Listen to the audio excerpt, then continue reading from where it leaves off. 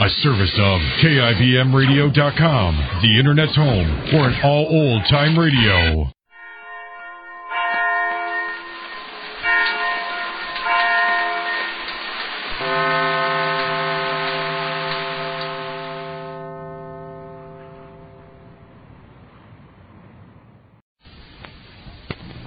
And now, the Goldbergs. More than anything else in the world at this moment, Molly wants to help Orianne and Mr. Way get started in their new business. But Mr. Way's past, a prison record, is standing in the way. So Molly decided to go out and get business for the partnership herself. Well, it was necessary for her to drive a car, and her friend Bertie taught Molly how to drive in 5 minutes flat. And now, both Molly and Bertie are flat on their backs in the Goldberg house.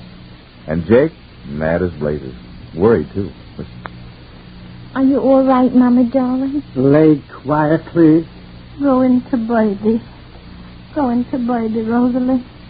See how she is. Seymour's in with Birdie, Ma. A woman undertakes to drive a car that never drove before. Oh. Where does it hurt you? I'm all right. I'm all right. I wanted to drive. The whole world drives. Whole universe drives. Young, old, middle-aged. Everybody drives. Go, Rosalie. See if Birdie wants something. Don't worry about Birdie. It's a good thing she got hurt. If not, she would have had a few words for me. Not her fault, Jake. Why don't you call the doctor again? I don't need the doctor again. Mr. Way went to the drugstore, Ma. He did? Uh-huh. The doctor didn't prescribe anything. He said I should only rest a little bit. I ain't got no bones broken. I got nothing broken. Only I got a little shooken up in my nerves. You didn't came in the car. All right. So don't make faces. Make faces. There's David. He's downstairs, Mom. A woman drives a car that never drove before. All right, Papa, darling, please. Don't please me, Rosala, please. If your mother was killed... All right. What hurts you? Where does it hurt you? Nothing hurts me. You couldn't wait. Mr. Wade's chicken business couldn't start unless you started it. Papa, darling. You had to save to get customers. You'll never get customers for Mr. Way, Ma, never. Not the way the townspeople feel about him, and now they feel the same way about Orianne. What do you mean? I'm only saying what I heard in school. Say it. Well, they think it's terrible for Orianne to have gone into business with Mr. Way. Birds of a feather flock together, they say. Who say? Lay quiet. Lay quiet. Lay quiet. How can you lay quiet when such things go on in the world? My world fixer. I'll bring you a portfolio and make you an ambassador to the world. Who is knocking? Seymour. Me. Oh, Seymour? That's all I need now. Oh, Jake, please. That's how I feel. Do you mind? Can I come in? Come in, Seymour. Come in, Seymour. Did Mr. Way come back yet with the liniment? No, not yet. Come in, Seymour. Come in. How does Birdie feel, Seymour? She must be all right. She's hungry. Me? Rosalie, go down to the icebox. I got a cold leg. All right, I'll fix something, Ma. Thank you, Miss Goldberg. That's all right. How do you feel, Mrs. Goldberg? I'm all right, thank you, Seymour. If you would have only have asked me to come and drive you, I All would have right, known... Seymour, all right. Let Mrs. Goldberg rest. Oh, if I'm disturbing you, I'm just waiting for Brady's leg. You could have been killed so easy. I don't know whether I should call my mother and tell her about Brady's accident. Why should you tell her? Lay quiet. She'll know it even if I don't tell her. How will she know if you don't tell her? A mother's heart. My mother feels things. You'll see. She'll call me. I wouldn't even have to call her. I bet she had a dream already. I'm going downstairs. Why? Because I want to. Do you mind? No, darling. I'll call the doctor regardless. Oh. If I may venture to make a statement, Mrs. Goldberg, you made a very big mistake having Orianne go into business with Mr. Wayne. They'll never get any business. The people don't like him because of the fact he was in prison. And now they're beginning to talk about Orianne, too. Talk, huh? People have tongues and then the tongues talk. Oh, do they know what they're talking? Oh, talking of the ruination of the world, you know. Talk. Oh, if people would only think before they would talk. They shouldn't talk. No, I agree with you heartily. I, too, have a social conscience. But people in general don't think logically. They think with their feelings and their emotions. And since they have a strong dislike for Mr. Wayne, and who can blame him? A man who swindled thousands of innocent people out of their money. Well, they dislike him. And Orianne is tarred with the same brush. Now that she's his partner. It's to be expected. It's human nature. And don't you have human nature, Philo? Of course I have. No. Then if you can forgive him, others will and can also now. Oh, Miss Goldberg, let me help you. Go ahead, Seymour. Doesn't that look lovely? And there's a sandwich for you, too. Oh, thank you, Miss Goldberg. Let's hope someday when you're sick in bed, I'll do the same for you. Thank you. Be careful, Seymour. If you want some fruit or something, whichever, the icebox is full now. All right. I couldn't order everything, but whatever is there, darling, take what you like, yes? All right. And tell Birdie she should rest. She shouldn't worry about me. All right. I'm feeling all right, and maybe if she wants a nice bag or something.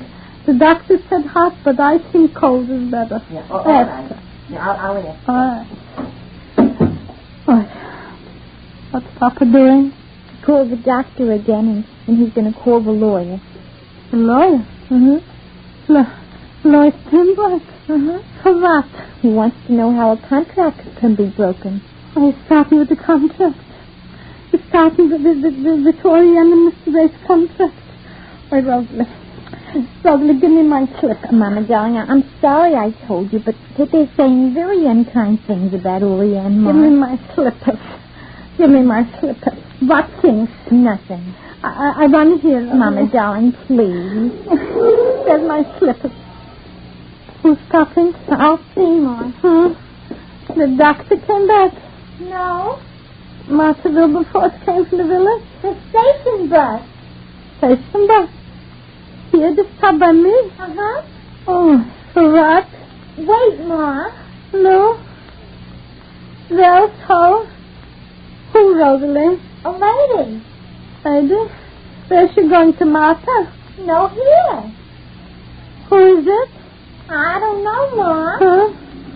Oh, maybe Tante Elsie came? Or she should find him like that in bed. Oh, go down, Rosalie. Papa's downstairs, Ma. Huh? He didn't want Tante Elsie, did No.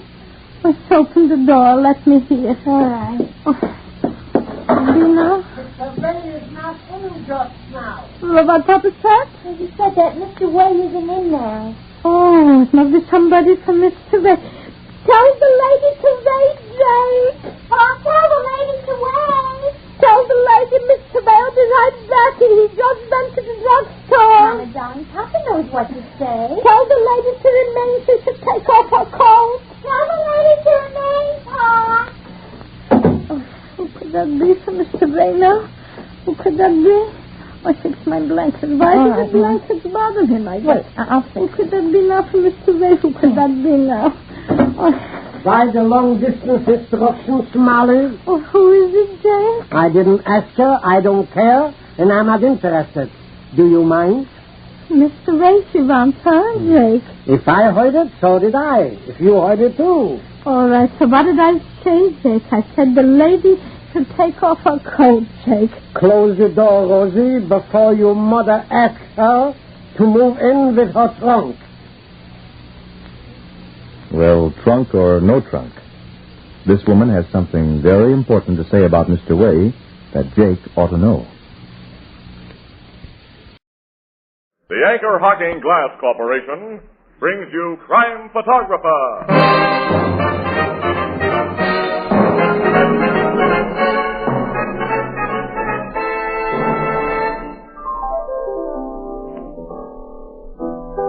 Hiya, Casey. Hi, Ethelbert. Well, I see you got the windows and mirrors all dolled up again for the holiday. Yeah, the same guy comes every winter and paints them for us. Like little Jack Frost. Huh? You remember, when you were a kid, they told you Jack Frost painted those ice flowers on the window. Hey, that's a good one. I'll try it on Tony. Hey, Tony. Yeah? Who's the famous artist that paints on glass? Oh, that's easy. Jack Frost. And speaking of glass, everybody knows that Anchor Hocking is the most famous name in glass.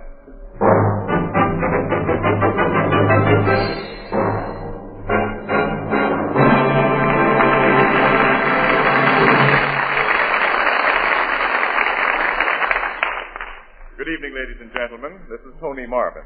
Every week at this time, the Anchor Hocking Glass Corporation of Lancaster, Ohio, and its more than 10,000 employees bring you another adventure of Casey, crime photographer, a cameraman who covers the crime news of a great city.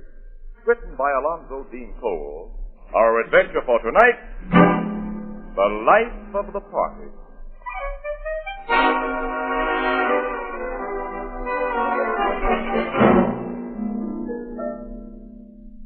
One of the most interesting sections of our city is known as Whitaker Grange, with its winding streets and century-old houses where artists have established a colony. The more successful live and work in a narrow dead-end alley called Gedney's Close. And in the late afternoon, a familiar, battered-looking automobile pulls up near the entrance of Gedney's Close. I guess I'll have to park here, Annie. They don't let you drive into this alley. Well, I prefer to walk the rest of the way, Casey. I love to look at these old houses. You do? Well, I got my camera and stuff. Come on, let's go. Okay. Higgins' studio is that big stone barn at the dead end there. I'm going to get a big thrill out of seeing his studio and meeting him again. I think Andre Higgins is our greatest living sculptor. Well, he was. He hasn't been producing top quality lately, though. The art critics say this new bronze group that you're going to interview him about is only run-of-the-mill. I know. He's too busy playing to really work, I guess. Yeah. It's a sweet-scented crowd he plays around with, too. Well, I've never met any of them except his model, Marcel. He's certainly no bargain. Oh, wait a minute, Annie. She's the only one who is a bargain. That gal's the most gorgeous brunette I've ever looked at. Really? Well, I mean of her type, Annie. I don't know how a cultured, mature man like Andre Higgins can stand having her around, let alone be in love with her, as he apparently is. Well, at least she's not dangerous. I can't say that for one of Andre's other pals. Who? Blister Hoagland. He's a pal of Andre Higgins? They've seen together a lot. Oh, Casey, Blister Hoagland's suspected of a couple of murders. The cops have been trying to nail him for years. Uh-huh. How can Higgins associate with a man like that? I don't know. He's a strange guy. Like all famous artists, he attracts parasites who live on reflected glory. He's either too weak or too good-natured to give him the brush off, I guess. Uh-oh. Hey, look at that guy. He just came out of Higgins' place just now. Casey, he must be headed for a costume party. Yeah, look at the green velvet pants on him. He's fantastic, and that bright yellow smock, and a red beret. If he goes outside of this deserted alley, a cop will pinch him for obstructing traffic. Annie! What's he doing with that big knife? He stabbed himself, Annie. Quick, come on. He fallen to the sidewalk. Oh, I can see the knife handle sticking out of his chest. And his blood. He drove that blade right into his heart. Has he? Did he get? We gotta get a doctor, quick. And the police. This guy came out of Higgins' place. Punch that doorbell, Annie, will you? The door's open. Hello, Casey. It's William. Andre, come here. I saw you two from my window, so I... What's happened here? This guy just committed suicide. We saw him do it. Good heavens. Well, who is he? Why did he come out of... He's Bertram Farland, art student. Student? Well, he looks at least 50 years old. Well, I'm glad the poor devil can't hear you say that, Miss Williams. He liked women to think of him as young. He was the life of every party he attended. That should be his epitaph. He was the life of the party. Poor fellow. Well, he's gone, and there's nothing we can do to bring him back. Come inside and meet some friends of mine. We're having cocktails. What can I make for you, Miss Williams? Mr. Higgins. Wait a minute, Andre. You knew this guy. He just killed himself in front of your door. And it was most inconsiderate of him. Oh, I know you think I'm callous, but I'm a realist. Well, now that I've spoken so frankly, how about a cocktail? We'll skip it. Definitely. Well, now, apparently I've shocked you. My guests are coming out. Why are you staying outside so long, Andre? Yeah, what's the big idea? Andre, I want you to make me another drink. Oh, Casey. Hello, Marcel. Oh, mon Dieu.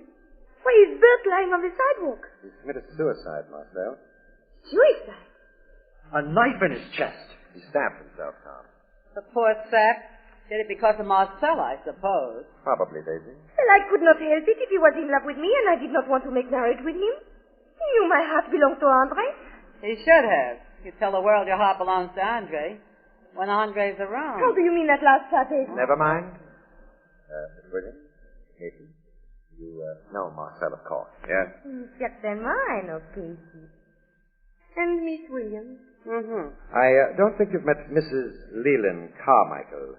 Noted for her wealth, the 5 husbands she's divorced, and her bulky display of diamonds. Gals who can get husbands get 'em, Andre, and gals who can buy diamonds wear 'em. Glad to meet you, chum. Call me Daisy. And this is Tom Thompson. He's an artist and a bad one. Candor can sometimes be more unpleasant than refreshing, Andre. Nice to know you, Miss Williams. Mr. Casey. Thanks. Now let us all go inside and get a drink. Oh, wait a minute. We'll have to do something about poor Bert, won't we? Oh, don't bother. Let 'em lay. Oh, I never met such as callous, inhuman people in my life. Neither have I. And Higgins, I never could figure you, but I kidded myself you were a right guy. Now I see you're nothing but a louse. As for these characters you call your friends, why, get out of my way. I'm going into your joint and call the cops. And I'm going with you. What? Oh, they're laughing. Yeah. Annie, look at the dead guy. He's getting up. The handle of that knife still sticking out. It's a gag. Oh, no. You fell for it, chum. Miss Williams, Casey, meet the late corpse, Bert Fallon. Oh, me. If you could have seen yourself when you thought I'd done a harikari. The old collapsible knife trick and a little red ink to make it look better. Yeah. The knife blade slipped into the handle when I hit myself. See? You've been a fine pair of dopes, Casey. You don't pay a thing. Bert cooked up the joke when I mentioned you were coming, and we watched for you.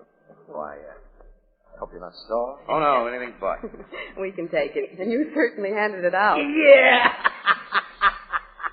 Oh, you'll get a laugh on somebody else before you leave here. I'll see to that. You can depend on Bert. He's quite a prankster. Yeah, I know a million gags. Our little Bert loves fun. Well, why shouldn't I, Daisy? Fun never hurt anybody. That's a debatable question. What do you mean, Tom? Oh, do not talk so much, Bert. Let's all go inside. Come on, I want a drink. Let's go in, Casey. Miss Williams? Oh, close the door, Tom, and keep the common people out. What a lovely studio you have, Mr. Higgins. It's so big. Oh, You thank can lose yourself in this barn. Say, where's Lister? I forgot that. Here I am. Oh, he's sitting behind that statue. Miss Williams, Casey, let me present Mr. Hoagland. We already know Blister, Hoagland. How'd you like the gag they pulled on you, Casey? Pretty good, huh? Good enough. We fell for it. I know. I was watching from the window. Why didn't you come outside with the others? You'd have made the gag better. Just how? Well, if I'd seen you around, I'd have thought Bert Fallon's phony suicide was a murder. Why would you have thought that? You've done several jobs of killing, haven't you? Cops never proved it. They'll get the goods on you someday. Your luck will run out. I don't like this kind of talk. Mister. Okay, Andre, I'm a good-natured guy who never loses his temper. Casey's sore because Bert's suicide gag made him look like a sap, and he's trying to needle me to get even. But I'm a good sport. I can take things as they come and laugh when... Oh! My foot's on fire! The old hot foot gag, Blister. I snuck up and stuck a match in your shoe. Why? I told you, Casey, you'd get a laugh on somebody You else. lousy little... Down out. Let him go, Blister. Let go of him or I'll... Okay, Casey. Sorry, everybody. The joke's on me. Have a drink with me, Bert, old pal. Let's all have a drink. Come on. Hey, Andre, make me one of my specials. Lister would have killed that little man if you had stopped him, Casey. Yeah. We really stepped into something when we came here today. I'll say we did.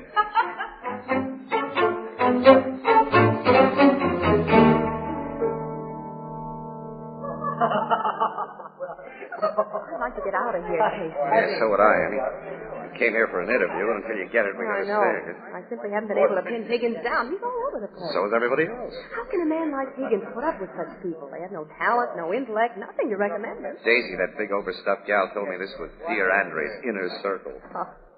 Casey, Huh? you think all those diamonds that Daisy wears are the real thing? No, she told me they're imitations. All except the big headlights she wears on her finger. That's a lot of carats of the real McCoy. She says she's superstitious. She always wears it because her first husband gave it to her for luck. He's taking a big chance wearing anything valuable around a crook like Blister Hoagland. And I wouldn't trust that Marcel very far either. You don't like Marcel, do you, Eddie? I never met such a phony. Look at her over there. Chewing gum like a chopping machine. And playing footy-footy with Thompson. Seems to be a little double timing going on with that young artist. She's been Higgins' gal for a long time. Huh. Here comes Higgins. Well, what are you two doing there by yourself? Your party sort of wandered away from us, Andre. People do scatter out in this big barn. Come on, the barn. Let me fill your glass. No, thanks. We're working people. I got to get that story from you, Mr. Higgins. Now, you can pry me with questions over the next drink, Miss Williams. Is that a promise? Definite promise. Come on now. Well, okay. Hi, Daisy. I found him in the jungle, and I'm bringing him back alive. Good hunting, chum. Marcel, Tom, you gather around, too. Tommy, Andre wants us. The master's voice. I'm not going to get that interview, okay? Not right now. Blister! What do you want? I'm gathering the clan. Come to the bar. I was grabbing a nap. I'm gathering the clan. I'm bringing in the sheep. Higgins has gotten himself a soup bowl. So is Daisy. Look at her. Now that we're all together. Now, quiet, all of you, please. Now that we're all together, my dearest friend. We're not all here. Where's Bert? Oh, yeah. Now, where's Bert? Oh, hey, Bert! Andre, chérie, maybe he's asleep someplace. Do not wake him up. It is so peaceful here without him. Oh, now we need Bert, Marcel. He's always the life of the party. The party's better without his kind of life. No unfunny comedy, no practical jokes. Tom, Bert's our pal. Yeah, maybe your The last gag he pulled handed me a swell laugh. Your foot still feel hot, Blister? Yeah, that was very funny, Daisy. The way you took it was. Trying to kill the poor twerp. Now lay off, will you? Maybe I'd better, knowing your reputation. I gotta find Bert. Bert! Where is he? Tommy, while Andre is looking, you fix me a fresh drink. Okay, Marcel. Will somebody have a stick of chewing gum? Oh, I forgot. Nobody uses it but me. We sometimes get the benefit of it after you've used it. You shouldn't stick the wads of it on chairs. Fill my glass too, Tom. Here. Ow! What's the matter? My ring. My ring's gone. You're My kidding. big diamond, the real one. Well, you had it on me. You were talking to me, Daisy. I know it, Casey. I was talking to you and Bert about... Bert! He was holding my hand after you left. He slipped it off. Bert wouldn't steal a ring. Well, of course he wouldn't, Tom. It's another of his unfunny jokes. Where is I want? Let me get my hands on him. Don't that hand me a lad. Oh, shut up, Blister. Marcel, Casey. Yes, Everyone. What's the matter? Come here. What is it? I just found Bert. Dead. Dead? Is this another gag? No. He's not breathing. I think he's been murdered.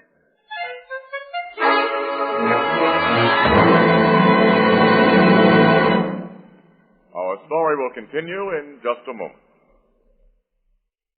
Nothing is quite so comforting as a good hot cup of coffee, particularly the first thing in the morning. But that's the very time of day when everyone is in a hurry. Well, here's a way to enjoy delicious coffee with no fuss or bother of any kind and in a matter of moments. Simply take a cup, a spoon, and a glass jar of soluble coffee. Put a spoonful of coffee in a cup and add hot water, and that's all there is to it. But make sure to buy your soluble coffee in a glass jar. Glass jars are easy to open.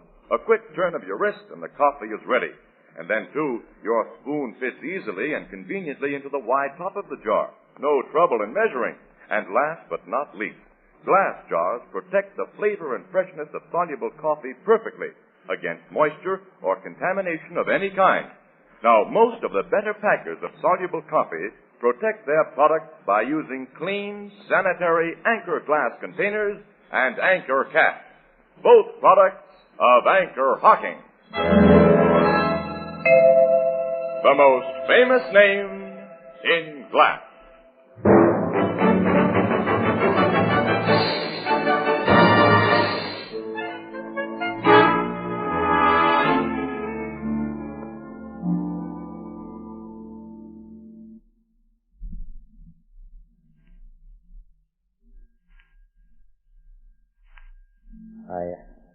I found him lying here, behind the statue, just as you see him, Casey. Oh, he's dead, all right. A knife through his throat. In just the right spot, Anne, so he'd make no sound. Who could have killed him? It had to be someone here, Marcel. Definitely. You tried to kill him earlier this evening, Blister. Don't you point the finger at me, Daisy. You've been suspected of other killings. Now, be careful, Tom. You did it, please. I didn't. I swear I didn't. I think the cops will nail it on you. With all of you against me, accuse me, maybe they will. But I'm giving them no chance. I'm doing a lamb. You're not leaving here. Yes, I am. He's got a gun, Casey. Keep away from me, all of you. I'm not taking a rap for something I didn't do. I'm getting out of here. Anyone who tries to stop me gets a bullet. Andre. Andre, you shot him. One has the right to shoot an escaping murderer. Luckily, I had a gun. Phone the police, Casey. Okay, Andre. Good job of shooting you did. Caught Blister squarely between the eyes.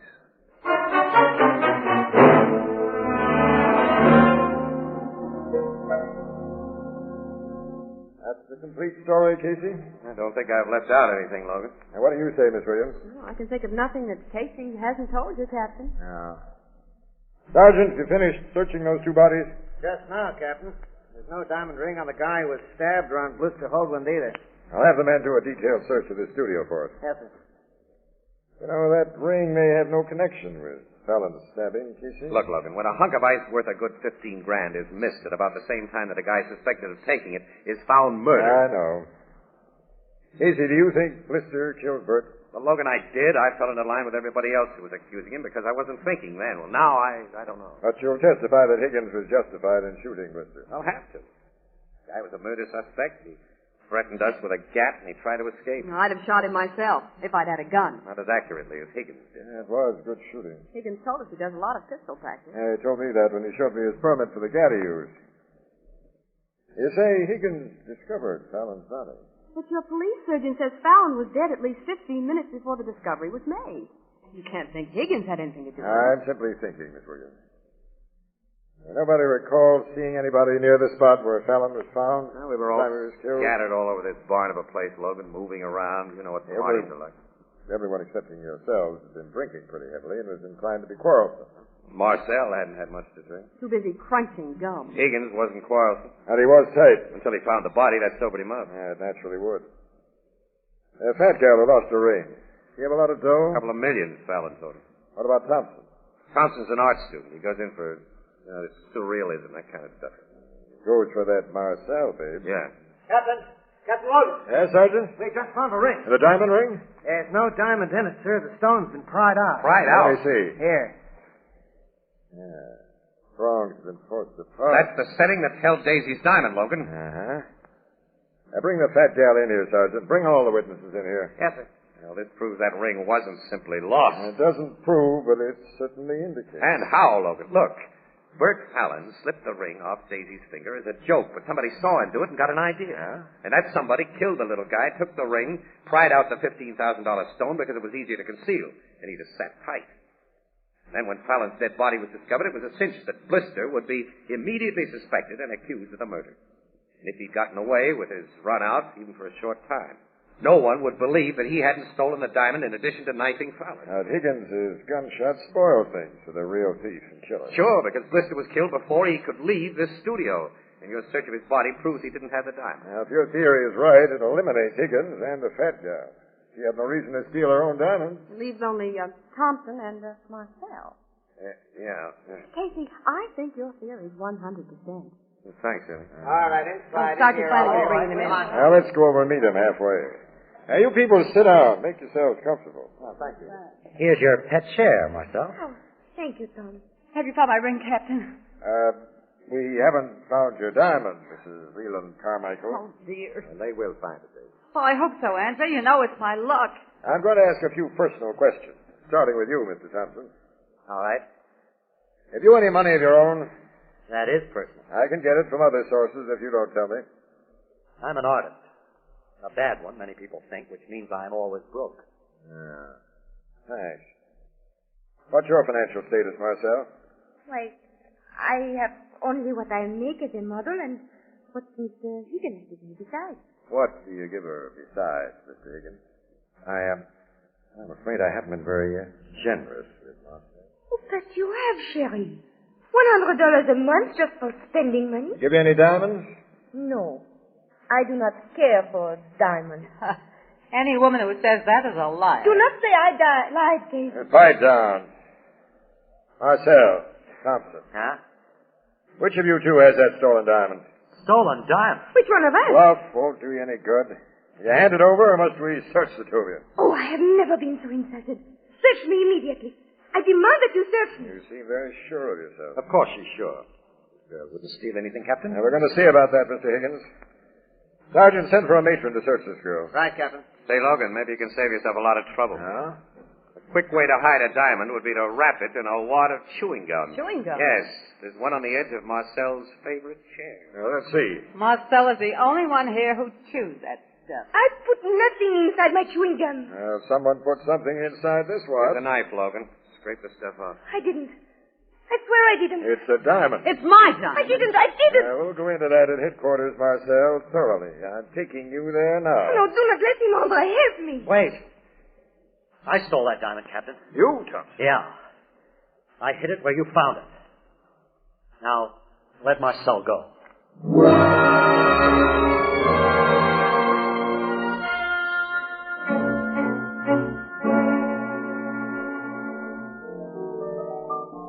You think this Thompson's confession was just a noble act, huh, Casey? Oh, sure.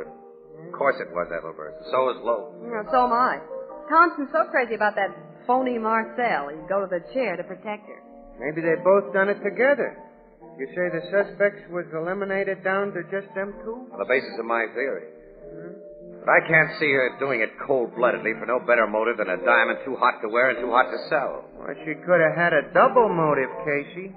You and Miss Williams say the dead guy was one of them practical jokers. Ain't you ever wanted to knock off one of them pests? Ethelbert has something there, Casey.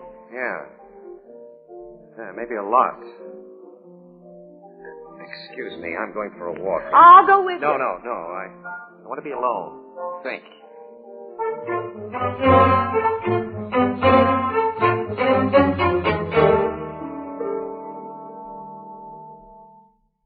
Come in, Casey. Thanks, Andre. Well, I'm not disturbing your work. Well, I'm scarcely in the mood for work after what happened here last evening. Anyway, I've been away from the studio until a few minutes ago. I went down to jail with Marcel. Oh. How is she today? Oh, she feels utterly friendless. She even thinks I'm against her. You're trying to help her. You believe she's innocent. Naturally.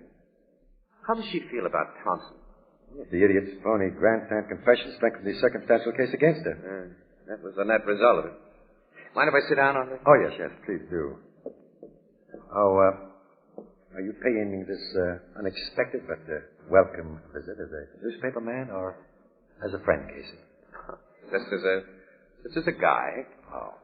Hey, Andre, what's your frank opinion of Mrs. Leland Carmichael, Daisy? Why, all around good fellow? Very superstitious, isn't she? That's right. And so I gathered from her talk about that ring.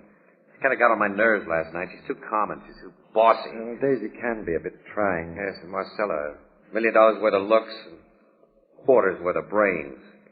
And she'd be hard to take as a steady diet. Now, really, Casey, Lister was hard to take, and Thompson and Bert Fallon. But all these people had fastened onto you like leeches. What are you driving at? Just this. You saw a chance to get rid of all of them in one sweep last night, and you took it. You got Daisy's diamond, you planted it to frame Marcel, you killed Fallon, and then Blister, so you could be free. How will you prove this idea of yours? The cops will prove it when I sell them. You haven't done that yet. No. I wanted to spring it on you first to see how you'd react. Your face has told me that my theory is good. What does this reaction tell you? I thought the cops impounded that gun you killed Blister with. They did. This is another. No one else will realize the motive for what I did.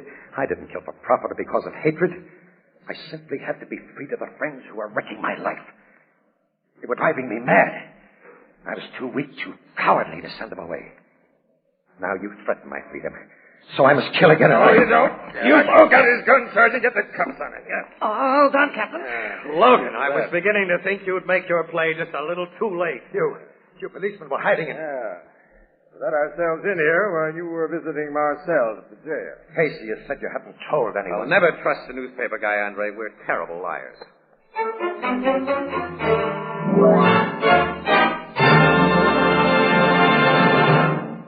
We'll join the crowd at the Blue Note in just a moment. 1 week from tonight, when we join you on the air, it'll be Christmas. But there are still 5 shopping days ahead, and if you put off any of your Christmas shopping until this last hectic week, here's a very simple solution. Between now and Christmas, your favorite chain store, department store, and other stores selling chinaware and glass will be featuring the amazing new Anchor Glass heat-proof dinnerware known as Jadeite, and that's spelled Jadeite, Jadeite. Now, Jadeite has the beauty of fine Chinese porcelain. It has the color of Oriental jade, yet it's as sturdy as the Fire King oven glass you use for baking. And Jadeite prices will be particularly easy on your Christmas budget. For instance, a complete 35-piece service for 6 costs less than $5. And Jadeite in open stock is unbelievably low in cost. So be sure to ask for Jadeite by name. Jadeite, the newest triumph of anchor hocking. The most famous name in glass.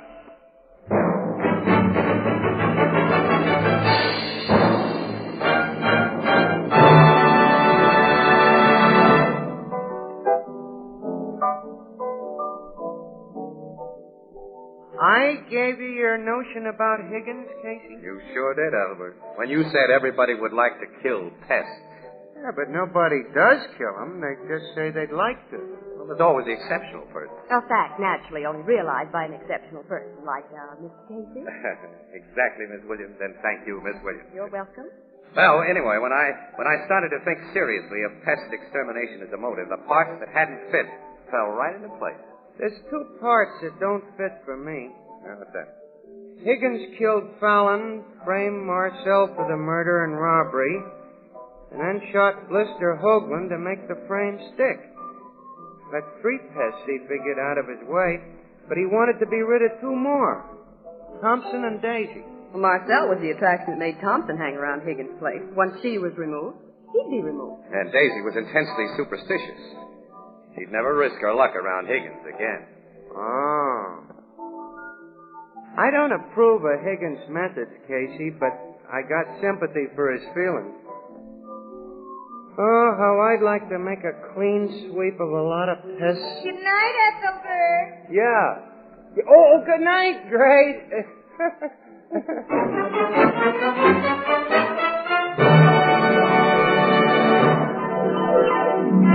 Crime Photographer, starring Stotts Cotsworth as Casey, is brought to you each Thursday by the Anchor Hocking Glass Corporation, makers of Fire King oven glass, Anchor glass containers, Anchor caps and closures, all products of Anchor Hocking, the most famous name in glass.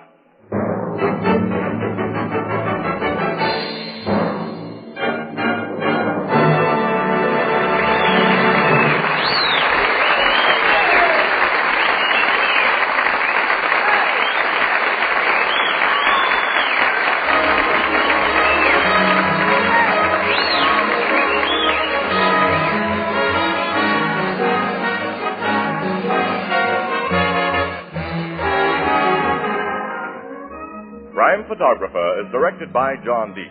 The original music is by Archie Blyer, and the program features Miss Jan Miner as Anne and John Gibson as Ethelbert. Herman Chittison is the Blue Note pianist. Salvation Army kettles are here. Help bring the other million a bit of Christmas cheer. Let's make this Christmas a happy one for our American kids by dropping a coin in a Salvation Army Christmas kettle.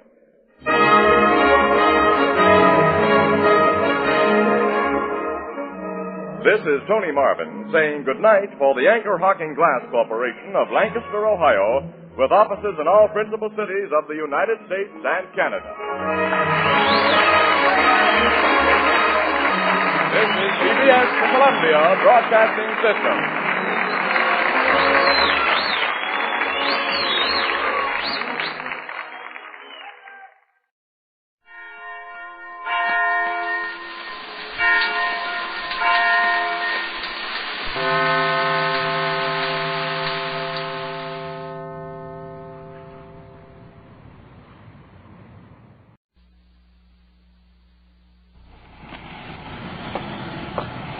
It's 6:30 p.m., and I'm late getting into the police station. Well, frankly, no one will believe me, but I got stuck behind a freight train. I know. Hi, Al. Is Sergeant Perkins in the office? Yeah, he's in there. And that woman's back again. You mean that Yeah, someone? the third time this week. She's in the office with him there now. Oh, okay. Oh, by the way, my name's Don Reed, a police recorder. They're going to join the detective unit tonight and follow them on their investigations. And while you listen, remember, the people you hear are not actors. This is it. This is real. This is what happens on the night watch.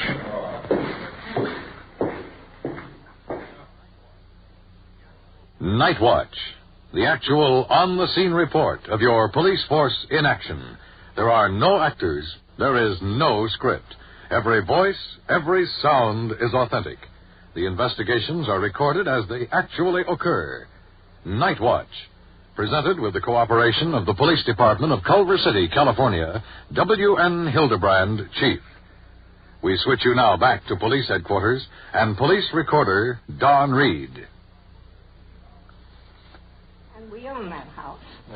Here in the Detective Bureau, Sergeant Perkins is taking a complaint from a gray-haired woman sitting across the desk. I'm familiar with this case inasmuch as she has filed several complaints before against the same boy and his family. As I recall, the Juvenile Bureau has never been able to find sufficient evidence to take any action up till now. Well, let's see what the difficulty is this time. Very few people in Culver City. But when we bought that house, from that day to this, if I hadn't been annoyed by this son of his now, who is a moron and strikes me as being a creature of some unusual juvenile depravity. He doesn't seem like a normal creature at all. And he has two teeth that stick out like a rabbit. And he does everything he can think of to annoy me. Jump up behind the hedge on the sidewalk when I'm in the front yard watering it and whoosh at me and growl at me like an animal. And I just drove out of the driveway now to get my daughter. And he sprang across the parking, which is 12 feet wide, and stuck his head in the window and shrilled at me. Well, I tell you, I wasn't afraid of the boy, but the shrill was so unexpected in the car there that you have simply got to send word that if his son bothers me once more, that you have instructed me, that is if you're allowed to swear out a warrant for his arrest. He's over the ages of 7 years, and he is amenable to the law. And if he wants his son to grow up that way, he's got to grow up that way, the way he is, but not around me. I just can't take any more. And once I caught that boy committing a nuisance in my front yard. There's nothing as low as they are. I have given up voting. I didn't vote these last 6 or 7 times just because I don't want to come in contact. Well, it just gives me the cold shivers to go into that place at all. I haven't been in there since. That's over a year ago. That was one time when he come in there in the yard thinking nobody was there, and he committed a plain ordinary nuisance. And I just can't take him. How long ago did this happen? How long ago did this incident happen? Just now. You came right up here. Yes, I came right up here. Well, I'll tell you what we'll do. I'll have Miss Pinkston in the Juvenile Bureau take your report, and they'll follow up and take the necessary action. He can walk on the sidewalk because the parkings are practically dead the way the city don't cut the weeds down, and I can't afford to spend $10 a month to a man to do it. The city should do it. And I think that mentally there's something wrong. But you don't know this boy's first name, do you? No, but it's the only boy they have. Okay, we'll talk to him. And then if you have any more trouble with him, you let us know. I certainly will. This is the first time I've been up here about that boy. Okay, well, we'll take care of it. Thank you for coming in. Well, thanks for coming to help me. I know how hard it is. Well, we'll do everything we can for you. We have the best police department in Culver City or anywhere around here. Thank you very much, ma'am. And I ought to know my husband's a retired police lieutenant from New York City. Well, fine. Thank you very much. Goodbye. Well, two sides to every story. Let's go. We should have been in the field an hour ago. How come you were late? Would you believe me if I told you I got stuck behind a freight train? No. That's what I figured.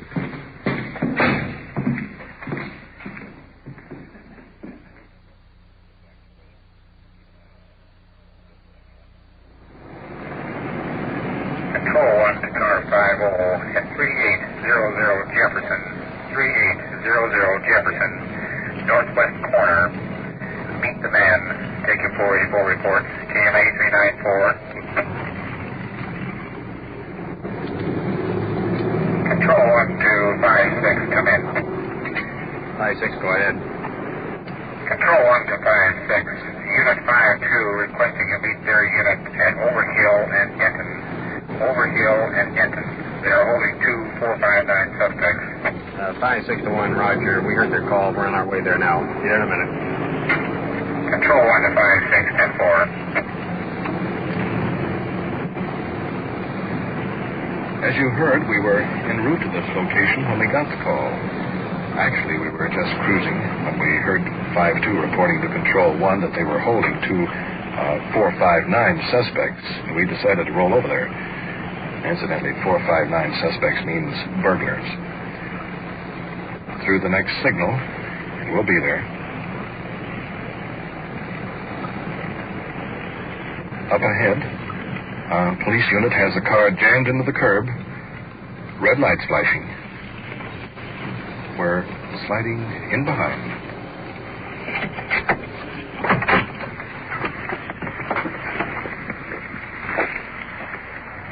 One of the uniformed officers, Don Ellis, coming over. Let's see what it's all about. We're going west on Washington. Saw these two fellows in back of the gas station.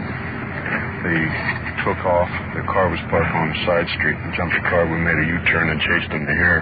In the back end of their car is a car radio and air cleaner. And they said they stripped it off a car down here. And one guy met another guy who kept on insisting he bought it tonight for $10. They also told us that they stripped some tires off of cars at the same location. They said they were abandoned, so they went ahead and took it. Which is the one that talks? The one on the left. He just got back with his wife, and he's scared of getting in trouble. We don't know how much trouble he's in, but he's got enough burglary tools and that there thing. And I don't know what they've done to the gas station. We haven't had time to check the gas station again. So as soon as they saw us, they hit this car. They said they were in there getting water for the car, but yet the car sitting out in the street. Let's talk to this one fellow. Over to the patrol car. Two suspects in the back, guarded by Officer Chuck Sarlo. Big fellow, calm, handcuffed. What were you doing back at the gas station? We just went in to get some water. For what? That's all for his car. In the back of the gas station? Well, we just came around the back and we were coming out. In the car? Huh? Where was the car? The car was parked right alongside the street. We went to see if the hoses were in. Both of you went in? Why didn't you drive in? We just parked the car on the outside, that's all. Who's the car belong to? His. It's his? Yeah. Okay. Get back in the car. Second suspect. Medium build. Nervous. Handcuffed. I get some water. For what? My car. Car need water? Yeah. Where'd you get the radio? Out of the car. Whereabouts? Down by dirt road. It was in a ditch. That area in the west end? That open stretch. How come you didn't drive your car in the gas station to get water? I don't know. Park it out in the street and then you walk back in to get the water? See if the pumps were open. Why didn't you pull in the gas station? Probably because I had already made the corner. Let's see what he got in the car. In the back seat, new car radio, other parts, carburetors, spotlights, new tires. More tools in back and then pull back in, but you can see the cutters, the clippers. Oh, I'm going to cut the wires in this radio. They're cut off short. Wonder what they have in the trunk. Here, I'll hold it up for you now. What's you got back here? Well, there's screwdrivers and a little pry bar, about 30-inch pry bar. I think you got a couple of good burglary suspects. Well, book them on burglary. There was a gas station at Sentinel and Worston Place was used with a 3/4-inch pry bar last night.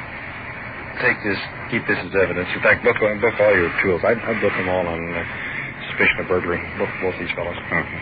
And you want those clippers and the radio out, too? Take the radio and those tools up in front. Now, look, there's a tire wrench right there. Yeah. That's the one that comes with the car. That one right there is haunted. One you got. I think that's all you need out of here. In your report, put down the fact that the regular tire wrench is in the back of the car, plus this one here, which looks new. Well, that's a good one. Says Mother gave it to me. Well, that's nice. Maybe we'll sack Mother up, too. Yeah. About 3 o'clock, isn't it, we call? How's that about 3 o'clock? Yeah. 5-2 will transport the 2 prisoners back to the station. Don? Yeah. Want to make a bet about this radiator? No, frankly. Look. That's what I figured. Full of water.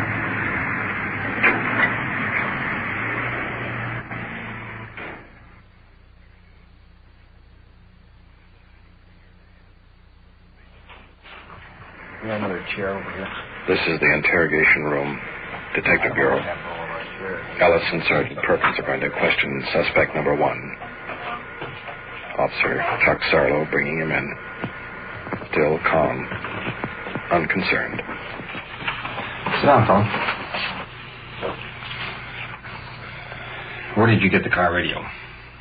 Out of it's either a 50 or 51 Ford. It was on a side street, dirt road, in a ditch. Toward the Redondo Beach area? Yeah. It was in the bean fields, more or less. It looked like the car was parked there or just ran there. Abandoned. It was abandoned. 51 Ford? Mm-hmm. It was nosed and decked. Have you, I wonder if that car would be hot. I don't know. Better go down and check it. Make sure that car's there, because if I go down and find it, the car's not there, it's there. It's white. Did you take anything else out of the car? No. Where'd you get the air filter? Oh, that was off this car. Excuse Same me, car? I forgot about How about the tires? No. Now, what about this crowbar you carry? That I carry in my toolbox. Why? Well, if there's a rusted nut on something, I can pry it off.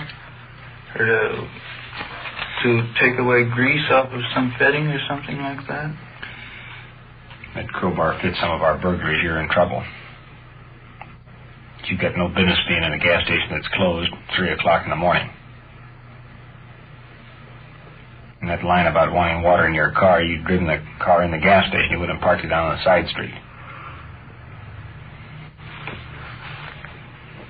You can cooperate or you don't have to cooperate. It doesn't make any difference to us. Oh, well. The deal is, start from the beginning. He wanted a Ford generator. His generator just went on in his car. And so we went out looking for a generator. We saw this Ford parked down there. And we needed a radio too, so we stopped and got the radio.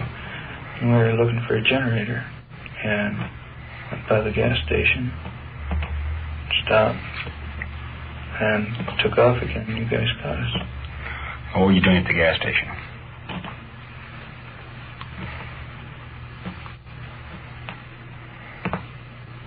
We looked at a Ford convertible.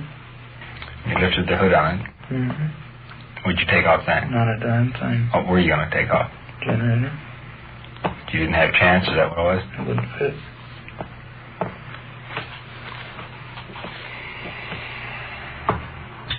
Okay, take them on back. Bring the other fellow and move down. Come on, Mike.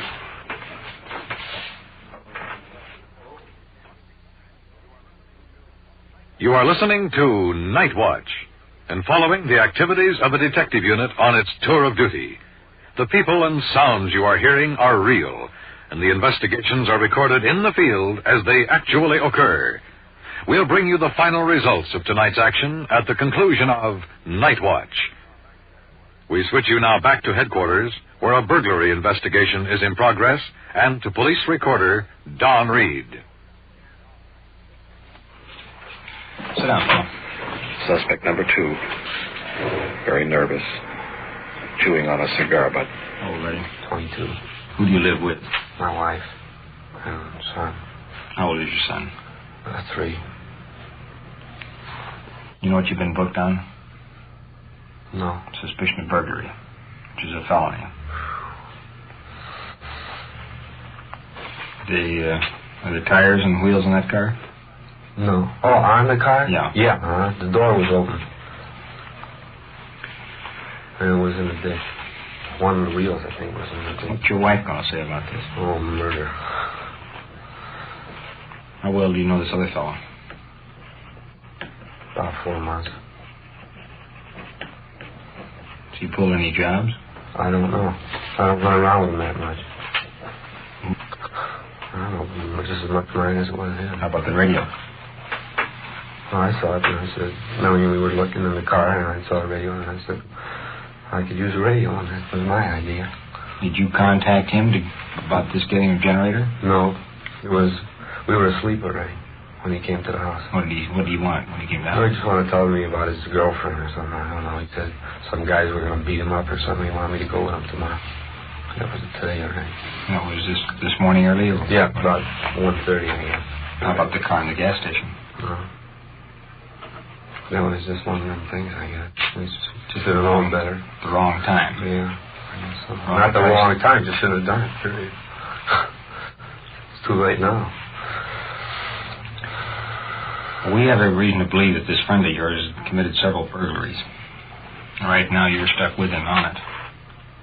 He's got some tools in the car, and one of them's a crowbar that is identical to one that's been used on several burglaries. Both ends of it, the round end, like this pen, and the other end, the square blunt end. 24 down. I don't know. Some of those were gas stations, too. Well, we feel we have sufficient evidence to book him on burglary. Because you're with him in back of the gas station, we think we have sufficient to book you, too. And to get a complaint on it from the district attorney, which is a felony charge. What'd your wife say about you leaving tonight? Did she say anything? She was almost asleep. I said, honey, I'm going out for a few minutes. She was half asleep. I said, I'll be right back. Looks like your wife's going to get the wrong end of this whole thing. Yeah, I know. We were going to take the kid out to the beach tomorrow, too. Ellis, you want to take the key to his car and his money here down to his wife. While you're there, check the car they stripped and get the license number and what other information you might need. We're going to book them both on suspicion of burglary. Yeah.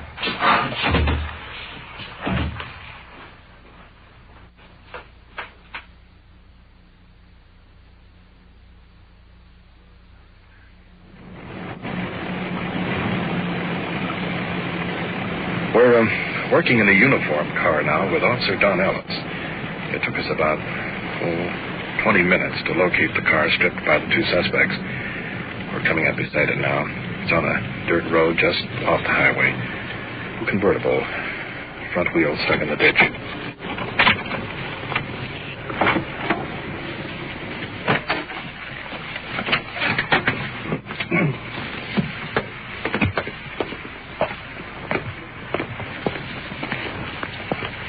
What do we got? There's a guy in it. A guy in it? Yeah. Brief picture. Man stretched out on the front seat asleep. Radio's been torn out.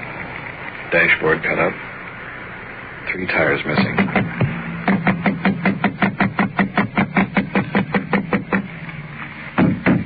Boy, this guy's really asleep in there. Here we go. Come on, wake up, pal. Waving that flashlight didn't do any good. He opened his eyes. Did he? Hey!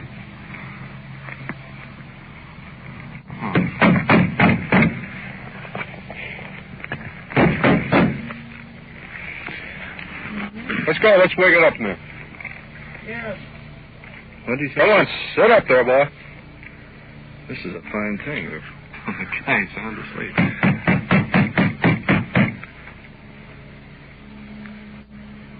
He's got the car door locked on both Let's open the door. Now he's stirring around. No, he isn't. He's turning over and going back to sleep. Now we're going somewhere. Yeah.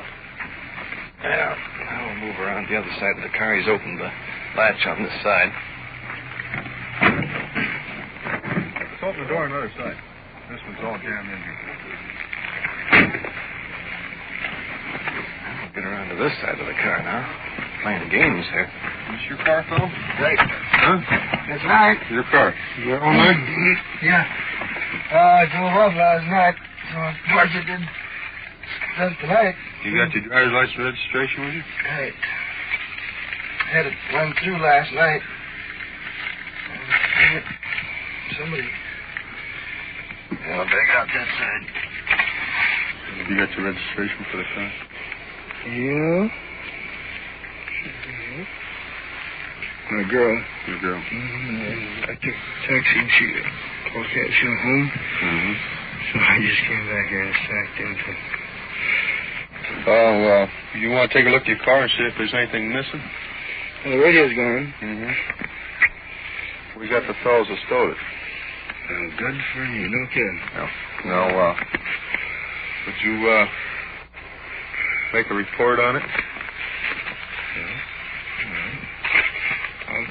Let's see. Other things, I don't know. How about your air cleaner?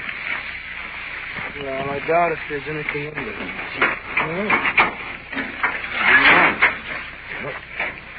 And you notice the motor is blue, Don, the same color as that air cleaner was. Yeah, that's right. Did you paint that to yourself? Yeah, I put the new rebuilt motor and he painted the whole thing in there. Yeah. Well, how'd you get mixed up in this here hole? Last night, come down here to park, and I guess I turned before the street did, and oh, God, we had a heck of a time, so... Had a mad time the rest of the night. Yeah, we did the rest of the night, all right. Meanwhile, you went out. These guys come along and started to steal their car. That's right. So I didn't even know it. I didn't know anything about it. I don't know where they came from. I got in the car and ready to go to sleep. I looked around. Things were missing. Stuff all over. Well, this is a sort of an odd setup. This man's half asleep, so let me recap. He got his car stuck here a few hours ago and went down to the corner to get a taxi to take his girl home. He returned here to sleep till daylight. Meanwhile, our two suspects stripped his car. That leaves one more detail, notifying the wife of one of the suspects that her husband is in jail.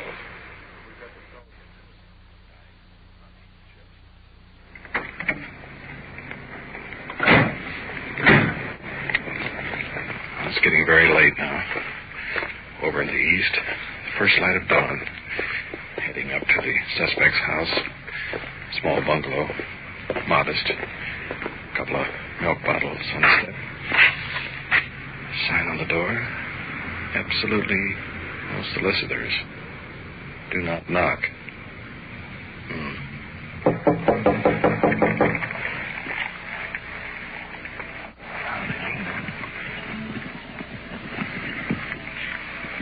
Police department.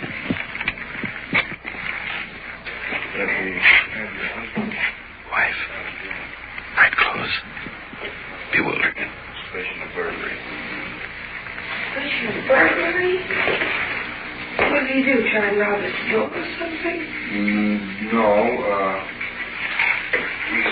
was with a fellow and got some tools that matches on different burglaries that we have been looking for, but he hasn't trying to get the car radio. A car radio? Where is he at? Culver City. Oh, Culver City. Trying to make it easy as possible. Just mentioning the car radio. Nothing else. His money. Yeah, usually you have to. I'll have to have a receipt for the money. What should I write out? Receipt $10.20. Keys and money on the table. Wife writing a receipt. Culver City, please. Here, sign it. No, he's very cooperative with us. I'm so shocked. I'm shaking. Burglary. Sorry, I have to bring you some bad news. I'm so... This lead mixed up. We understand. I don't even know what to say. I've never had this before. I'm just so shaken up and so... They admitted that they got radio. People hold up stores. They hold up banks. They hold up... they go rob houses for money. I don't know, a car radio. He'll serve time in jail yet for stealing a car radio. Oh, God.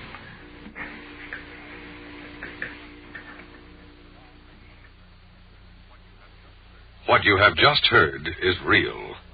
Every voice, every sound, recorded just as it occurred on the Night Watch. And now we return you to Police Headquarters and Chief W.N. Hildebrand.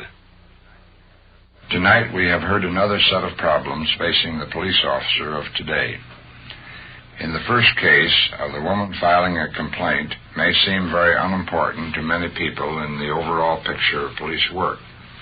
But to her personally, this represented a major problem in her life, and consequently an investigation was conducted.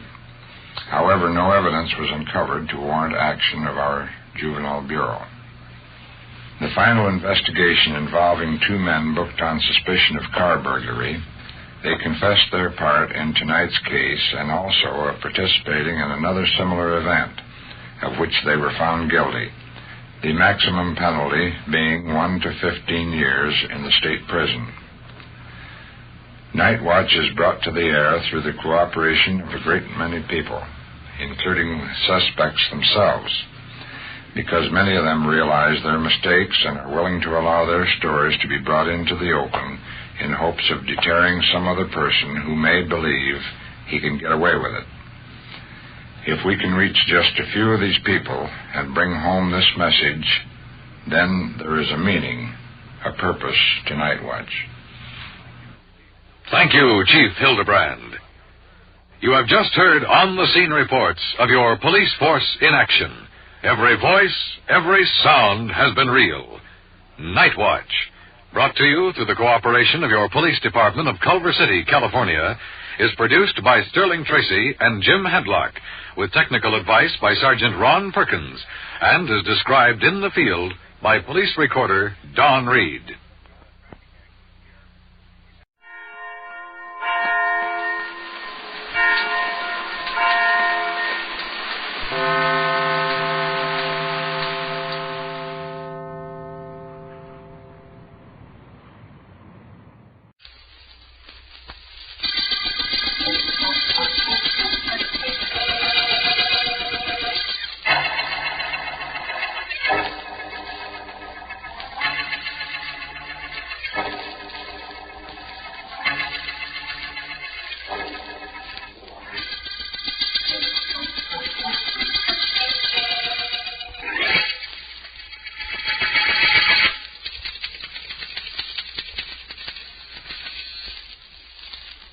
Mr. Vance?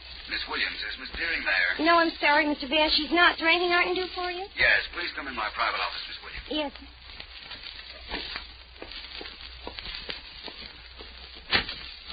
Yes, Mr. Vance? I want you to take some notes on the White Willow murder case, Miss Williams. Make a copy for me and send a copy to Mr. Markham, please. Well, I always send a copy to the district attorney, Mr. Vance. Good. Oh, before I begin, there'll be a Miss Sarah Payton in to see me in a few minutes. Yes. She telephoned for an appointment. When she arrives, ask her to come right in, will you please? She's out in the outer office now, Mr. Vance. She said her appointment wasn't until noon, so she preferred to wait, she said. Well, ask her to come in now, will you please, Miss Williams? The notes can wait. Certainly, Mr. Vance. Just a second. Miss Payton, would you come in, please? Oh, thank you very much. How do you do, Mr. Vance? I'm Sarah Payton. Oh, hello, Miss Payton. Please sit down. All right, Miss Williams, please. Yes, Mr. Vance. Now, Miss Payton, what can I do for you? For one thing, Mr. Vance, you can look at me. Oh? Did you ever see a more ordinary-looking woman in your life? I beg your pardon? Well, I'm sensible about it, Mr. Vance. I should be. After all, I'm not a child. I'm 34 now. I don't see how. How that affects you or how it can be important? Well, it is. Believe me, it is. I've got to tell you some facts first. Please listen. Of course. Well, when I was a child, I was just a child. I wasn't as pretty as little girls generally are. I was just a child, very plain child. I went to dancing school, but the boys had to be either bribed or threatened to dance with me. Go on, please. Well, it was the same in school. I went to proms, sure, and dances, and I tried to be friendly, but the other girls were always more attractive. Boys always wanted to be with them. They never wanted to be with me. I went through my life like that, Mr. Vance. Being just one of the people everybody sees every day that nobody pays any attention to. Are you sure you wanted to see me, Miss Peyton? I'm a private investigator. I know, Mr. Vance, and I'm quite sure I want to see you. About a year and a half ago, I inherited quite a bit of money, and now I believe I'm going to be murdered. Murdered, eh? You're rather calm about that, Miss Peyton. If I am, it's because it doesn't matter greatly to me, Mr. Vance. You see, during the past year, I've had all the happiness anyone could possibly ask for. What happens to me now isn't terribly important. Well, that sounds like you've come to me to see that I do not prevent your murder. Well, that's partly correct. I want to pay you, Mr. Vance, not to investigate my murder, if I'm killed. I see. In other words, you don't want your murderer caught by me if he succeeds in eluding the police. That's it exactly. He's clever, but you're clever too, Mr. Vance, and I don't want him caught. Miss Peyton, this is the strangest proposition ever made to me. I'm sorry, I have to turn it down. I was afraid you would. There's no harm in trying. Who is it you think will murder you? Oh, no, Mr. Vance. After all, you wouldn't help me. Why should I help you?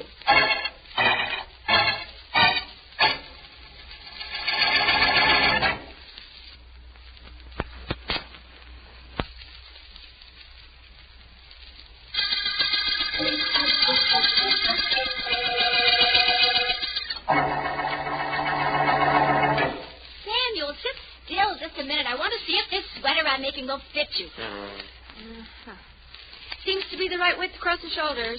Must you do that now, Matilda? Well, I do if I ever expect to finish the sweater. I think maybe I ought to give it an extra inch or so. It might shrink. Give it 2 extra inches, but leave me alone. Well, I'm sorry, Samuel. I didn't mean to annoy you.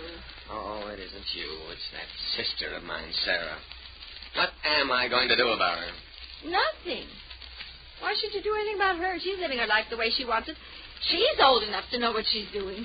I can't sit by and let her throw herself away on that gigolo. How a girl can let herself be talked into... Oh, I can't understand it. I just can't understand it. That's because you're a man. I'm man enough to do something about that situation, I'll tell you that. I bet she's even left him all of her money.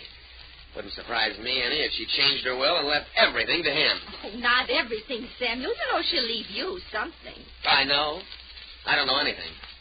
She inherited a lot of money. She'll leave him the money. You wait and see. Seems to me that something ought to be done about him, Samuel. Don't you think? No, I don't.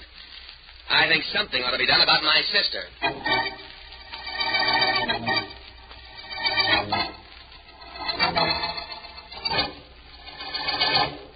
Oh, say it again, Joe. Just once more. I love you, Sarah, darling. You're the sun, the stars, you're everything. Oh, you're lying, but it sounds so good. It sounds so wonderful. You didn't mind my buying you that easy chair. I was hoping you'd like it. Mind? I never mind anything you do, Sarah, darling. You know something? Hmm? I've never been so happy in my life as I've been this last year. You just made it perfect for me. I don't care what happens after this. I'm glad. You've got a right to be. I guess I should be too sensible to believe that a man like you would fall in love with me. But I don't want to be sensible. Can you understand that? I understand only you, darling. Yes, I believe you do. Well, Sarah... Let me finish. I've been sensible all my life, and all my life has been dull, miserable. The one time I forgot to be sensible, I remembered to be happy. That's when you came into my life, Joe. You've been wonderful for me. Sarah, darling, I'm delighted. What else can I say? Nothing. There's nothing I want you to say.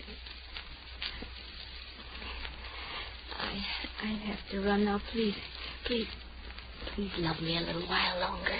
Forever, darling. I'll see you to the door. Tonight? Dinner in the theater. 7 o'clock, Joe. At my apartment. Of course. Goodbye, darling.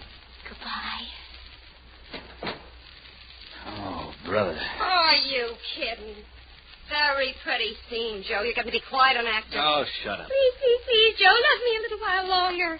Oh, nuts. That's supposed to be a smart dame. I'm glad I'm stupid. Will you shut up, Diane? It's tough enough making love to that gal without being reminded of it when she's not around. I don't know if you mind it as much as you say. What? I said I don't know if you mind it as much as you say. Look, you know I've got to make love to her. You know what kind of money we're playing for. Oh, you do it too good, Joe. You do it like you meant it. Maybe you want all that dough and you want her, too. And what happens to me if that happens? It's not going to happen. It better not. I don't have to remind you that we're a team, you and I. Do I, Joe? Look, will you shut up? Yeah, when I'm finished. Joe, you and I are $100 dance team. We never were anything else. We'll never be anything more. It was me that spotted this gal. Me that planned it. Sure it was you, so why gripe? Because it looks like you're doing some planning of your own. Well, don't do it, Joe. Your mind ain't used to working. It could be unhealthy if you start using it this late in life. Remember what I say, Joe. It could be very unhealthy.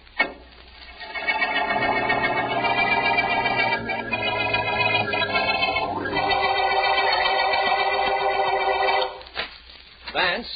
Oh, Vance? In here, Markham. My private office. Come on in. I'm on the way. How are you, Vance? Very well, thank you, Markham. And very surprised at your visit. Don't give me that, Vance. Nothing surprises you ever. Won't you sit down, my complimentary friend? Your complimentary friend happens to be a very busy district attorney at the moment. There's been a murder, Vance. A woman named Sarah Peyton. Sarah Peyton, eh? Well, that was to be expected. You mean you knew she was going to be murdered? No, but she did. She was in to see me to pay me not to look for her murderer. What? I won't explain it now, Markham, but that's what happened. Tell me the details. All right, I'll give them to you as far as we know them. She was found dead in her one-room apartment, shot to death. Mm-hmm. Her body was in one corner, and a man's top hat was on the studio bed in another corner of the room. Really? Yes. Sergeant Heath is checking it now. Heath's done quite a bit of investigating and found out some very important information. Such as the fact that there was a gigolo mixed up with Miss Peyton? Well, yes, but Vance... How did I know? She practically told me, Markham. No mystery about it, believe me. Tell me what else Heath found out. Well, this gigolo, his name is Joe, is a professional dancer, part of the team of Joseph and Deanne. Small time, as I understand it. Miss Peyton's brother gave us that information. Her brother? Who's he? Oh, very legitimate, Vance. Woolen business, quite substantial. Married, has been for 15 years. He told us about this Joe. Yes, so you said. And there was a top hat on the bed in the murdered woman's apartment, eh, Markham? Yes, we reasoned that the murderer was somebody Miss Peyton knew. He came in, they quarreled, and he shot her. Then, believing the noise of the gun would attract neighbors, he fled, forgetting his high hat. Very possible, of course, Markham. What are you looking for, Vance? My hat, Markham. Just because your murderer forgot his is no reason why I should go out investigating him without mine.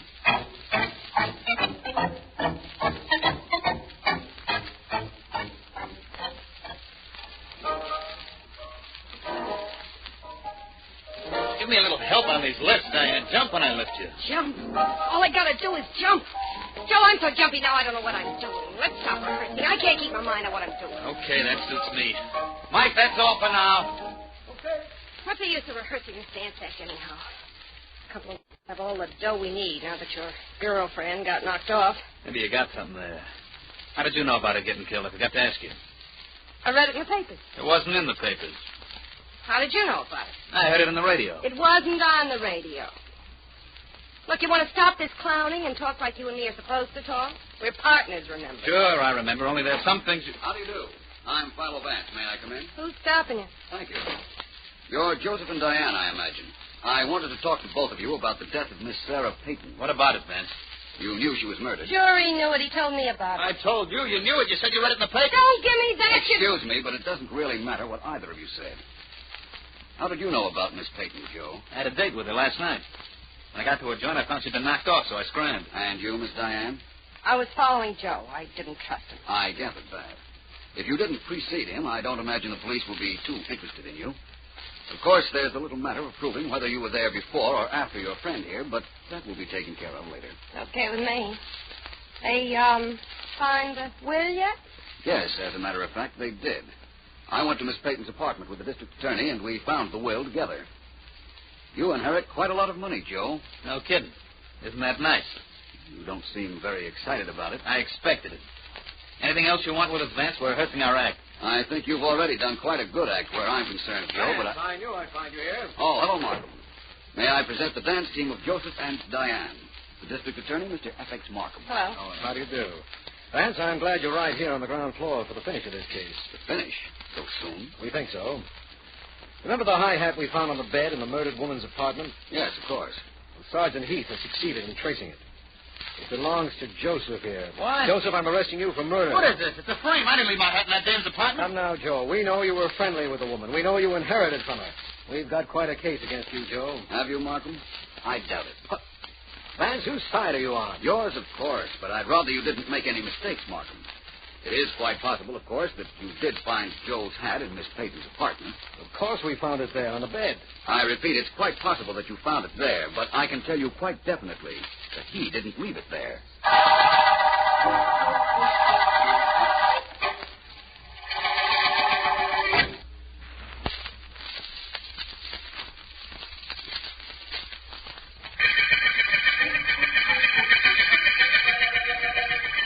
This is District Attorney Markham. The high hat murder case got its name from a hat that led us to Joe, the dancer. The topper was found on the bed in the apartment of murdered Sarah Peyton, a woman who had tried to pay Philo Vance at one time not to investigate her murder. Vance has asked me to release Joe and his partner, Diane, but will not clarify his remark that Joe did not leave his hat in Miss Peyton's apartment. We are watching Joe's rooms, and one of my men just phoned and said that Samuel Peyton, the murdered woman's brother, has just gone in to visit the dancer. He should be there. Stand up, you dirty rat. Lay off. Stand up and take what's coming to you. Relax, will you, Peyton? The cops let me off. They know I had nothing to do with killing your sister. I know better. Maybe they can't prove anything on you, but I'm not going to try. I'm going to beat it out of you. You'll admit it when I'm through with you. Don't be silly, Peyton. You're out of your class. You think so? Well, what do you think now? Somebody's liable to get hurt. Sure, you. Maybe that first smack didn't do the trick, but I'll beat that thing. Cut it out. Quick, you dope. Dope, huh? We'll see. I hate to do this, but...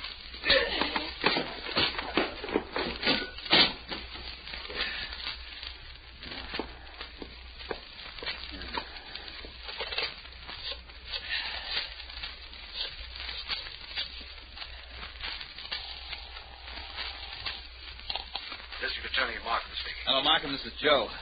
The dancer, you know. Yes, I know. What is it? That dead dame's brother, Sam Peyton, just came up to visit me. I know that, too. We've got men watching your apartment. You have? Then you better have one of them come up and cart this bird away. I had to knock some sense into his head. But that ain't all. No? What is all? As he fell on the floor, something dropped out of his back pocket, Markham. A gun, pal. What? Maybe you better get somebody up here right away, huh?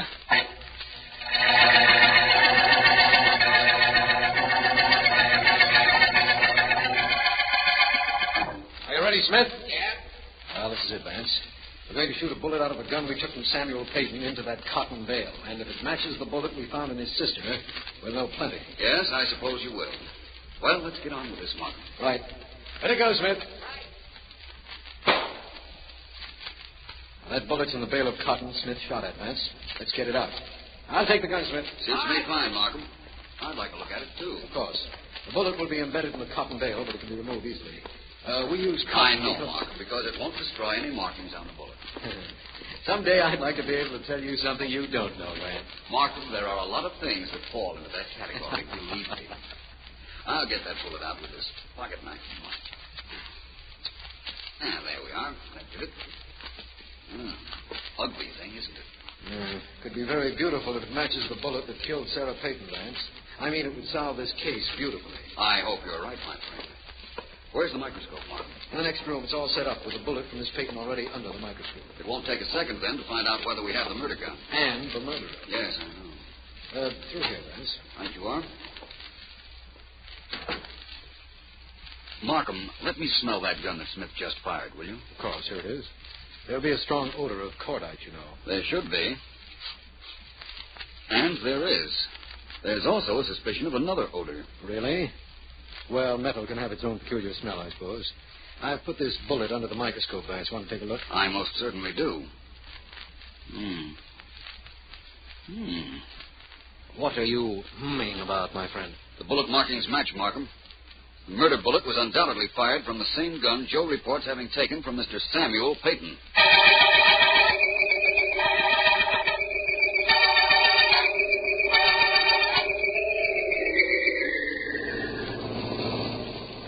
Vance, when you have that look of concentration on your face, you're thinking, so perhaps I'd better not interrupt.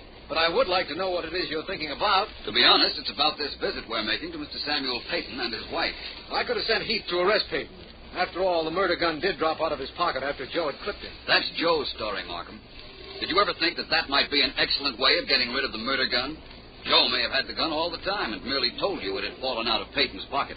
Hey, Vance, that is possible, isn't it? It's very likely, I'd say. Well, we'll find out very shortly. This is the Peyton home. Coming, Vance? Definitely. If Joe planted the murder gun so that it would seem Peyton had it, Vance, how does that tie up with your theory that he didn't leave his top hat on the murdered woman's bed? It doesn't. But about the hat and the bed, Mark. Joe's in show business. Show people have a superstition about hats on beds.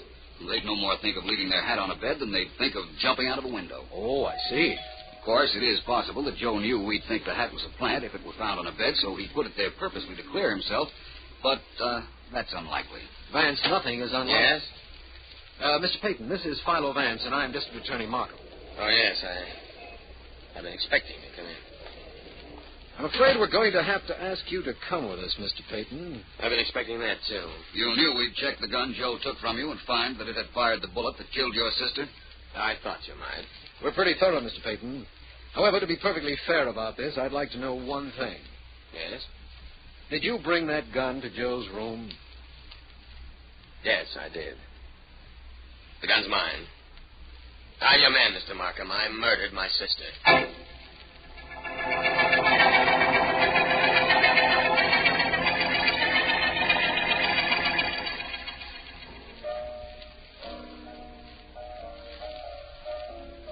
Keep playing, Mike. We're paying you by the hour. Joe'll show up sometime or other. You know, it's a funny thing. It's about time you showed up, you big clown. How long... Oh. Vance. Hello, Diane. Isn't Joe here? No. You want him? Not particularly. There were some things I wanted to ask him, but they weren't terribly important. No, I don't imagine they were. I hear you got a confession from Mr. Peyton. Good work, then. Well, thank you. That is, if Mr. Peyton is the murderer, which I doubt. I think I'll wait for Joe. Okay with me. Piano bother you? Not at all. Very rhythmic, I'd say. You dance? Not very well. Want me to teach you? Come on, come here. It's easy. Just put your right arm around me. That's good. Now, you just think where you want me to follow, and I'll follow. See? Easy, isn't it? Quite.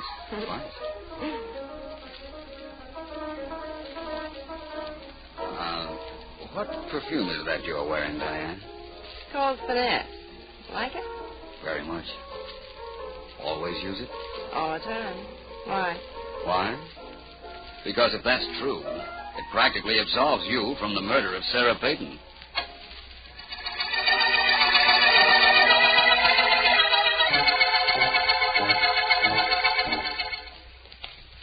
You want to see Mr. Peyton, Vance? Why? He's confessed. Yes, I know.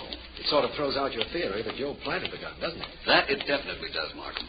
I still want to talk to him, though. His cell is right down the line. Incidentally, in his confession, he gave the motive. He knew his sister had left him some money in her will, and he wanted it immediately. Simple motive, isn't it, Markham? This whole case is terribly simple. At the moment, I don't know why I bother you with it. Well, it was no bother. But it isn't solved yet, my friend. Oh, Vance, please, not that. We don't often get a murderer to confess with so little trouble. You got a confession, all right, Markham. But was it from the murderer? This the cell? The next one. Oh, I think Mrs. Peyton is with him now. That bother you any? Not at all. Hello, Peyton. Hello, Vance. Markham. I've got the keys. I'll open the cell door. All right. This is my wife. Mr. Vance, Mr. Markham, Mrs. Peyton. How do you do? How do you do? Mr. Vance, isn't there anything you can do for my husband? He isn't a murderer. I've been trying to tell that to the district attorney, Mrs. Peyton. Oh, you have? Then there's hope for him? I think so. Why should there be hope for me? I killed my sister, I admit it. Oh, dear, no, I'm sorry, Matilda, but there isn't anything. Here, take my handkerchief. I have one of my own in my bag. Delicate perfume your wife uses, Mr. Peyton. What's the difference whether it's delicate or not? What do you two want here? Has she always used it, Mr. Peyton? Yes, always. She has it made up. She likes it. Now leave her alone. I'm sorry, but we can't. You see, I'm very certain that despite your confession, it was your wife who killed your sister.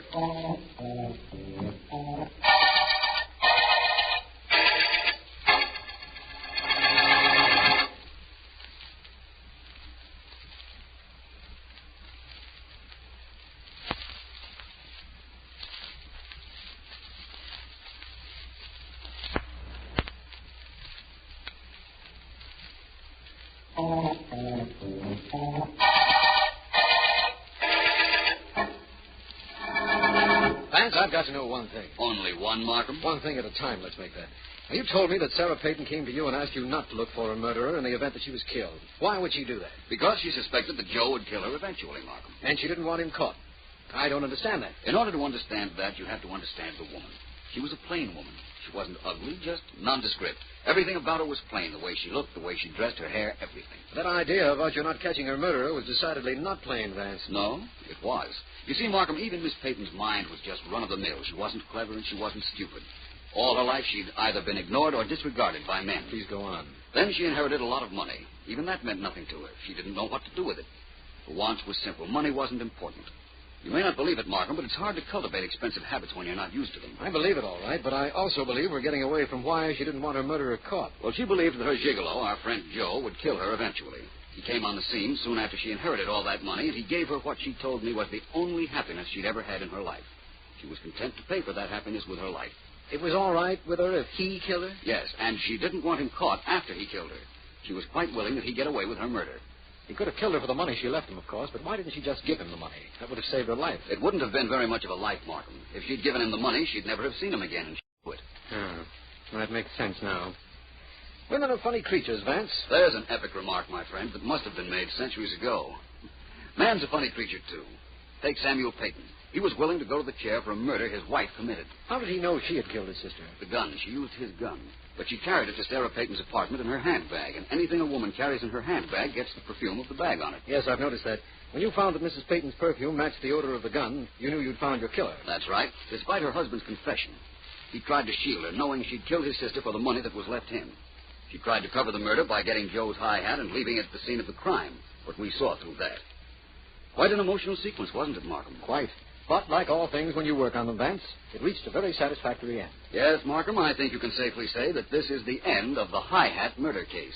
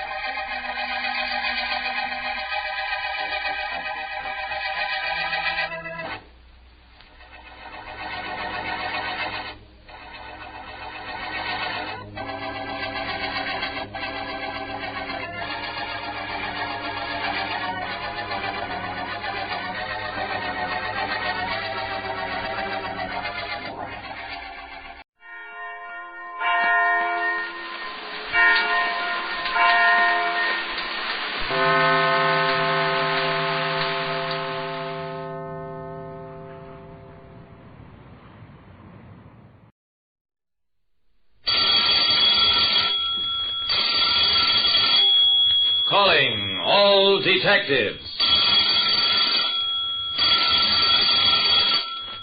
Where there's a will, there's a way.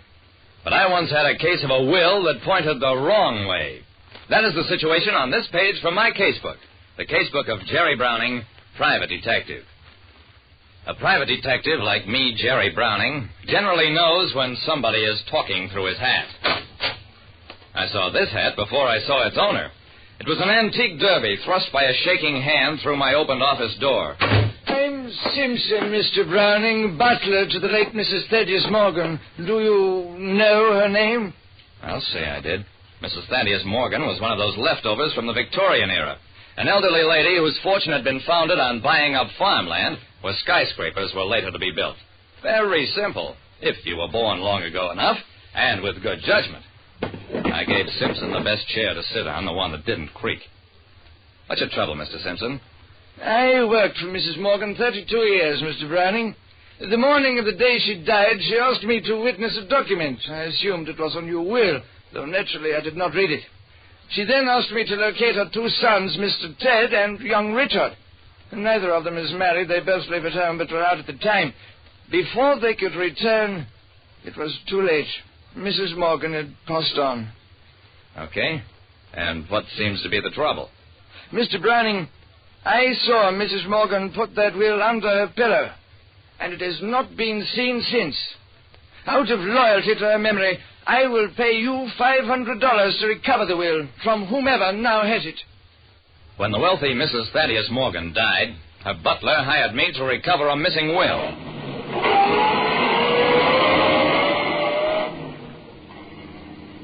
Driving back to the Morgan home with Simpson, I asked a few questions. In whose favor was the new will drawn? I'm sorry, sir, I didn't read it. What about the old will? In whose favor was that one? Except for some charities and gifts to our servants, everything was evenly divided between our two sons, Ted and Richard. However, Mr. Ted has been, well, in some escapades. Mrs. Morgan quite recently threatened to cut him out of her will.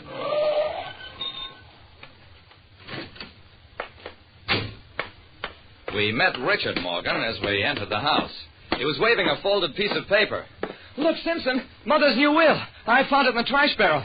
It must have fallen from a pillow into the wastebasket. I introduced myself, took the will, and glanced over it. It was handwritten in an angular, spidery scrawl and bore the names of Simpson and Mrs. Morgan's nurse as witnesses. I turned to Richard. Have you read the terms of this will? Richard made a wry face. Yes, I read it. I'm left $10,000. The balance goes to my brother, Ted. But Simpson told me... I understand your mother didn't approve of Ted. Threatened to disinherit him. Richard shrugged. I guess that was just a way of keeping him in line. Simpson gulped, looked at me unhappily. I gave him the will. Mr. Simpson, since the will has been recovered, you obviously don't need my services, and you don't owe me anything. Bye, Mr. Morgan. That should have been the end. Actually, it was only the beginning. An hour later, Simpson called me back. He was practically incoherent with excitement. Mr. Browning, that will, it's a forgery. My signature was forged, so was Mrs. Morgan's and the nurse's. I want you to find out who did it. Please come here at once.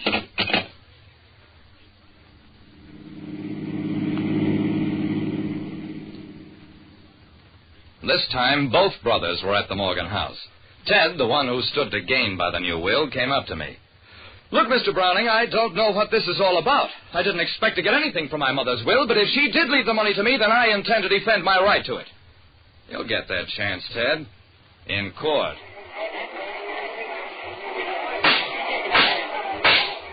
George Barry was the lawyer Richard Morgan hired to prove the will a forgery. And in court... Mr. Simpson, I ask you to look at this document bearing your signature. Is this, in fact, your signature? It is not. That is a forgery.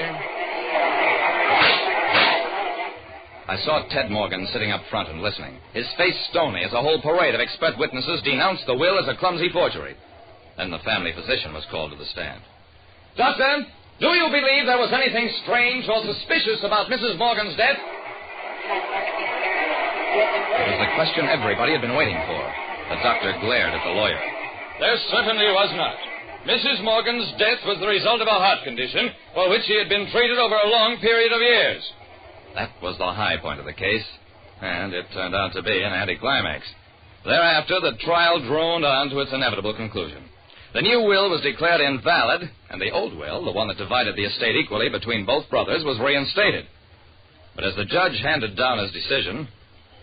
The court takes cognizance of the fact that a forged will cannot exist without a forger, and recommends to the district attorney that appropriate action be taken. This court is adjourned. I was right behind Ted Morgan as he walked alone and defeated out of the courtroom. And in the corridor... Mr. Morgan, I have here a warrant for your arrest on a charge of forgery. Yeah? My job was finished. I'd earned my money. But I wasn't happy. Ted Morgan had never impressed me as a fool.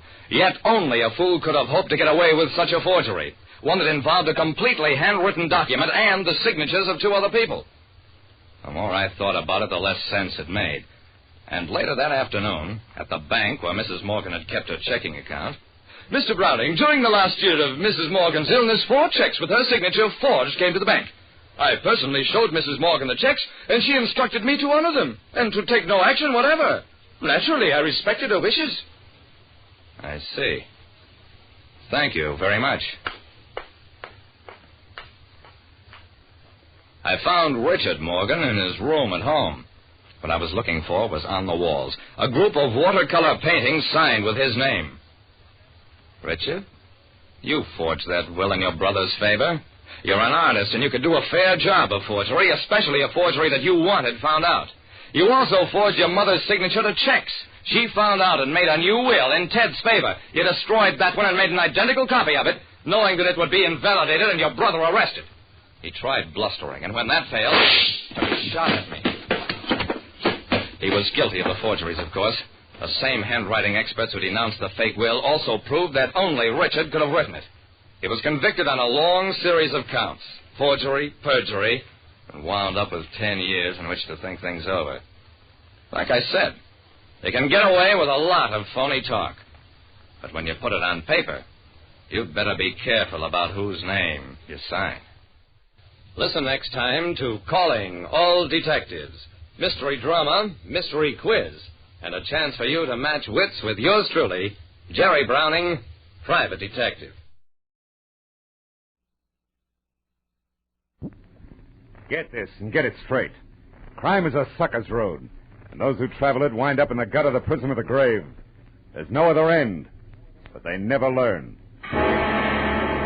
From the pen of Raymond Chandler, outstanding author of crime fiction, comes his most famous character in The Adventures of Philip Marlowe.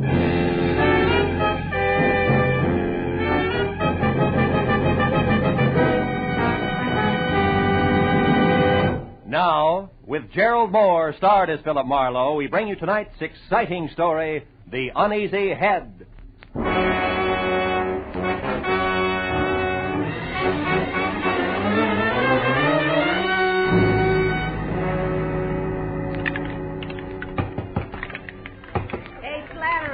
Don't be neglecting the regular clientele. Okay. Everybody relax. Remember, them also serve will only stand around and wait. I'm calling them like I see them. Hey, you try again, chum. Another shot? Yeah. Say, Slattery, you happen to know a guy named Sammy Archer? I was supposed to meet him here at 6. That was an hour ago. Yeah, you are, chum. Another shot. What's yours, friend? Rye, wander on the side. Rye and a little help. Slattery, I asked you a question. Listen, chum, I sell whiskey. I sell gin. I sell beer. Pretzels I give away, but only pretzels. If you're busting with questions, try Louie. Louie? Yeah, punk in the corner there, the guy with the patent leather hair. No. Louie welcomes visitors. Now, you want to pay for this drink? Oh, wouldn't miss it for the world. Mind it for me, will you? Hey, round boy, I'm going to forget I'm a lady. Your name Louie? That's me. Slattery tells me you might have some information I want. Could be. What race? Don't want any dope on ponies, Louie. I'm looking for a guy.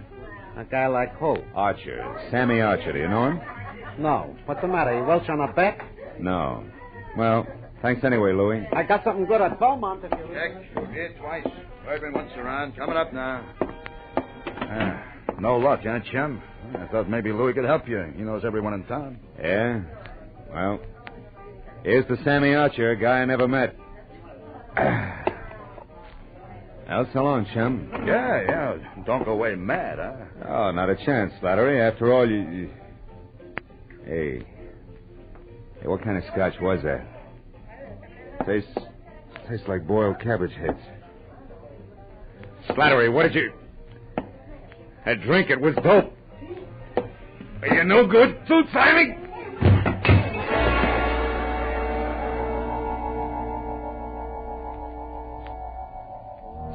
long time. 100 years, maybe, I felt good. The temple was beautiful. Chinese beautiful. Everywhere lacquered woodwork that had the deep, bottomless luster of a pigeon blood ruby. And 1,000 shelves filled with 10,000 smiling ivory Buddhas. And the lovely, streamlined dancing girl, beaming in a white silk mandarin robe, waiting my pleasure. But then suddenly the 100 years ran out. The lacquered woodwork was a bar. The Buddha's lines of whiskey bottles. A white silk mandarin gown and apron. The lovely dancing girl, Slattery. Go! Easy now. Come on, yeah. Chum, come on, try this. It'll bring you around. Yeah, thanks, Oh, it's you. How dumb do you think I am, Slattery? Hey, easy. No way. You got it wrong, chum. I didn't slip you that Mickey. Come on now. Lay back. You're going to be okay. How long have I been out? Oh, about an hour. You're in the storeroom behind the bar. Now, just take it slow, Mr. Marlowe. How do you know my name? Oh, I checked your wallet when you folded, chum, and saw you with a big-shot private dick from Hollywood. Yeah? I gave you my vote. Really? Oh, yeah. I heard all about you, Mr. Marlowe. The time you nailed that lousy Paul Miles who was hitting all the bars for some old-time protection.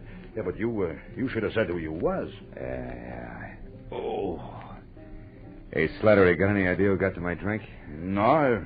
It must have been the bird next to you. Rye and water on the side, man. You know him? Here, come on, help me up. Yeah, sure. Steady, easy now. There we are. No. Never seen him before. He shoved off when you went to see Louis. What did he look like, Slattery, think? Oh, well, he smoked a cigar. Yeah? He had kind of a red face and was wearing a camel hair overcoat. Oh, yeah. He was nervous. He kept playing with a book of matches. He tore them out one at a time, and then he bent them up. Bent them up, huh? Yeah. You don't know his name, where he hangs out? No, zero, chum, except that Louis heard him ask someone about how to get to Palm Springs, but, Mr. Marlowe, I do know about Sammy Archer. You do? Yeah, I didn't want to talk up before Mr. Marlowe because I didn't know you. Slattery, where can I find Archer? Well, you ain't putting him on the spot for someone, eh? No, nothing like that. He called my office today, said he had some kind of a business deal with a guy he didn't trust. Wanted me to meet him here at the bar, get the details, and play bodyguard. Now, come on, tell me, Slattery, who is Archer? Where can I find him? He's a second-story man, Mr. Marlowe. You mean that... Yeah, he knocks off fancy places. Beverly Hills most of the time. He's strictly a prowler. Oh, fine. Well, you could probably tag him over at 31 West Grand. He's got a basement apartment there. But, look, you ain't going to be careless about the dope I gave out, are you? Now? Don't worry. I'm not going to work for him, Slattery. I still handpick my clients. Well, then, why are you going there? For a lead, Slattery. A lead on a nervous guy in a camel hair coat. You see, I also handpick my enemies.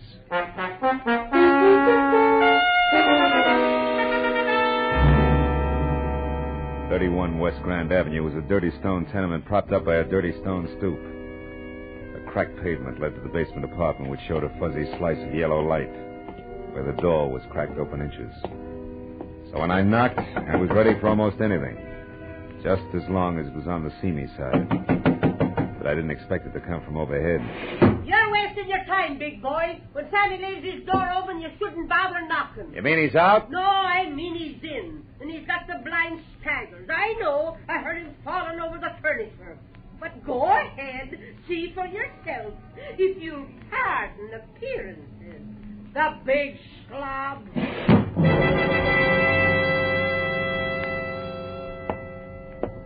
The lady was right. A tinny radio led me to the basement room, where I found the two scarred wicker chairs and a single end table on hand turned over.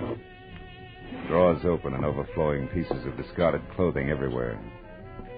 And in the middle of all that, sprawled along the edge of a threadbare couch that was weak in the springs, Sammy Archer.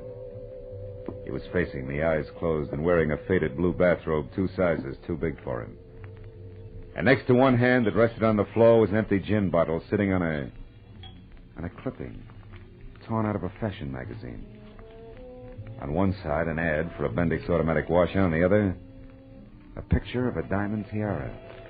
A jeweled crown, which the caption said belonged to Mrs. Bessie Dunsmuir of Palm Springs, California's most celebrated hostess. Well, it was a good time to awaken mine host by shaking well. Hey, Sammy. Archer, come on. Pull yourself together.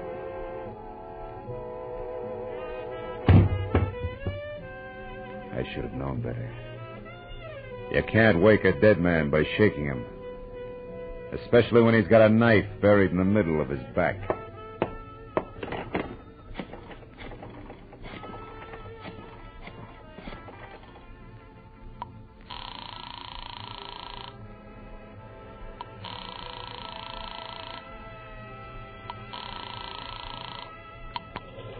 Senate desk. Remedy speaking. Phil Marlowe, Remini. Hiya, Phil. Tribune got time for a few questions? We're up to our ears with the Dunsmere story. What do you got, Phil? Beauty, beast, or traffic accident? Skinny guy with a golf ball complexion and the name Sammy Archer. Ever hear of him? Sure, two-time loser out of Joliet. Jewelry. Team with a fence named Christy Roach. Roach, huh? Say, tell me, Tony, what is he... Hey, wait a minute, Remini. What did you just say about Dunsmuir? Huh? Oh, that. Did you catch PM sheets? No. Someone got away with a precious tiara last night. Was insured for $100,000. They tag anyone for it? Not yet, but they're working on it. Seems that a gardener left her Palm Springs lash up the same time as a crown of diamonds. Gardner, huh? Yeah, was working under a phony name. Well, this Christy Roach, what's he look like? Oh, big red face, wears a cigar front and center. Thanks. Now I'm really getting someplace. That means what, Phil? 2 feet from the corpse, Remini, there's a textbook on gardening. Corpse? What corpse? Where are you, Marlowe? 31 West Grand Avenue, where somebody stabbed Sammy Archer to death. Now listen, Remini. If you sit on this a while, I think I may be able to wrap it all up for you after a quick trip to Palm Springs. Why not use us or the law? What's your angle, Phil? A very personal one, kid. Like what? Like a Mickey that shredded the lining of my stomach. I don't like that kind of treatment. It's bad for the ego. I'll call you later. Goodbye.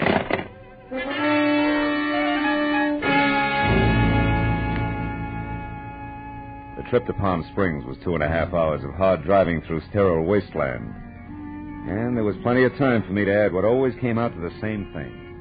Sammy Archer, posing as a gardener, swiped the Dunsmuir tiara to peddle through Christy Roach, whom he feared. But Roach had double-crossed him, in a permanent sort of way, taking care of me and then headed for Palm Springs. Yeah, but there I got stopped each time. Why Palm Springs? Unless, of course, Archer's apartment turned inside out meant that the tiara was still hidden someplace in the desert hamlet. Yeah, that really would make it a cinch to find.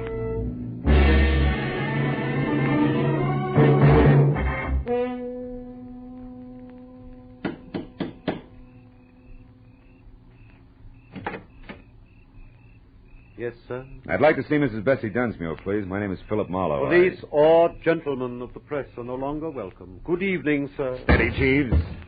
I have information about the tiara. Now tell that to your mistress, or you'll only be able to look down that long nose through one eye. This way, sir, if you please.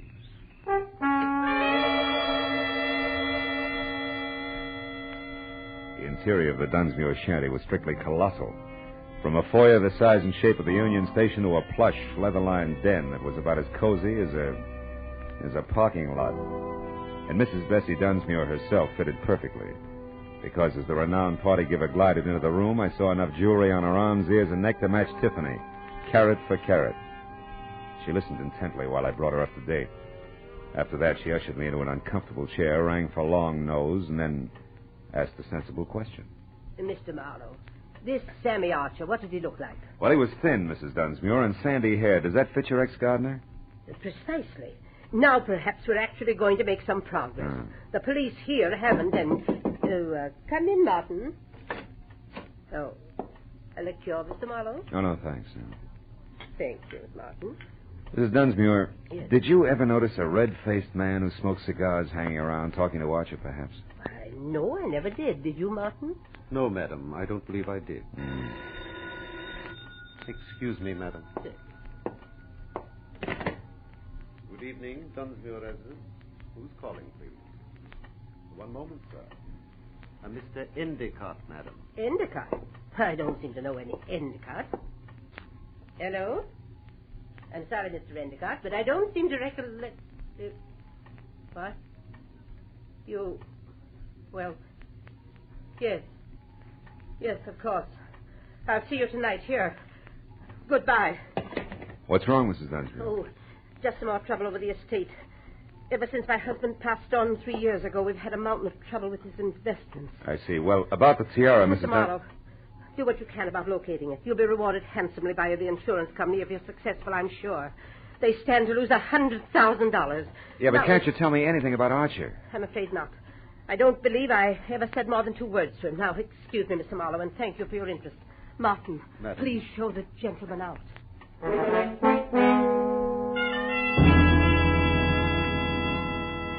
Outside, I chalked the Dunsmuir interview off at face value.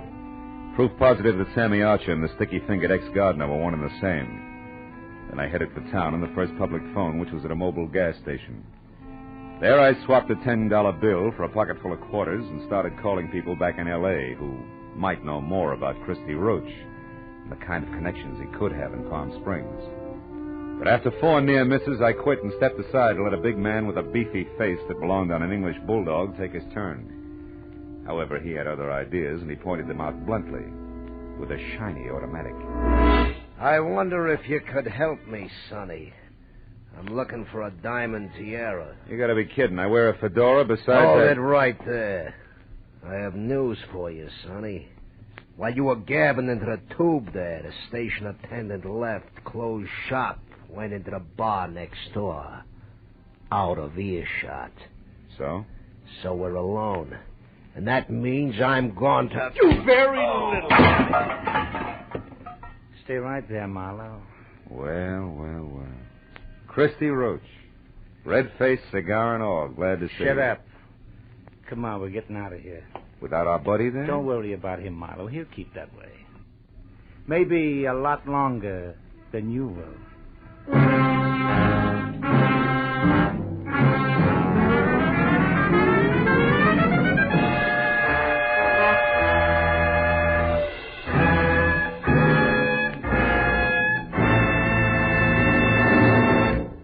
In just a moment, the second act of Philip Marlowe. But first, every Wednesday night, CBS, the network of the stars, brings you Groucho Marx in his dizzy quiz, You Bet Your Life. To hear You Bet Your Life starring Groucho Marx this Wednesday night on most of these same CBS stations, as well as Dr. Christian and that bright new musical show, The ABCs of Music. Now with our star, Gerald Moore, the second act of Philip Marlowe, and tonight's story, The Uneasy Head.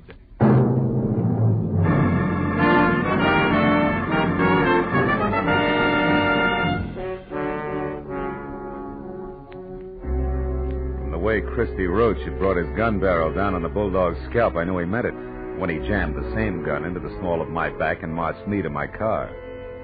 He didn't relax until we were driving down a dark side street toward the center of town. Well, kid, you jumped right out of the frying pan into the fire. You should have taken that first hint I tossed you. The Mickey? Yeah, that was real cute. But it was too subtle, Christy. I didn't really peg you till I found Sammy Archer. Oh? It's too bad about Sammy. That was more or less of a mistake. Oh, sure. You only intended to carve your initials. The knife slipped. No slips, kid. At the time, I thought Sammy had tried to pull a fast one on me, but I found out later he was just stupid. He had a great thing, and he was just too dumb to see it. As for you, turn east the first chance you get, and don't run any stop signs, you understand? Where are we going? Oh, no place in particular, just so it's nice and quiet. You know, you don't know when to quit, Marlowe, so now you're just one of the loose ends I've got to tuck in before I clean up my business here. Take it easy on the corners. You told me to turn east the first chance I also told you to mind your manners. Busting my wrist isn't going to help my driving much. It'll be worse the next time. I've got a lot of ground to cover yet tonight, and I want it smooth. That's too bad. Because there's a bump coming up fast. Right now, we picked up a tail. Huh? Take a look. Cops. Yeah, cops. Call it, laughing boy. You're the skipper. Do we race them out of town, or do I pull over? Pull over. I don't know what that beep is, but play it straight, kid, because if it comes to shooting, you'll be the first to drop.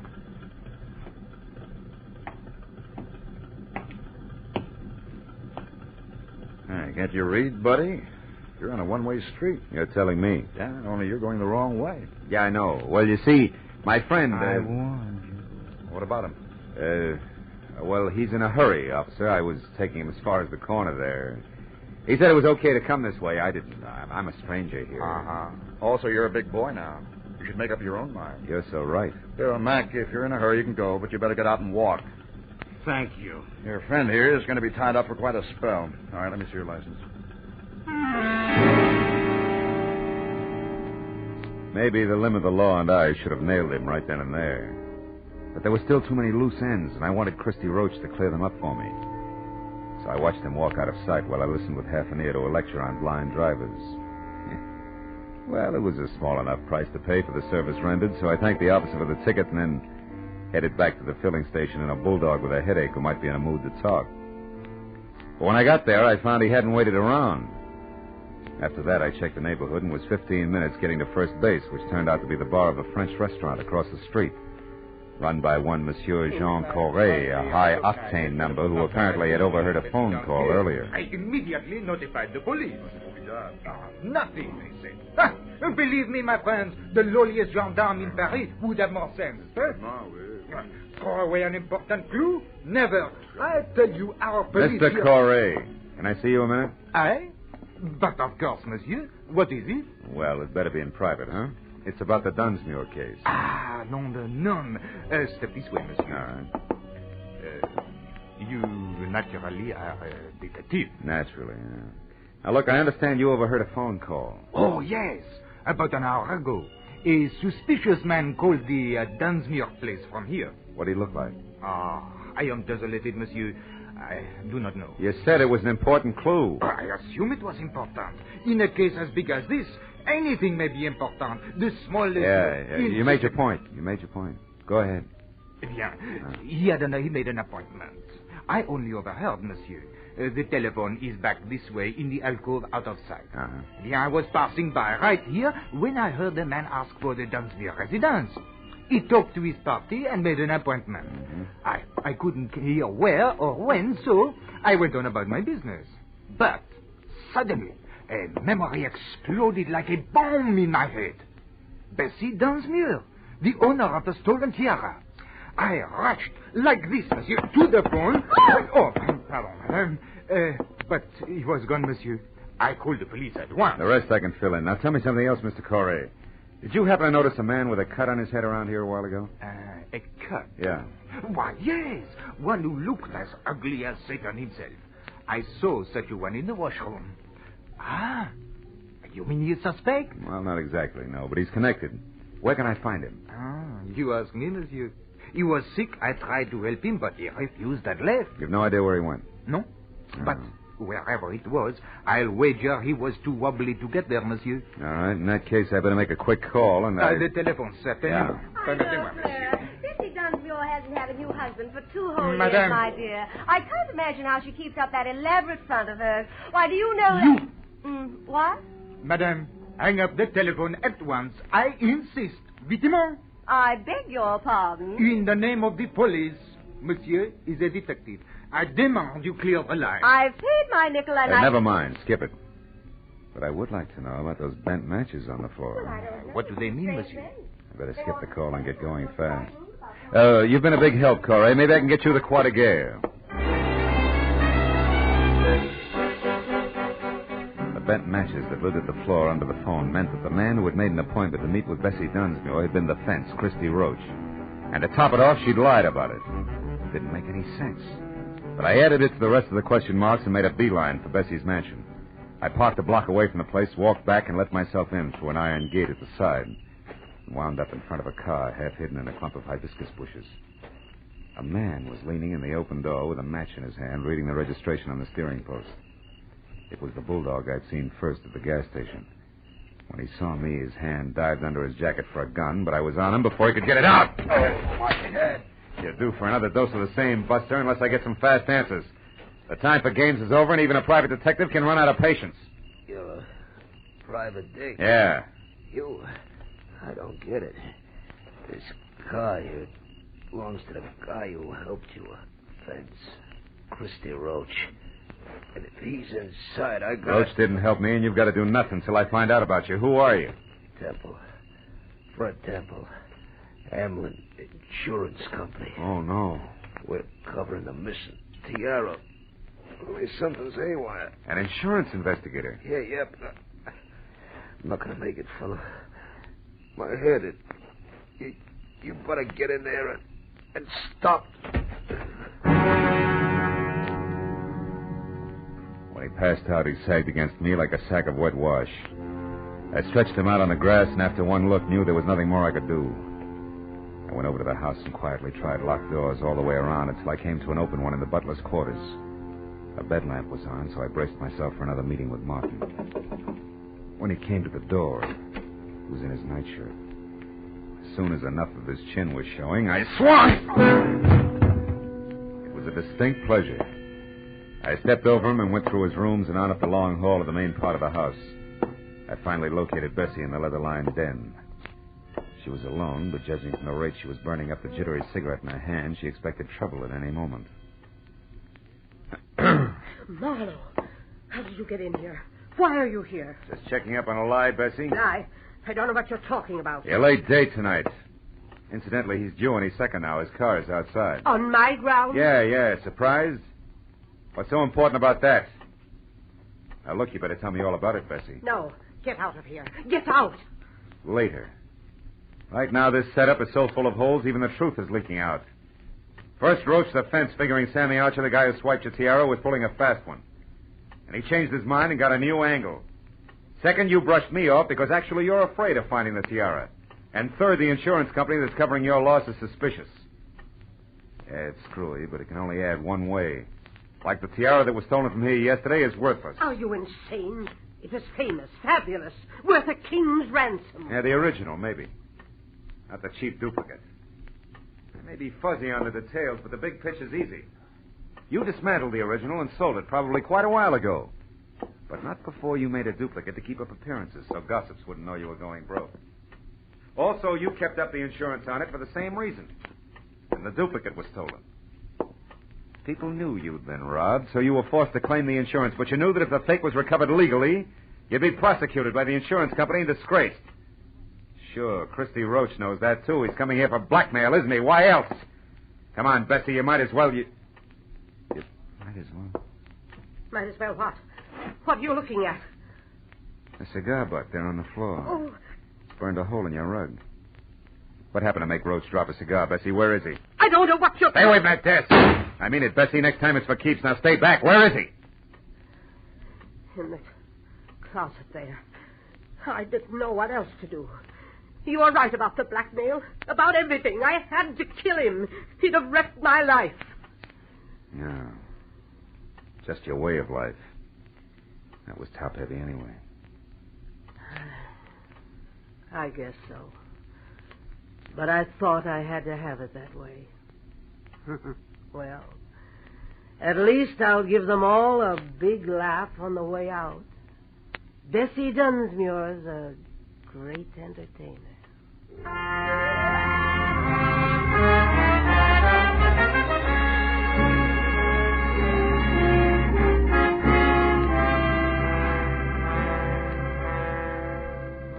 Bessie Dunsmuir, the world's greatest hostess, invited the police and reporters out herself. The fake tiara was found in the back of Roach's car. And she wore it cocked over one eye for the benefit of the press, the photographers, and her friends. By the time that party was over, it was almost dawn. Bessie was right. The papers came out and the giggles began. But Fred Temple drinking coffee under a head full of bandages didn't see much to laugh at. It's pathetic. Something awful sad there someplace, Marlowe. I agreed. Uneasy lies the head that wears a crown, even a phony one.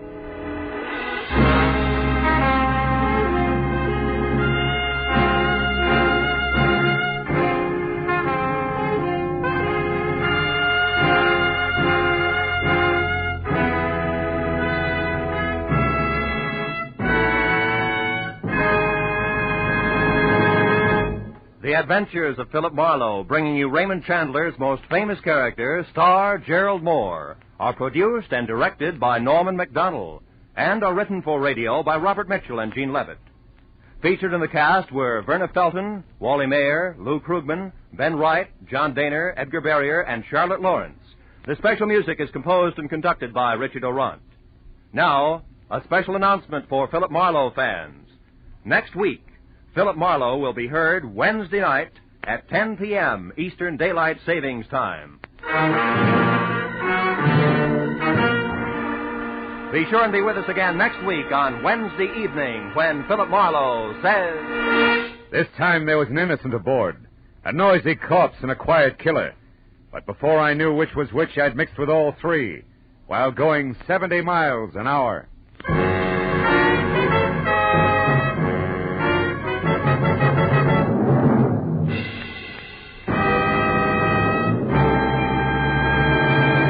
Now that warm weather's here, many of us will be doing more driving and more walking.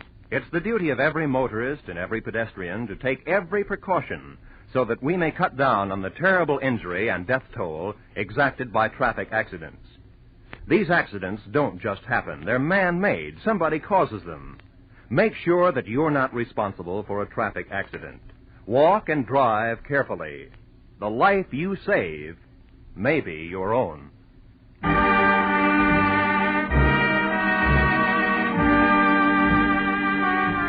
This is CBS, where Philip Marlowe will come to you on Wednesday night, the Columbia Broadcasting System.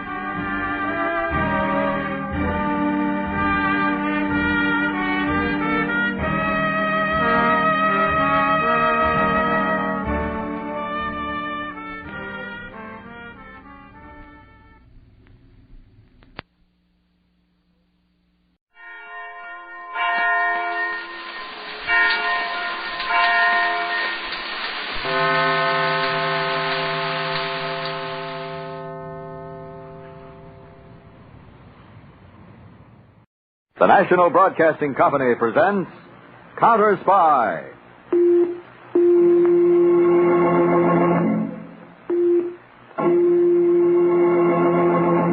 Washington calling David Harding, Counterspy. Washington calling David Harding, Counterspy. Harding, Counterspy, calling Washington.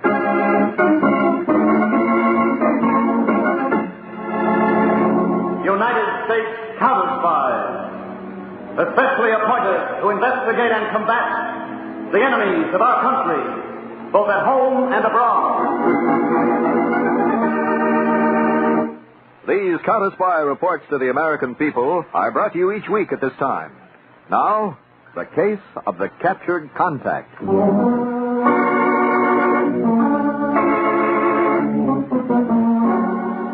Hello? Mr. Harding? Mr. David Harding? No, this is Mr. Harding's assistant, Harry Peters. I am calling from Baltimore. I must speak to Mr. Harding in person. Did he not receive my letter? Who is this, please? I signed the letter only with the name Roland. Just a moment. Harding speaking. Mr. Harding, this is Roland. You received my letter, no? I'd like to know who you really are. Full details I cannot give over the telephone, but I give a name, Dr. Maximo. Dr. Maximo? Yes. I have been in your country lecturing on bacteriology. My real purpose was something else, and now I realize I have been making a terrible mistake for years. Yes? I can correct it only one way, to tell everything to the United States counterspies. Well, you're only 45 minutes by train from Washington. Oh, no, I dare not move from this hotel room. My life. What hotel? The Gainsborough, room 819. Huh? I beg you to come, Mr. Harding. What I must tell you is of the first importance. Well, I'll see about it, Dr. Maximo. Goodbye. Mr. Harding...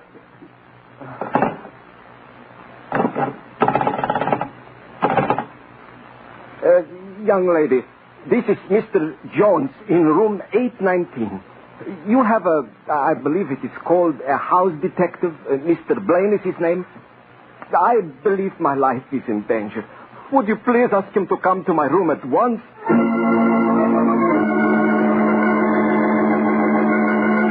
And I say to you, comrades of this International Congress for Peace, our chief enemy in the world is America. Its ruling circles are composed of nothing but warmongers, imperialists, slaves of Wall Street, and enemies of the peace-loving democratic nations of the world. Oh, that's the end of the record, I guess. Be glad to. What's the date on that? July 12th, 3 years ago. Made by our Paris attaché during one of those fake peace congresses held by Iron Curtain followers in Paris. Well, now play a bit of our phone conversation with Dr. Maximo tonight. Yep. Hello? Mr. Harding? Mr. David Harding? No, this is Mr. Harding's assistant, Harry Peters. I am calling from Baltimore. I must speak to Mr. Harding in person. Did he not receive my letter? The same voice. Who is this, please? I signed the letter only with the name Roland. Yes, that's the same man. Don't you think so, Peters? Sure, it's the same fellow. Well, here's our file jacket on him. Roland Maximo, graduate of the University of Catania in 1911 at the age of 22. Makes him 62 now. Yeah. Became full professor of medicine specializing in bacteriology in 1919. Right after the First World War. Secretly joined the International Revolutionary Movement the following year. And that's the man who's been in this country for months, lecturing from coast to coast. On bacteriology. Routine reports on his lectures here, Chief. They say he'd end every lecture with a plea against bacteriological warfare. In the same breath, accusing us of planning to use it. I'm amazed he got away with it, Dave. Well, this was all before the Cold War turned hot. Well, Peters, if this man is ready, as he says, to turn against his masters in Catania, we'd better go see him. Oh, we can still easily make Baltimore by midnight, Chief. Well, I had the Baltimore field office send over a man meanwhile. But let's hop.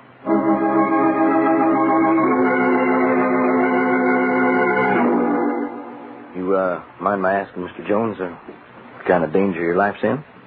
I have been threatened. Have you the time, Mr. Blaine? Oh, it's, 10 past 11. I oughtn't to be sitting here in your room all night. I'm a house deck. My spot's in the lobby, keeping an eye out for bookies. Bookies? A horse player and other kind of unwelcome riffraff. Oh. You racketeer? Some kind of hotshot? Hotshot? Yeah. For say. Hey, maybe you're a squealer. You're going to rat on your pals and they want to knock you over. Yes, Mr. Blaine. You might say I'm going to squeal and that my pals want to knock me over. Hey, what's that? It's fire. There's fire in the joint. Mr. Blaine, wait. I'll tell you, there's fire. I gotta go see you. Hear them all yelling? Mr. Blaine, I beg you do not leave the room. You wait. I'll be right back. Mr. Blaine!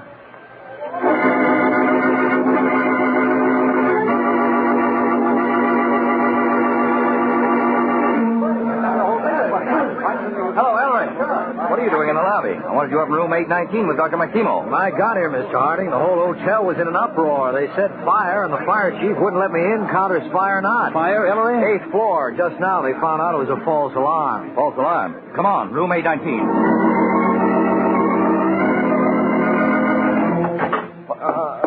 Come on, Peters, Ellery. Call the house detective, Peters.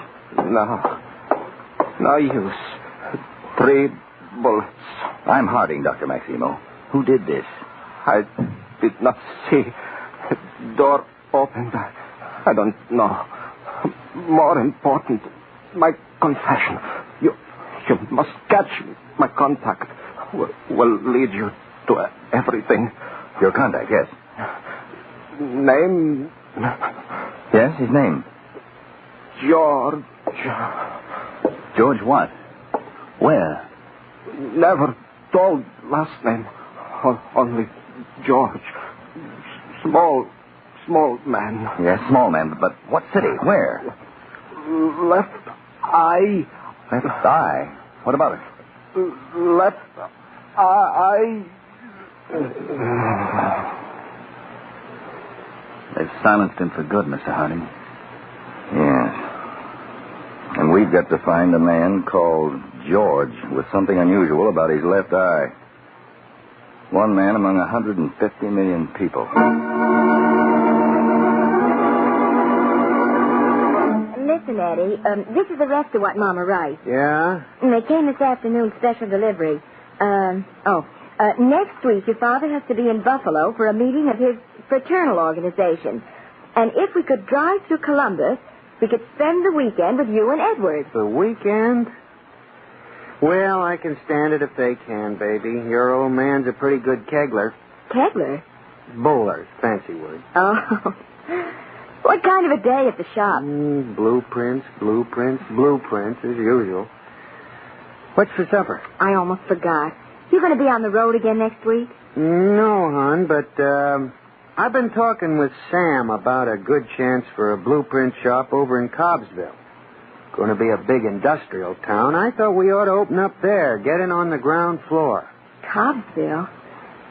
Gee, we don't know anybody there. Well, not definite yet anyway. And anyway, what's for supper? Salisbury steak. You mean hamburger.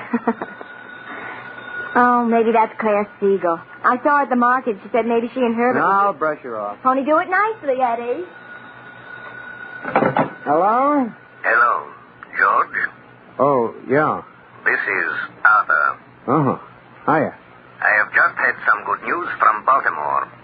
Yeah? You won't have to move to Cobbsville. You won't have to leave Columbus. You're quite safe here. Oh, fine. I shall be in touch with you soon for further assignment. Okay, Arthur. Don't use my name. Goodbye, George. Yeah. So long. That wasn't Claire Siegel, was it, Ed? Oh, no, it was, a fellow I was in touch with on this Cobbsville business, but he says forget it. How soon is that Salisbury hamburger going to be ready?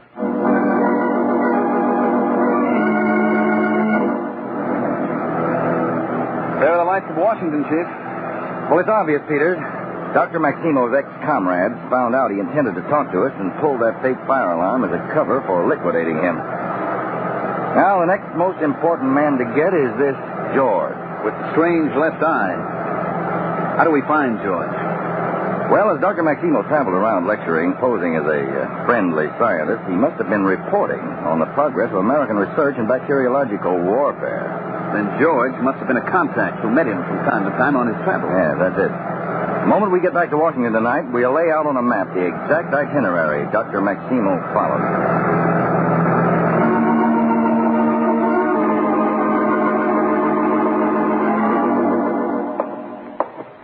We've got the itinerary laid out, Chief. Quick work. Get any sleep last night after we got back? About an hour. Lucky you. Here's the map room, Dad.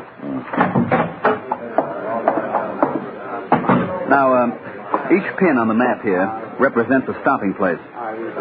Now, the dates of arrival and departure for each location are on the flag. Landed New York, August 29th. Mm-hmm. And here's the typed-up schedule of the modes of travel that Dr. Maximo used. Itinerary took him coast to coast and back.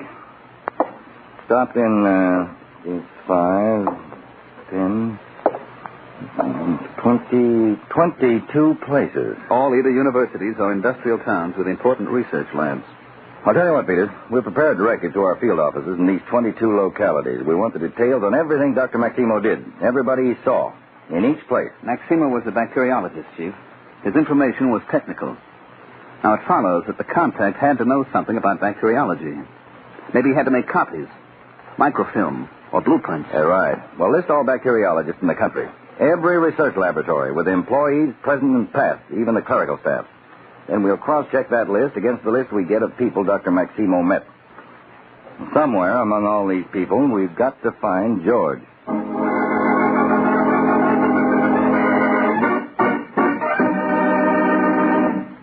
You are listening to the case of the captured contact on Counterspy.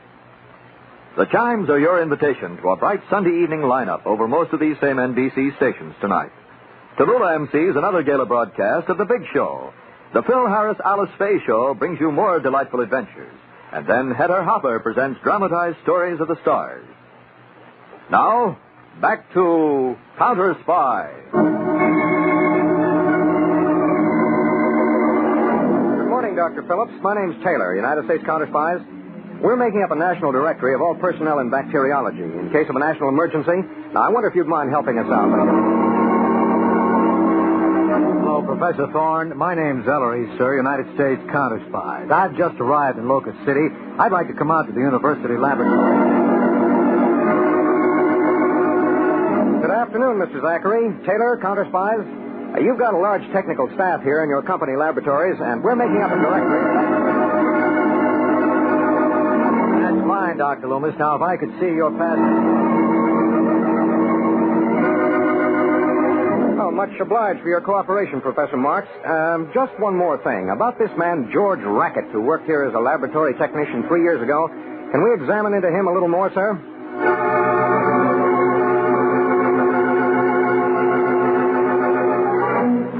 Well, there's the whole list, Mr. Harding. The names only. Well, the facts about them? On a card file out in my office. They're to be punched for automatic sorting. Well, have we got the dope on which of these were actually in the area of Dr. Maximo's trip at the time they made it? Yes, Chief. That's one of the classification symbols. Uh-huh. Now, the cards will be ready for the machines by early tomorrow morning, I'd say. All right, we'll run them off then.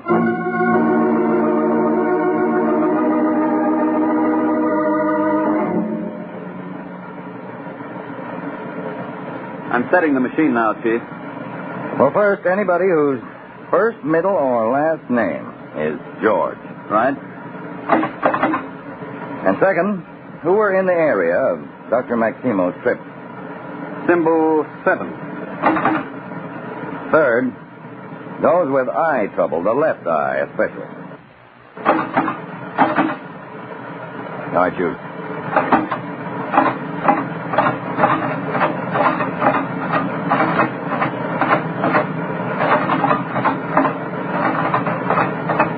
Of course, even at this speed, Chief, it'll take some time. There are thousands of cards.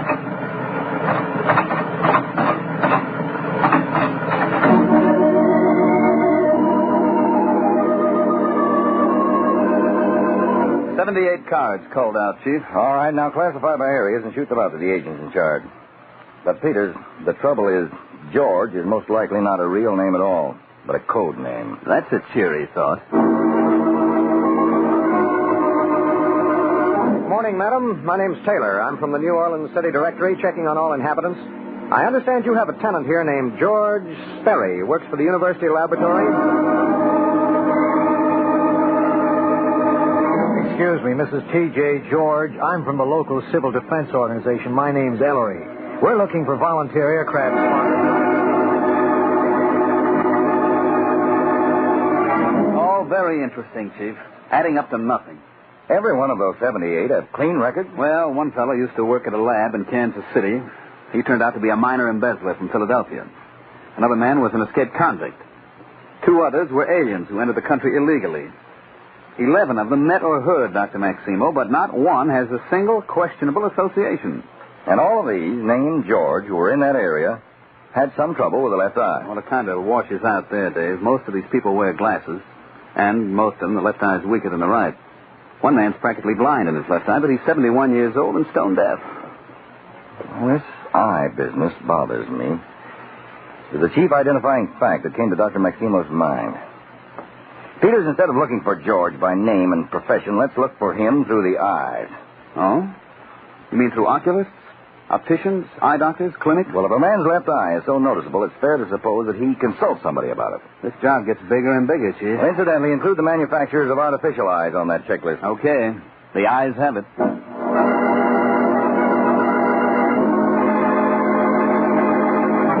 Hiya, baby. Hello, Ed. Tough day? 6 of one, 6 of the other. How about a movie tonight? Oh, honey. I'll get it, honey. Okay, do that, Eddie. Yeah, hello? George, Yeah.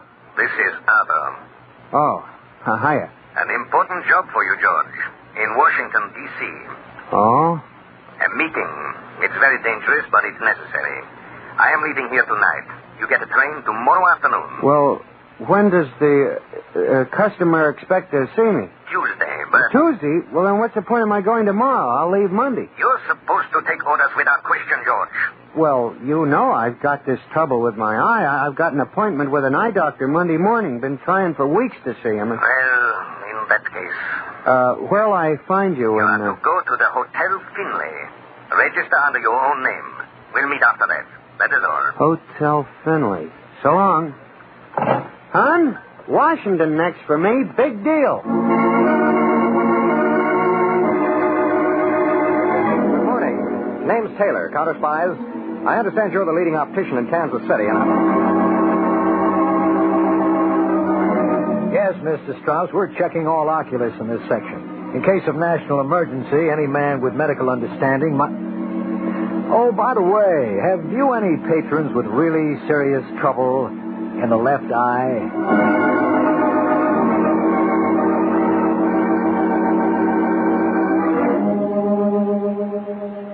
I know you're a busy man, Dr. Choate. I just arrived in Columbus this morning, and I understand you're the top eye man in the city. 40 years at it, young fellow. Well, now this is highly confidential, Dr. Choate. But have you a man patient who's a bacteriologist? No, nothing like that. Maybe a man who once worked in a research laboratory on bacteriology? No, not as far as I know. Nearest thing to a lab worker on my list is Edward Stringer. Oh? His left eye, well, it's really strange.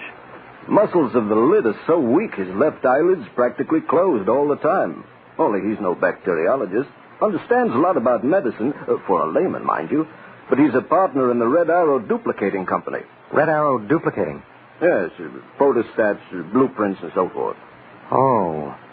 Thanks very much, Dr. Choate.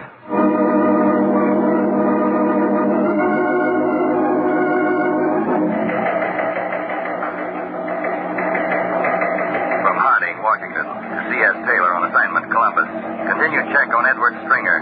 Peters and I flying to join you.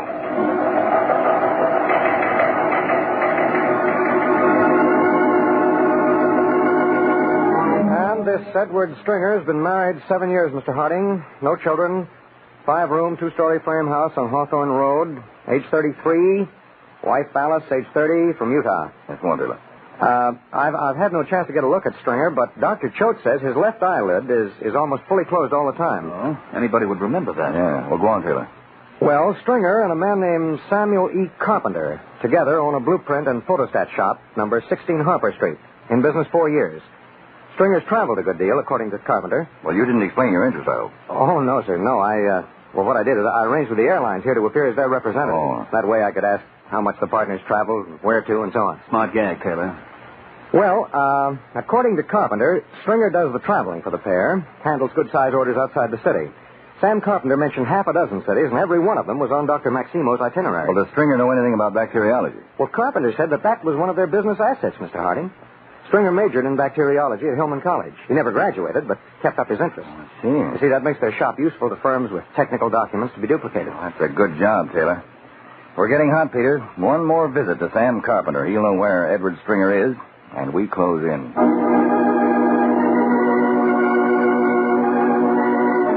And now there's a new and very important assignment for you, George. Right here in Washington. What'll it be, Arthur? I'm soon to go home. You are to take my place as chief of contacts. Today and tomorrow. As the others arrive in Washington, they will come here to you, in one pose or another. There is only one matter. Yeah? That eye of yours. It is so easily remembered. I guess so, and it drives me nuts myself, but I got a doctor back in Columbus. He says he can fix it. Take maybe 6 months, eye exercises, maybe even an operation, but... Hey, you expect anyone, George? Maybe it's a chambermaid. I'll tell her to come back later. Oh, yeah? Edward Stringer? Yeah. Mind if we come in? Come on, Peter. Hey, just a second. Close the door, Peter. Got it. We're United States Counterspy, Stringer. We'll have to ask who this other man is. Stringer, you have a right not to speak at all. I know, but, well, it's all over, isn't it? Yes, it is. George. Okay. I always expected to get caught. This man has been my boss. He's called Arthur. That's all I know about him. I'll tell you everything else you want to know, all about everybody, even help you catch him. You fool. You traitor. You've got it wrong, Arthur. He's a traitor to us, not to you. Me a traitor? I've been working for peace. What? Make the other side just as strong as the United States, and then neither side will dare go to war. Oh, Stringer, how sick can you get? Got something there, Pierce. It's a question whether a man like this belongs in a penitentiary or a hospital for the mentally ill. Anyway, both of you, you're now under arrest by the United States government.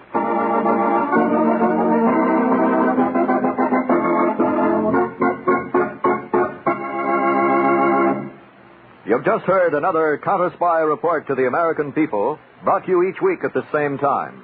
Next week's report, the case of the double-crossing defender.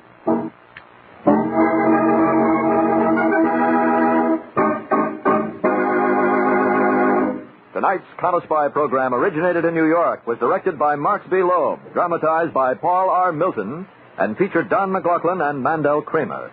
Lionel Rico speaking. Counterspy is a Phillips H. Lord production.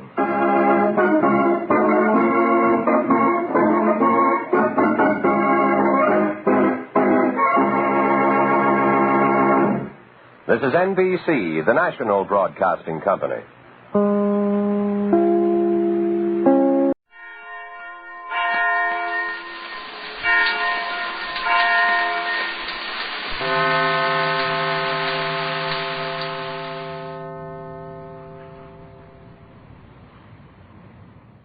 New post-war Old Dutch cleanser, famous for chasing dirt, presents Nick Carter, famous for chasing crime.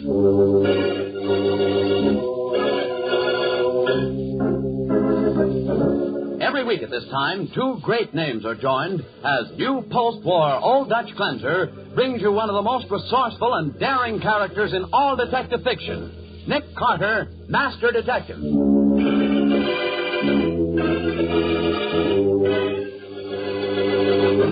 Patsy, this case has been solved. How, Nick? By a talking typewriter. What? Did you say a talking typewriter? Yes, Patsy, I did. What's more, this typewriter talked about murder. Ladies, when you're pressed for time these busy days before New Year's, simply do this. Use new post-war Old Dutch cleanser made with activated seismotite in all your cleaning. Notice how amazingly fast new post-war Old Dutch cuts grease. Wonder at its new miracle-like speed as activated seismotite cleans away dirt and stains in hard or soft water. Thrill to a new, almost effortless ease in cleaning with new post-war Old Dutch.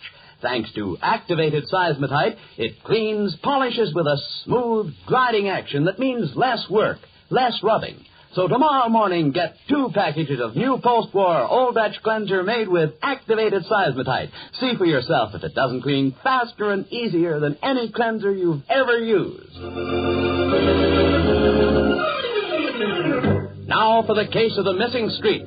Today's adventure starring Lon Clark as Nick Carter, brought to you by new post-war Old Dutch cleanser. A pretty girl named Jean White rushes up the rickety stairs of an ancient office building in the older part of town. She pushes open the door marked Wallace White, Contractor, and enters. Wally! Wally, I'm here. Oh, come in, sis, come in. There. Take a look at this. Take a look at what? My gosh, when you phoned me to rush over, it sounds as if you'd finally got a contract. I have, Jean, I have. I'm sure of it. Oh, Wally, after all these months, I can't believe it. Oh, so you didn't think Wallace White, Private First Class, could turn into Wallace White, Contractor, eh? Well, here's my first job, sis. Oh, that's great. The Cosmopolis Company's building a 10-story garage down on the northwest corner of 9th Avenue and 9th Street.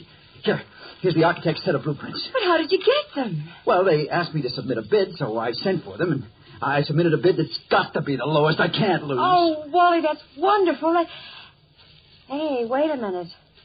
Since when are they tearing down the movie house?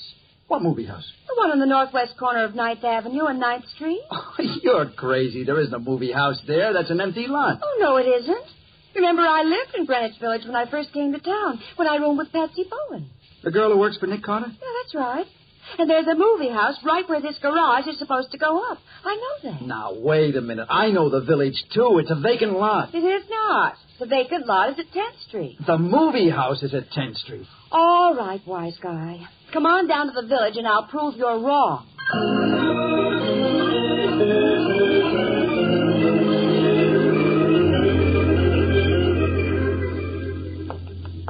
Well, this is 9th Avenue and 10th Street. And there's the movie house on the corner, just as I said. Golly, I could have sworn. Wait a minute, Wally. We're both right. There's the vacant lot across the street, also at 9th Avenue and 10th.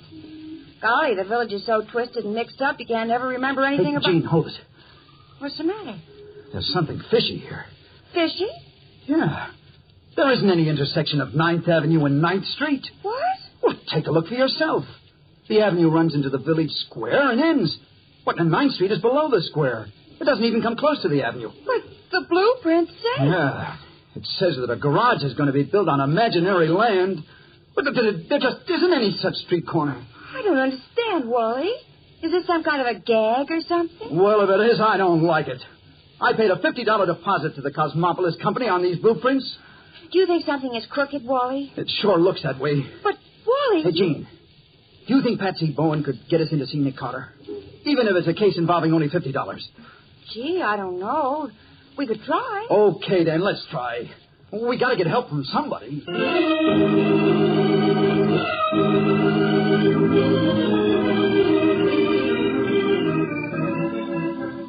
In the first place, Mr. White, there's no such thing as a case too small for me to investigate. Understand that? But I can't pay him, Mr. Carter. You see, Wally hasn't earned much money since he's been out of the Army. He's trying to get started in the contracting business. Miss White, I don't charge folks I want to help if they can't afford to pay. Oh, Mr. Carter, you're...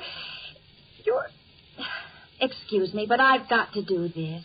Hey! What's the idea of kissing my boss? There. Now, Miss White. I just had to show you my gratitude. Well, we'll enter that on a new file card marked Wallace. Fee, 1 kiss, paid in advance. And that's a fee it'll be a pleasure to earn. That is what I call an ambiguous crack. All right, then. Suppose we skip it. You know, White, if the Cosmopolis Company's in the racket I think it is, it'll be a pleasure to smash it. What racket do you think that is, Mr. Carter? Well, I figure they've sent out blueprints to contractors all over this part of the country. And those blueprints are for buildings no one ever intends to build. But I paid a $50 deposit for those plans. And the crooks who you paid your money to have no intention of returning it. Why, those dirty... They don't care what you do with the blueprints. Cost them only a few cents. You multiply $50 by a couple of hundred gullible contractors, and you have quite a racket. A racket which is repeated in city after city. Well, Nick, what are you going to do about it? First thing, Patsy, is that we're going down to the mailing address of the Cosmopolis Company. They're legitimate? Okay. They're not? Yes. Then I'm going to earn that kiss.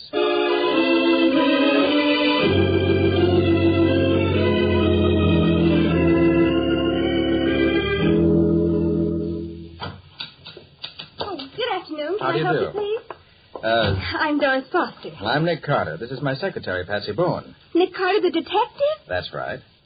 Tell me, Miss Foster, what's your connection with the Cosmopolis Company? Well, none, really. Miss Harris, my boss, rents out this office as a mailing address. She has several clients, and the Cosmopolis Company is one of them. Why? Is there any mail for them now? Well, yes, there is. Let me see it, please. Well, really, Mr. Carter, I can't I'm let not you... going to open the mail. I just want to look at it. May I see it, please? But why? Because there's a chance that the Cosmopolis Company may be running a racket. I want to check. You mean they're doing something crooked? That's the idea. Oh, my gosh, this is awful. I mean, here's the mail. Thanks. I'll turn off that light for you, Patsy. Uh-huh. Like this? Yes, that's fine. Thanks.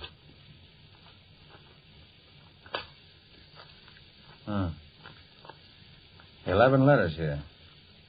With a strong light behind them, it looks as though each one contains a check or money order. I guess that's all the proof we need, Patsy. Well, how is that proof, Nick? Wally White isn't the only contractor in the world. True enough, but a legitimate firm wouldn't be requesting construction bids from so many different contractors. This is a racket, all right. Oh. And you're right in the middle, Miss Foster. Oh, now, listen, Mr. Carter, I've only worked here for a few weeks. I don't know Who picks anything... up the mail for Cosmopolis? A man named Nixon. You know anything about this Nixon? His address? How to get in touch with him? No, but he usually comes in every afternoon. What time? Well, any time. All right. We won't trouble you anymore, Miss Foster. But we'll certainly trouble that Mr. Nixon when he comes in. Oh, Miss Foster, when Nixon comes in, give him this mail. But be careful not to say anything about me. Understand? Oh, yes, Mr. Carter. All right. Come on, Patsy. Huh. Looks as if I'm not going to earn that kiss after all. Gene White will have to give it to Uncle Sam.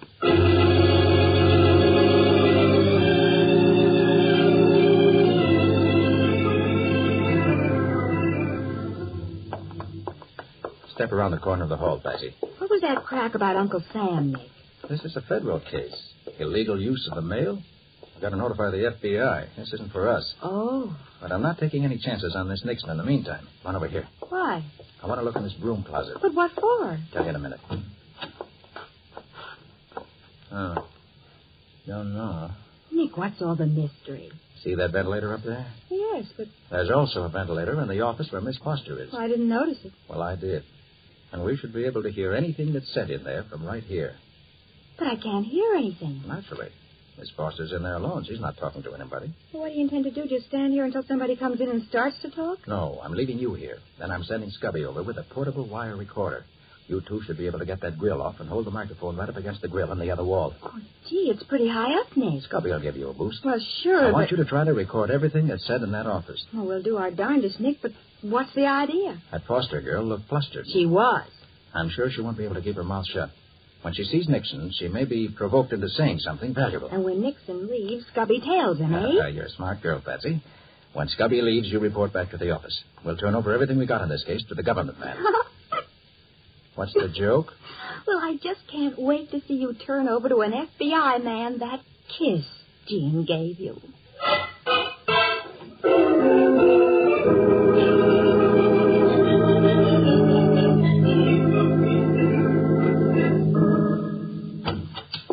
Hello, Doris. How's the office going? Oh, gosh, Miss Harris, I'm awful glad you came in. Something terrible's just happened. What's the matter, Doris? I'm afraid we're mixed up in some kind of racket, Miss Harris. Nick Carter was just here. Nick Carter? What did he want? He was doing some investigating for a man named Wally White. Mr. Carter said those Cosmopolis people are some kind of crooks. Oh, is that so? And I think Mr. Carter's going to wait until Mr. Nixon calls for his mail and then do something to him. Now, take it easy, Doris. If that Nixon is a crook, I'll get rid of him fast enough. Oh, gosh, Miss Harris, it's got me so upset I Look, can't... Doris, why don't you take the rest of the day off? I'll take care of things here at the office. Oh, gee, thanks, Miss Harris. Honestly, I'm so shaky I couldn't type anymore today. Don't worry, I'll finish up for you. Gosh, you're swell. It's a pleasure working for you, even if I have only been here a few weeks. Oh, Mr. Nixon. Hiya, Doris. My boss has something to tell you, Mr. Nixon. Goodbye. Well, what's the matter with her? Your mail is on the desk, Mr. Nixon. What? Oh, yeah. Thanks. I'll trouble you to take your mail out of here. And take yourself, too. What are you talking about? Never mind what I'm talking about. Just understand that I'm severing relations with your company as of today. I don't want anything more to do with you, Mr. Nixon, or the Cosmopolis Company. Okay. I don't know why you're sore at me all of a sudden, but it's okay with me. You ain't the only public steno in this city. Quite right, Mr. Nixon. Goodbye.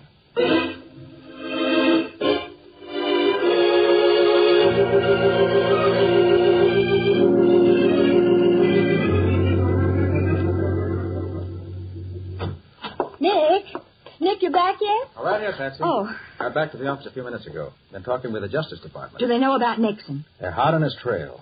In fact, they've been after him for over a year. Oh? They tell me he always operates with the same girl. They're an old team. Doris Foster. The girl in the office? Yes. What makes you so sure? Did she tell Nixon anything? Listen, Nick. Doris Foster pretended to be upset by your visit. She went home for the day and left the office to her boss, a woman named Fran Harris. Oh. Then Nixon came in for his mail, and Fran Harris didn't say a thing to him, just told him to get out. That's so. I'll bet Doris Foster pulled that act just to get a chance to warn him. Maybe. Did Scubby tail Nixon when he left? Uh-huh. He went right out after him.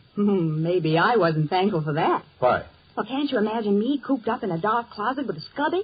He kept asking me to marry him every 2 minutes. You didn't say yes, did you? Of course not. Well, what about this Fran Harris? Well, she kept her mouth shut, Nick. Just gave Nixon the freeze. Told him to take his mail and never come back. She did, huh? Uh-huh. I've got the recording here, but it won't do any good. Nixon didn't say anything incriminating. And Scubby's our only lead.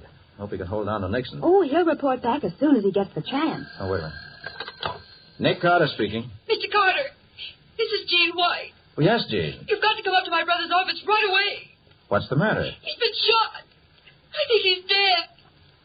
Murdered.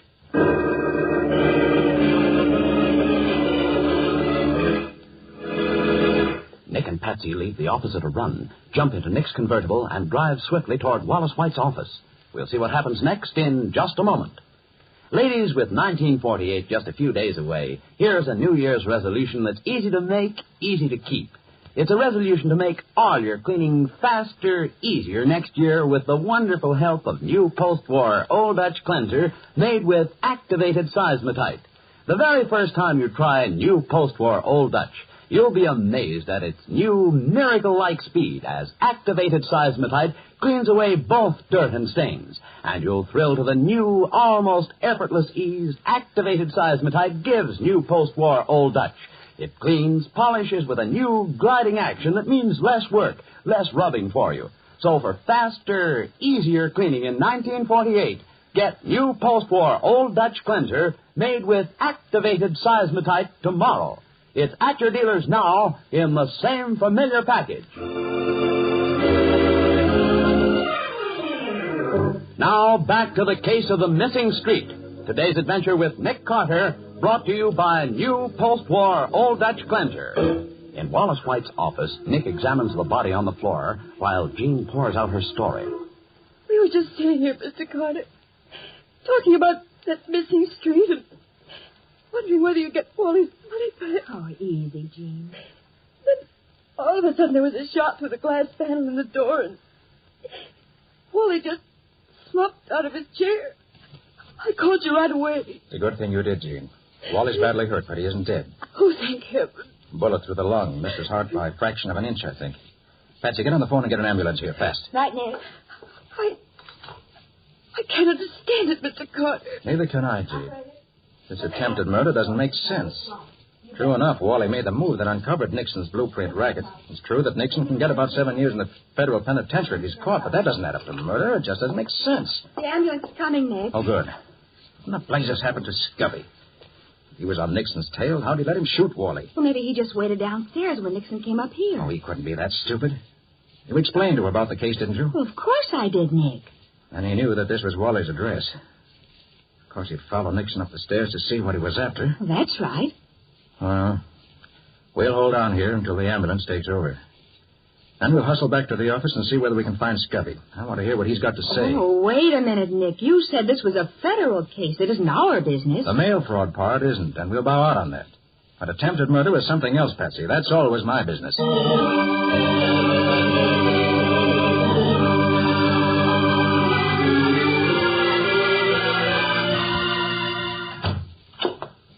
Scubby! Hi, folks. Scubby, what the deuce are you doing here in the office? Where's Nixon?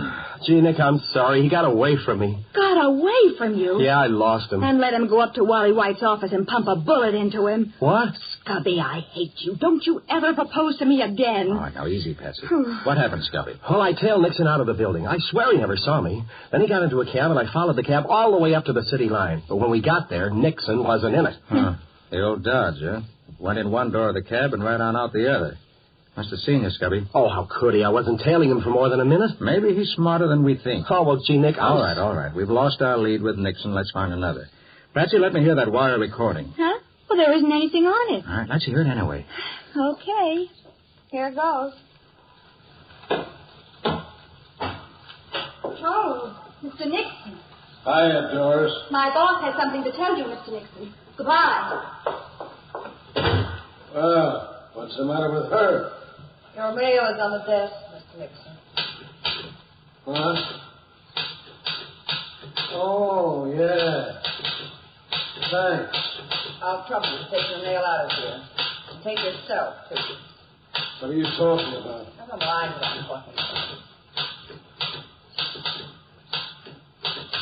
Just understand that I'm severing relations with your company as of today. I don't want anything more to do with you, Nixon, or the Cosmos. Okay. I don't know why you're sore at me all of a sudden, but it's okay with me. You ain't the only public steno in this city. Quite right, Miss Nixon. Goodbye. Well, how about that? See? You're wrong, Nick. We didn't learn a thing. I repeat, how about that? Well, did we? What time is it, Patsy? 5:10. Just time enough to go down and have another interview with Fran Harris. That girl didn't talk, but maybe she can help us find Nixon another way.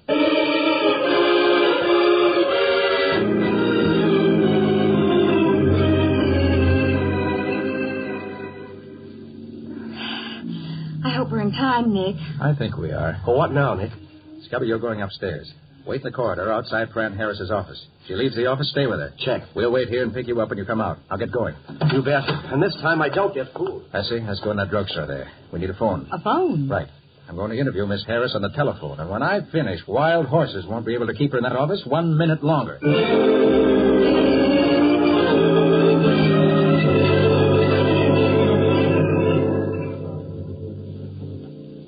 One cheeseburger on toast. All right, come on in the booth, Patsy. It'll be pretty crowded. Oh, I don't mind. Okay, come on. Huh? One cheeseburger.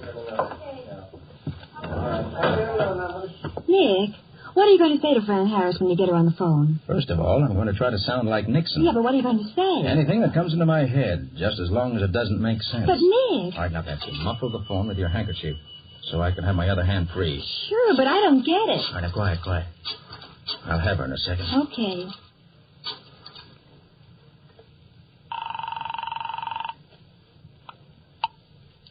Hello. Oh, hello, Miss Harris. Yes, who's this? This is the Cranston Pharmaceutical Company calling the time of day. Is this the Kermis of Excellence? What's that? Hey, why the double talk? Hey, quiet, Patsy. I don't think you do you, Miss Harris? Well, please understand the way it means, or at least. I'm going to say it again the twice time when you went inside the office. You did. You didn't get that? And he did. I'm afraid I don't understand. Well, I wouldn't if I were the type that you. It's perfectly ridiculous. Isn't the time I went in there? We should at least, because listening is understanding, which is a sensible way, isn't it? You have the wrong number. Goodbye. Ah, she hung up. Nick, what were you tapping your ring against the phone for all the time you were talking? That was part of the interview. Come on. Fran Harris will be shooting out of her office any minute. We've got to be in the car ready to follow her.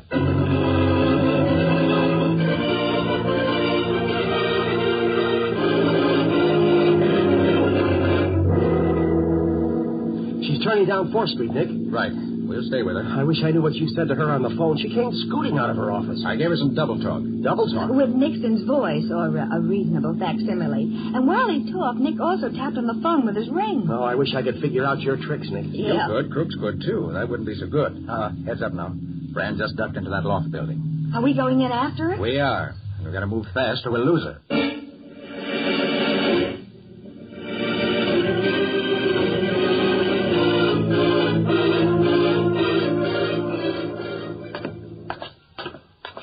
I can hear her, Nick.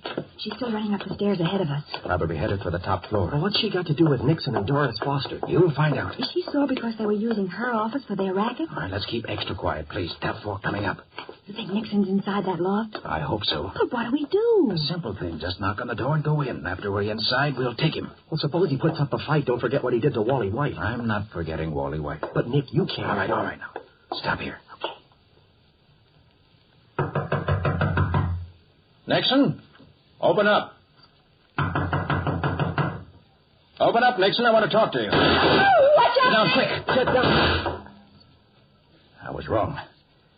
There's going to be a fight. And maybe another murder.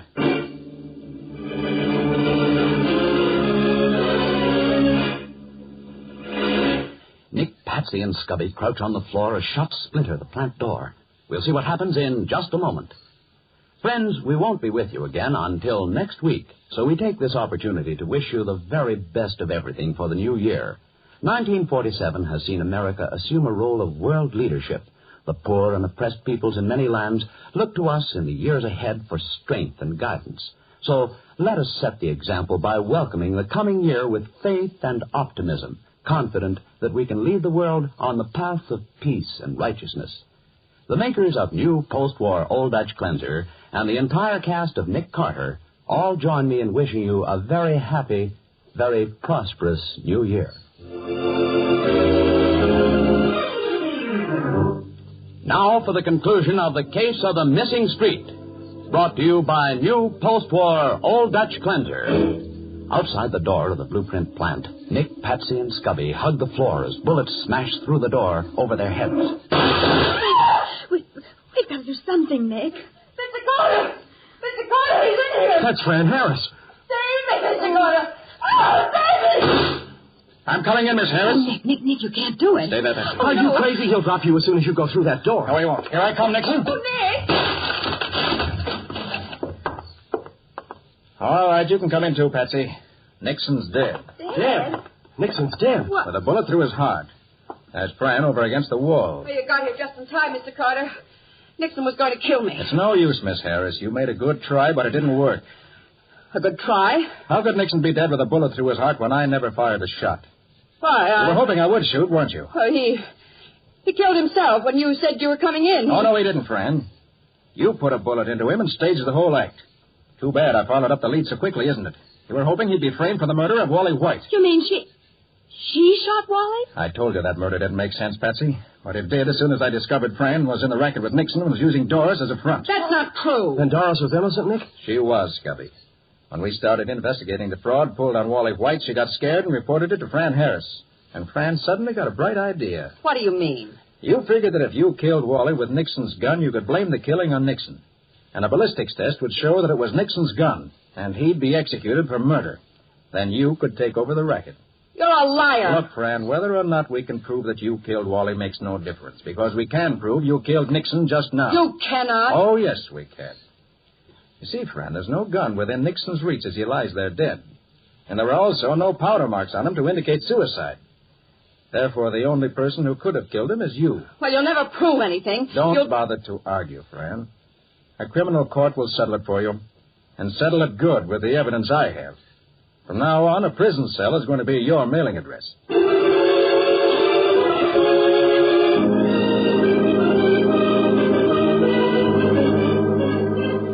Nick, there are a couple of points. About what, Bessie? Well, you say Fran Harris and Nixon worked this racket together. That's right. Then you mean that whenever Nixon started this racket in a new city, Fran went on ahead and rented an office so he could have a mailing address? Sure. She also hired a girl to work for her as a stenographer. The girl, of course, knew nothing about the racket. She just knew that she worked for Fran. Uh-huh. Yeah, but how did you figure out the tie-up between Fran and Nixon? Why, the minute I heard that wire recording, I knew that they were working together. But she didn't say anything, Nick. She didn't. But her typewriter said plenty. Her typewriter? Mm-hmm. She was typing in code all the time she was talking. In code? That's right. What? She and Nixon had it worked out for emergencies. She was afraid someone might be listening outside, so she tapped out a message on her typewriter in international code. Nick Carter snooping around. Play dumb and go back to the plant. So that's how Nixon knew Scubby was tailing him. Correct. And that's how you got her to lead us to the plant. While you were talking double talk to her, you were also tapping a message to her with your ring. Right again. Oh. All I said was, Nixon calling. Emergency. Come to plant immediately. And when she heard us outside the loft door, she realized she'd been followed. Exactly. And she tried her last desperate trick. She killed Nixon and then fired a few more shots and pretended she was an innocent victim about to be murdered. Yeah, but you didn't fall for it, which finished the case. No, not quite. We've got to go around to the hospital and see Wally White. Oh. Got a present for Jean? No, but I've got a reward for Wally. Huh? The Justice Department was offering $1,000 for information leading to the arrest of Nixon. And I'm seeing to it that Wally collects. Oh, that's swell. He lost money on a missing street. But now he's going to collect on a missing crook.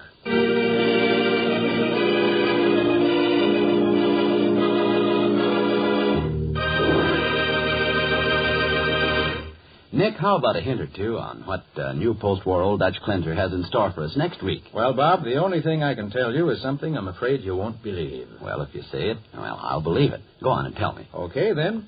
It's the story of a man who was shot and killed by a stained glass window. Killed by a...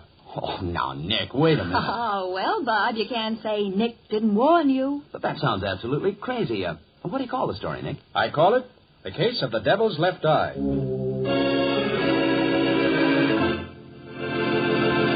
Attention, homemakers. Now you don't need a mixing bowl to color margarine. The sensational new Del Rich Easy Color Pack margarine ends mixing bowl mess.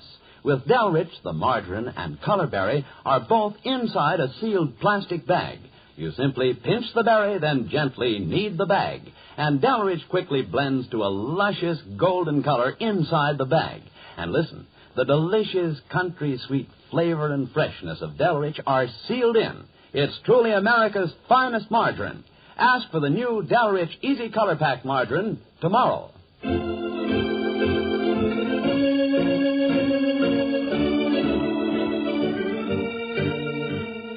Nick Carter, Master Detective, is presented each week at this time by the Cudahy Packing Company. It is produced and directed by Jock McGregor and is copyrighted by Street and Smith Publications Incorporated. Charlotte Manson is featured as Patsy. Today's script was written by Alfred Bester. Original music is played by Henry Silverne. This program is fictional, and any resemblance to actual persons living or dead is purely coincidental. This is Bob Martin saying, when minutes count, use new post-war Old Dutch cleanser.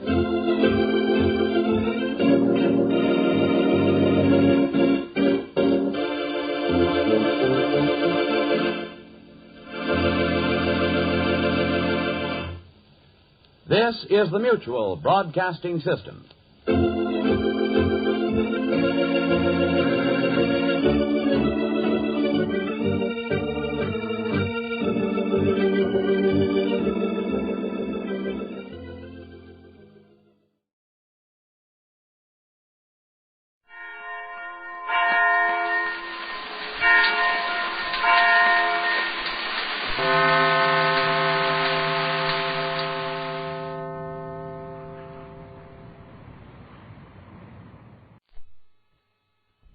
Wheaties presents Night Beat.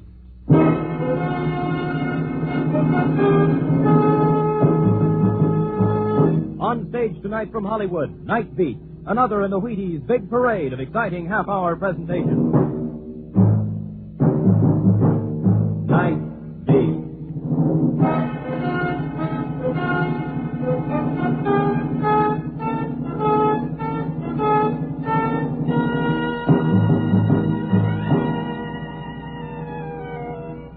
Hi, this is Randy Stone.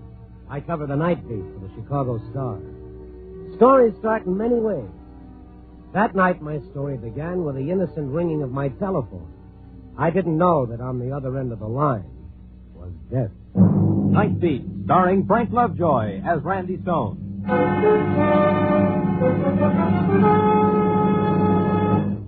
When you get up and stretch and find your way to the kitchen tomorrow, reach for the Wheaties.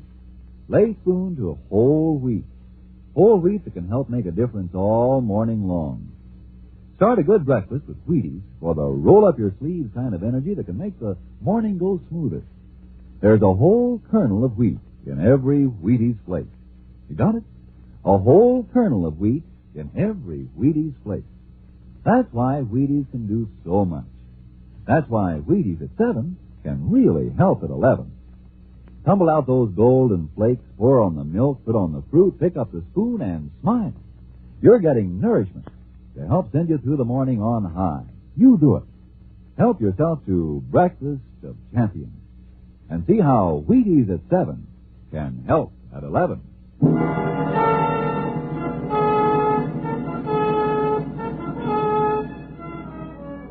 It was my night off. I locked the door, pulled down the window shades of my $6-a-week ivory tower, and took the cork from a bottle of, Mother Jones' soothing stomach syrup, and reached for, you should pardon the expression, a book. Oh, what the heck, a lot of people read books. School children, for instance. Tonight, some other poor sucker was walking the Night Beat, and as far as I was concerned, the whole world could take a walk. But as it turned out, the joke was on me. The world took a walk, all right into my snug little ivory tower. It began modestly enough with the ringing of my telephone. Yeah? Randy, this is Matt Cummel. Where have you been? Oh, look, Mr. Editor, I'm on my own time. I called every redhead in town. I called every bar and grill. I called the police station, the county hospital, the morgue. Where have you been? Well, you found me, Matt, at home. Oh, that's great. That's great. You'll never guess who's looking for you. Okay, I'll never guess. Mr. D. Stout's come to town. Edward de Stout, our distinguished publisher? That's right. He wants to talk to you about that Night Beat stint of yours. What about it? Well, he's got some ideas. Maybe he wants to expand it into a column. He's only going to be in town till tonight, so he wants you to phone him right away. Hand over 23820. You got it? Yeah, what are we calling him this season? Father of the Waters, Star of Stars, or just plain Bill? Randy, call him right away. It sounded important. Okay. Come on. Good evening, Mr. Stout. Your humble servant, Mr. Stout. Now drop dead, Mr. Stout. Jerry's on that garage. Garage, is this, Andover 23820? No, this is 30829. You must have dialed wrong. Yeah, okay, I'm sorry. 23820. Busy. Well, I'd have to try again in a couple of seconds, so I didn't even bother putting the receiver back on the hook. And from that little thing, it all began. I started thinking, isn't it funny how by just missing one number on the dial, instead of getting a millionaire publisher with ulcers, I got Jerry's all-night garage? What would have happened if I dialed 7 instead of 9? Then who would have answered the phone? It was a strange thought. Through this little dial, the whole city was at my fingertips. I remembered reading somewhere that there were 6 million telephone combinations on one dial. Then on the spur of the moment, I did a dumb thing. I spun the dial 7 times in rapid succession without even looking at the numbers. And the phone started ringing. I had a connection. Where was it ringing? Who had destiny chosen to get my call? Some frowsy little gal crying her eyes out in the back bedroom? A dozing night watchman in an office closed for the night? Was my call interrupting a family brawl in some dark flat on the north side? Was it breaking up the sleep of some poor guy working a night shift? Well, wherever it was ringing, there was no answer. So I tried dialing the scout's number again. I thought, what a swell idea for a column. The whole city at your fingertips. Still busy. So, again, just for the fun of it, and without looking at the phone, I dialed 7 times.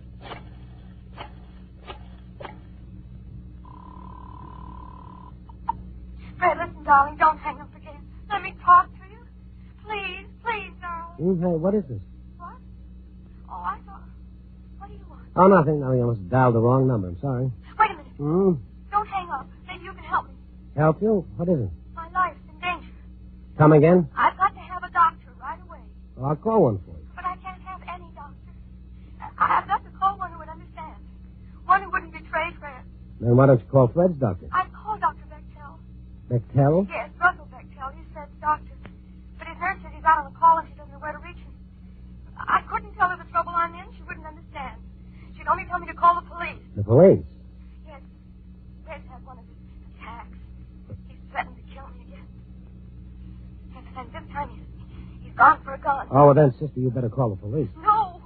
They put Fred away for good, and I couldn't stand that. I'd rather be dead. I get it. You don't believe me? Oh, you catch on fast. Who put you up to it, honey? Sounds like the boys on the police beat. Listen, you've got to believe. Does it say so in the Constitution? Look, I'm pretty busy. Please, you've got to. You've just got to. You've got to. Wait a minute. How could this be a gag? You didn't call me. I called you. I swear I'm telling you the truth. You've just got to believe me. It's my only chance. Keep talking. Look, I don't know who you are or how you happen to call this number, but if you don't help me, I'm finished. All Fred needs is a doctor, one we can depend on. Fred's been sick for a long time. When he gets these spells, he temporarily goes out of his mind. And Dr. Bechtel can always snap him out of it. Well, we'll call him. But I told you I can't reach Dr. Bechtel. Well... Oh, you must believe me. And you've got to promise not to call the police. What are you talking about? If your life's really in danger, of course I'll call the police. All right, then just forget the whole thing. Goodbye. Wait a minute. Don't hang up. Just give me a chance to catch my breath, will you? Now, let me see. Yes? Well, okay, you sound like a good kid. Maybe I can get you to a doctor. My doctor, Lawrence Blair. Will he do as I say? Yeah, but I better be able to tell him a few things about this, or he'll just tell me to go to bed with an ice bag and a couple of aspirins. Just who is this guy, Fred? He's my husband, Fred Schwery. He threatened to kill you? Yes, as soon as he returns. Why don't you get out of the house before he returns? Not in my house. Oh? We were out driving when he got this spell. Oh, it was terrible. Terrible. All right, now try to relax. Now tell me about it. We started accusing him of not loving him anymore. And he threatened me like a madman. Yeah? Then he drove me to the studio and locked me in. Said he was going for a gun to kill me. Where is this studio? I'm not sure. I didn't watch closely. I was pleading with him all that time. Oh, fine. That makes it dandy. I never knew about the studio. He's a commercial artist. I guess he came here to work. See, we've only been married for 3 months. Well, aren't there any windows you can break through and get out? No, it's on the 8th floor. What about the fire escape? It's at the end of the building. I've pounded on the door and tried to get help, but no one's come.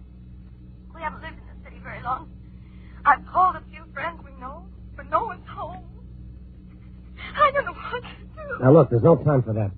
I'm going to get my doctor over to you. I got to know where you are. Now, you go and look out the window for any identifying landmarks that would help us find you. All right. But please don't hang No, up. I won't hang up. Now, go on. Step on it. Well, I waited for her to return. I opened my collar and I loosened my tie. What had I gotten into? Me? Nothing. But what about that poor kid? Why wasn't she back on that phone? Where was she? Come on, lady. Where was she? And then she was back. Hello? Yeah. Oh, I was so afraid you'd hung up. Well, now do you have any idea where you are? Well, there's a big warehouse directly across from this building. Yeah. About a block radio tower. What else? Well, there's just the usual apartment buildings along the street. But on the corner, there's a large supermarket. A supermarket? Anything else? Yes, there's a park a few blocks away. Looks like Lincoln Park. And the building you're in now, can you tell me anything about it? It's white brick. And there are 2 more floors above it. All right, okay, we'll be able to find you. I'll call my doctor right away. He knows the city better than the guys who built it. He'll find you. And I'm going to stay right here at this phone. If anything goes wrong, I want you to call me right away. You understand? Yes, I will. My number is Butterfield 13003. Have you got that? Butterfield 13003. That's right. But remember now, I'm depending on you not to call the police. Yeah. Mm-hmm. Because if you do, I'll deny everything. Maybe that sounds crazy, but you don't know how much I love Fred. How wonderful he is when he's well. Yeah, well, kid, nothing sounds crazy to me anymore. I'm even ready for that thing about the strokes. Now, don't forget to call me right back if you need me. I'll call my doctor right away. All right.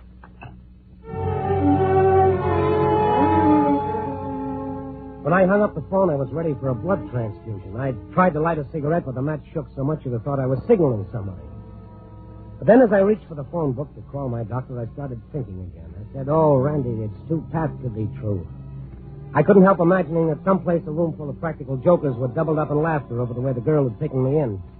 But how could that be when I called her? Well, just the same, I'd better check. She said her doctor was Russell Bechtel. Before I called my doc, I'd call this fellow Bechtel just to make sure. I found his number in the book.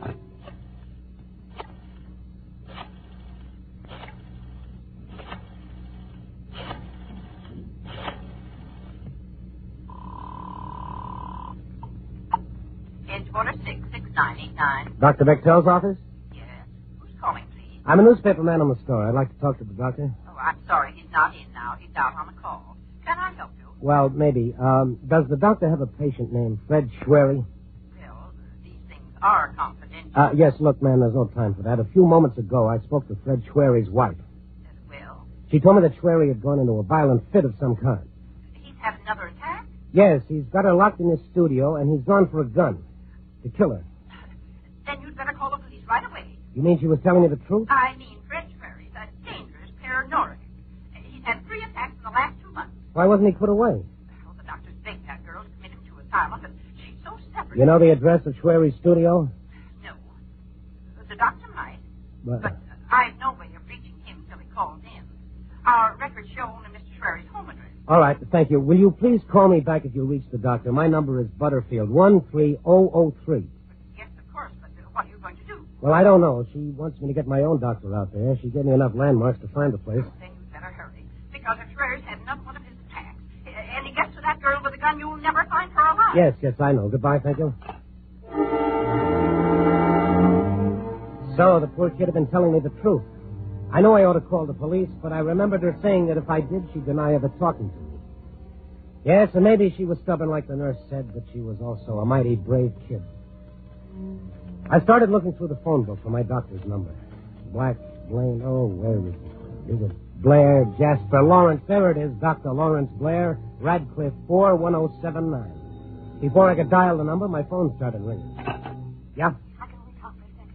I was looking down. I just saw Fred drive up in the car. It's too late for the doctor. Yeah, but not for the police. I'll call him right away. No, you can't. But don't you see your life is in danger? If he's insane, he's got to be restrained. Oh, please give me a little time to try to handle it my way. No, I refuse to. Then I'll tell Fred the police are coming for him. Give him a chance to get away. But you don't understand. I only understand that I love Fred.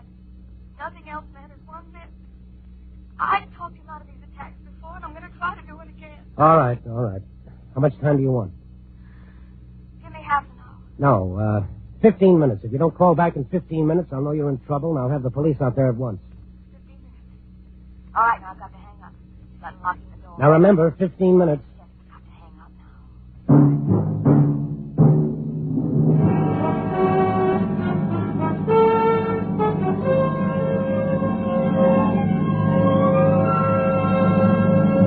General Mills is bringing you Night Beat, starring Frank Lovejoy as Randy Stone. Salesmen can sell better, farmers can farm better, housewives can housewife better on a better breakfast. Sure, and sure as you start with Wheaties, you're going to have a good start to a better breakfast. Yup, whatever you do, whatever your job, do it better, smoother, easier with Wheaties to Health.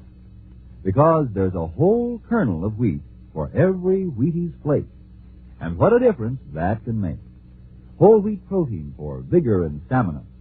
Whole wheat vitamins and minerals for vitality. Naturally, it makes a difference. Naturally, you should feel a bright and pleasing difference in your morning with whole wheat Wheaties tucked inside. Have some and see. You'll enjoy yourself, too. They're good to get up to, these golden flakes. Crisp, you know, not sweet. Fill those breakfast bowls with Wheaties, pour on the milk, put on the fruit, and eat happy. Yes, eat happy and work happy. It's likely to be a brighter morning when you've had your Wheaties. Thousands of people think so, too. Get up and go, folks, people with things to do and places to go. They're getting breakfast of champions in the morning. Are you? Get yours. Starting tomorrow, see how Wheaties at 7 can help at 11. Wheaties, breakfast of champions.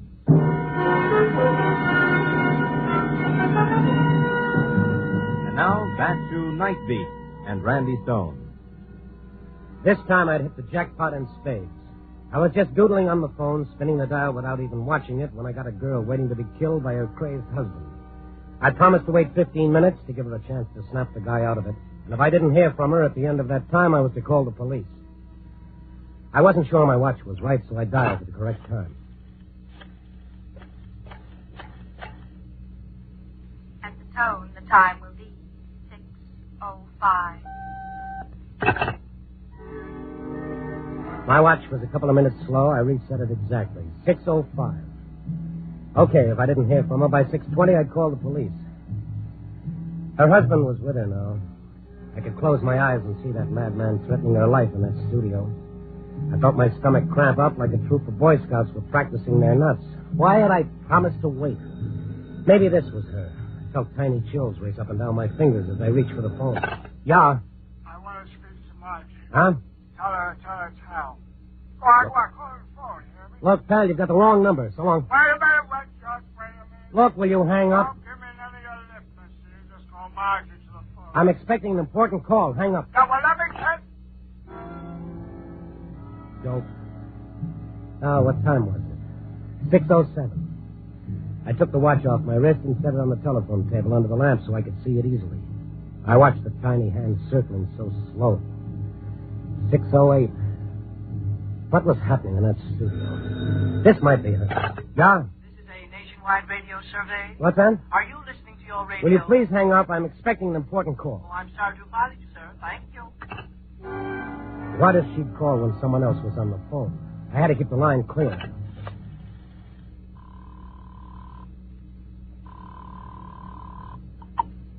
Operator? Operator, I'm expecting a very important call during the next 10 minutes, and I don't want to receive any other calls. Can you help me? Is the call you're expecting long distance, sir? No, it's local. It would be impossible to block out your line for local calls, sir, because then the call you're waiting for would be unable to come through. Oh, yes, I hadn't thought of that. Thank you. Bye. 6:09. Had only 1 minute gone by. I could feel my nerves tightening up like someone was turning a screw. She should be calling soon. What was happening to her? Miss Swearing? I want to speak to Margie. Didn't I tell you you've got the wrong number? Now get off the line and stay off. I got the right number, all right, smart guy. You just put my telephone, you hear me? You tell us how. Why doesn't that bum stop calling? Why didn't he stop? Oh, okay. Come on, relax, kid. Relax. 6:12. Why had I promised to wait? I should be calling the cops right now.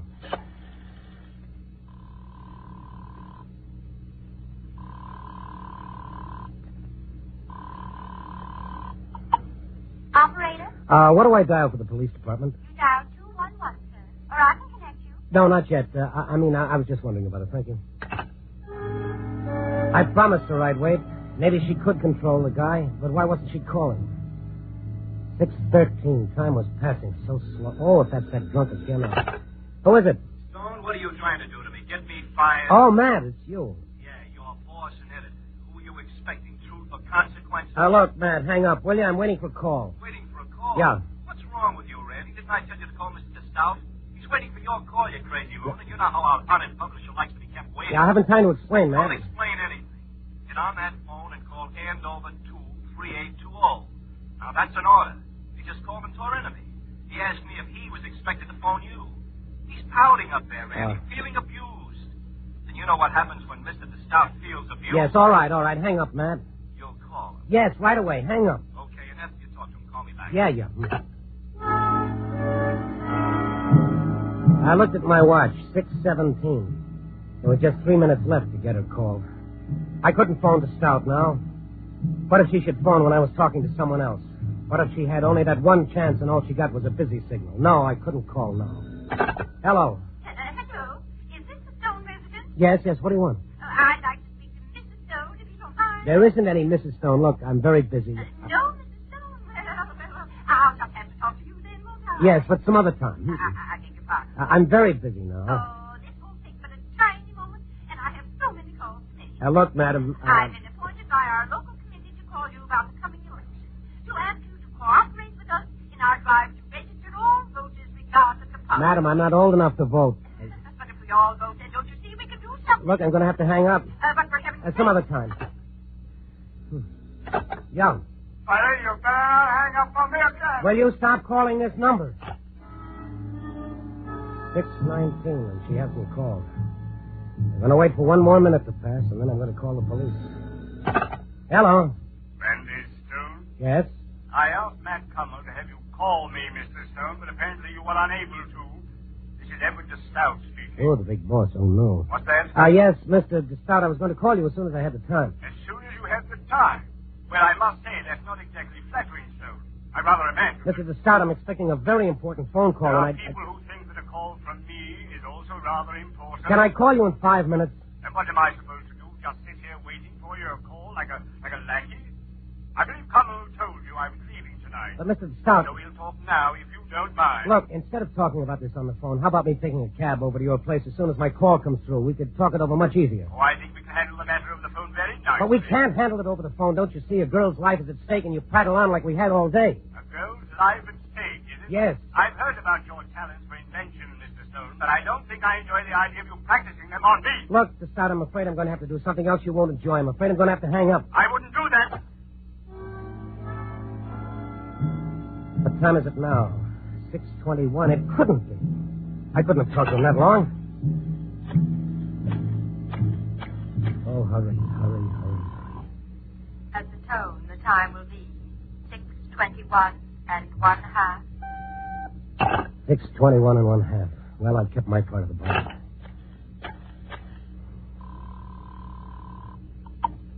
Police Department, Sergeant Harris speaking. Oh, Harris, this is Randy Stone. Listen to me closely. We don't have any time to lose. What's up, kid? You better send out an all-points alarm on this. It's got to be fast. Hey, slow down. I can't understand you. Look, a while ago I spoke to a girl on the phone. She told me her life was in danger. She was locked in the studio and her husband was coming there to kill her. Easy. I gotta write this down. We got to move fast and we're not going to make it. Go on. This husband of hers, he's insane. He became violent. How long ago did you talk to this dame? 15 minutes ago. Why don't you call us right away? I'll tell you all about it later. We got to get to her. What's the address of this studio? I don't know her address. It's the first time I ever spoke to her. Stone, you can drink it. No, I'm telling you the truth. So how are we supposed to find her? Well, she gave me a landmark she saw from her window. She gave me enough so you guys can get right to her. All right. What are they? All right, now let me see. She said her window looks right out on the blank walls of a warehouse. Whose warehouse? Well, she didn't say. Oh, that's a big hit. Next. Well, she could see the tower of a radio station about a block away. Could she make out the call letters of the station? No. That's no good. What else? What do you mean, no good? How many stations you got on your radio, Stone? What else? Well, there's a supermarket down the street, a big supermarket. Supermarkets are all over the place. Yeah, but this one's near Lincoln Park. What does that mean? The whole north side's near Lincoln Park. What else? Nothing else. You add all those things up, it's got to lead you somewhere. Yeah, we can find her all right in 3 or 4 hours. But that's no good. In fact, she hasn't called back and she's in trouble. If you don't get there right away, it'll be too late. Hey, wait. What? Why, we're a couple of dopes. What do you mean? She called you, would you call her? I called her. Okay, we're in business. Huh? We'll have a squad car out to that studio in 3 minutes. I don't get it. You call her, don't you see? Huh? All you got to do is give us her phone number, and through the phone company, we can trace down her address in 30 seconds. What number did you call? What number did I call? Come on, Stone, come on. We've got to move. But I don't know what number I called. I didn't even look at the dial. Come on, Stone, speak up. What number did you call? I don't know what number I called. You don't know? Don't you understand? I don't know. I'll never know. What? I was doodling with the phone, and she answered. Oh, well, I guess we'll just have to try to find her with the information you gave us. That's going to take a long time, but there's nothing else we can do, huh, Stone? Well, there's 6 million combinations on a dial. No, there's nothing else we can do.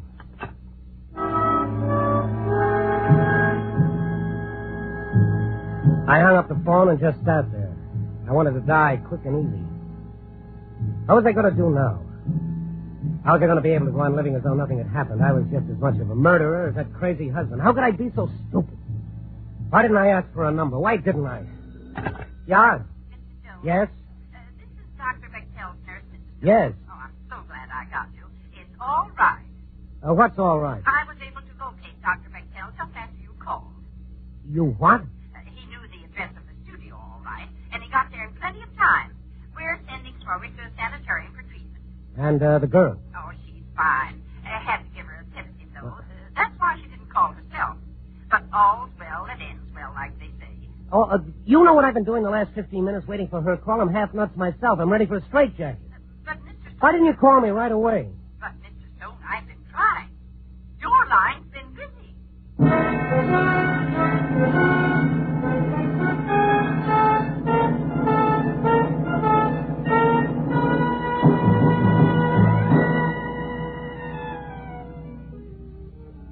Yeah, that's what's called learning a lesson the hard way. The lesson being that Ivory Towers went the way of hoop skirts and 60-cent steaks. No, there's no escaping from the world. We're all tied together, for better or worse, whether we like it or not. And no matter how well you lock your windows and bar your door, the dreams and the fears and the hopes of all your fellow men are still no farther away than your fingertips. Oh, no, I won't answer. No, I can't. Oh, well, let's see this.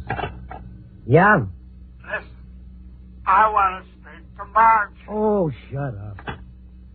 Oh, you know something? Next month I may decide not to pay my phone bill. Copy... Oh, no, what am I doing?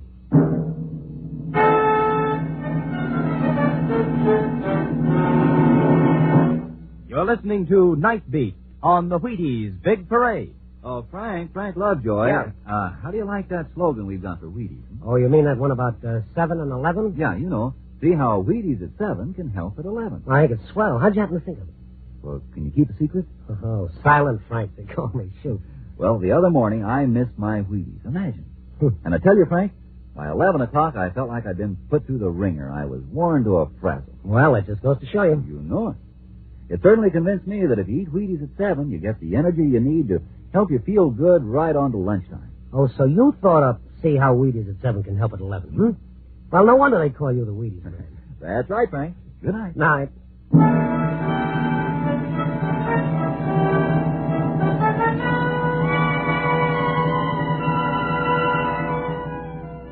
Night Beat, starring Frank Lovejoy, is produced and directed by Warren Lewis and written by Larry Marcus with music by Frank Worth. The part of the girl was played by Lorene Tuttle. Others in tonight's cast were Catherine Card, Barbara Dupar, Bill Lally, Peter Leeds, and Jay Novello. Frank Lovejoy will next be seen in Milton Sperling's production Three Secrets, released by Warner Brothers.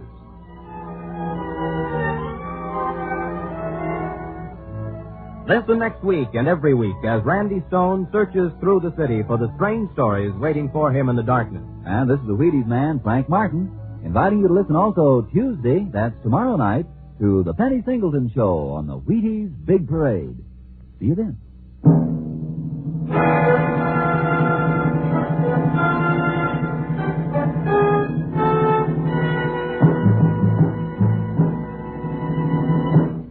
Night Beat came to you from Hollywood.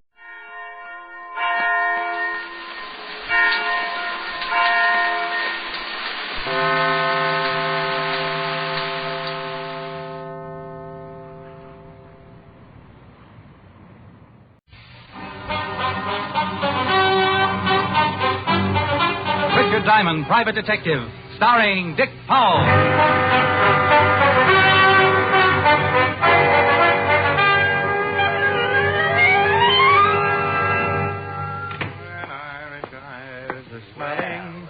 Richard Diamond, the smiling gumshoe. Well, if it ain't Sergeant Otis, the laughing hyena. The lieutenant in? Yeah, go on in and spoil his afternoon. You know, Otis, I think you've got the kindest, most wonderful face in the whole wide world. You do? Absolutely. But I do wish you'd do me a favor. For sure, anything. Stop wearing it upside down. Hello, Walt. Hello, Rick. Sit down. Oh, thanks. What's doing? Want a sandwich? I'll take some of that coffee. Sure. Something on your mind, Rick? No, just got tired of sitting around the office. No business? Not in a week. Got any sugar? Oh, yeah. I forgot. Here. Yeah, Otis? Lieutenant, I got some guy on the phone who won't give me his name. Says he wants to talk to you. Matter of life and death. Okay, put him on. Right. Homicide, Lieutenant Levinson. I'm going to say this once, so listen carefully. Tonight, somewhere in New York City, I'm going to kill a man, and there's nothing you can do about it. What?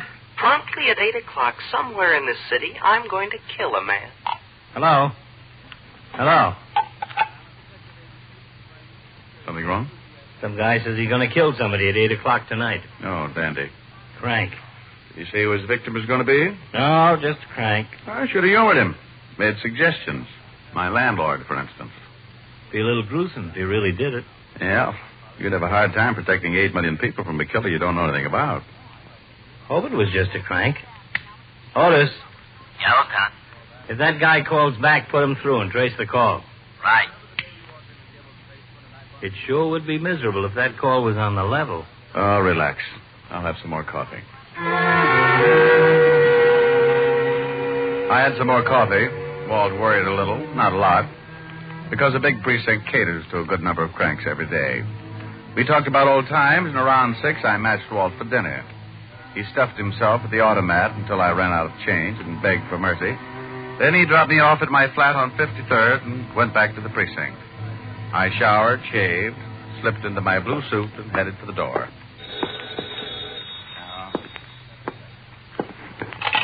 Yeah? Do me a favor, will you, Rick? You gotta stop stuffing yourself, Walt. You sound like you got indigestion. I'm down at the morgue. Meet me here, please. Oh, now look, I got a date with a live one. I'm in on the start of some trouble. It's liable to grow. That guy who called made good. He stabbed a man to death on Broadway at 8 o'clock.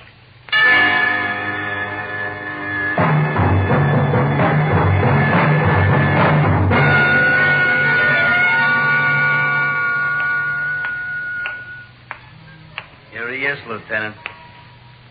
Hello, Walt. Hi, Rick. Thanks for coming down. Okay, Hal. Who is he? Or, who was he? Brother identified him. Abraham Weiss. Stabbed in the heart from behind with a long, thin instrument. On Broadway at 8 o'clock. That's right. A dozen people saw him stagger to the curb and fall. Most of them just thought he was drunk. You think your boy on the phone did it? 8 o'clock, right on the nose. Whoever did it must have walked up behind him, jabbed him just below the left shoulder blade, and kept on walking. What do you want me for, Walt? If this guy on the phone did kill Abraham Weiss and we can't find a motive, it's a little more than a simple killing. We may be mixed up with a madman. Oh, so I qualify in that league. You're one of the few guys who really is interested in criminal psychology. No, I think it's the answer. You can't stop something unless you know the cause. So you give me a hand, Rick?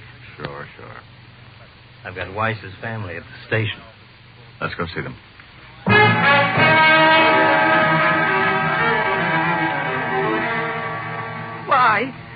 Why, Lieutenant? Why did this happen to Abe? That's what we're going to try and find out, Mrs. Weiss. We were hoping you might help us. Oh, he didn't have any enemies. He was a good man. We have 3 children. I left them with Mrs. Bellotti, my neighbor. It's going to be hard on them. You're sure your husband didn't know it? No. He didn't have any enemies. He was a good husband and a good father. Everybody liked him. But only last week, Mrs. Dowd up the street from us.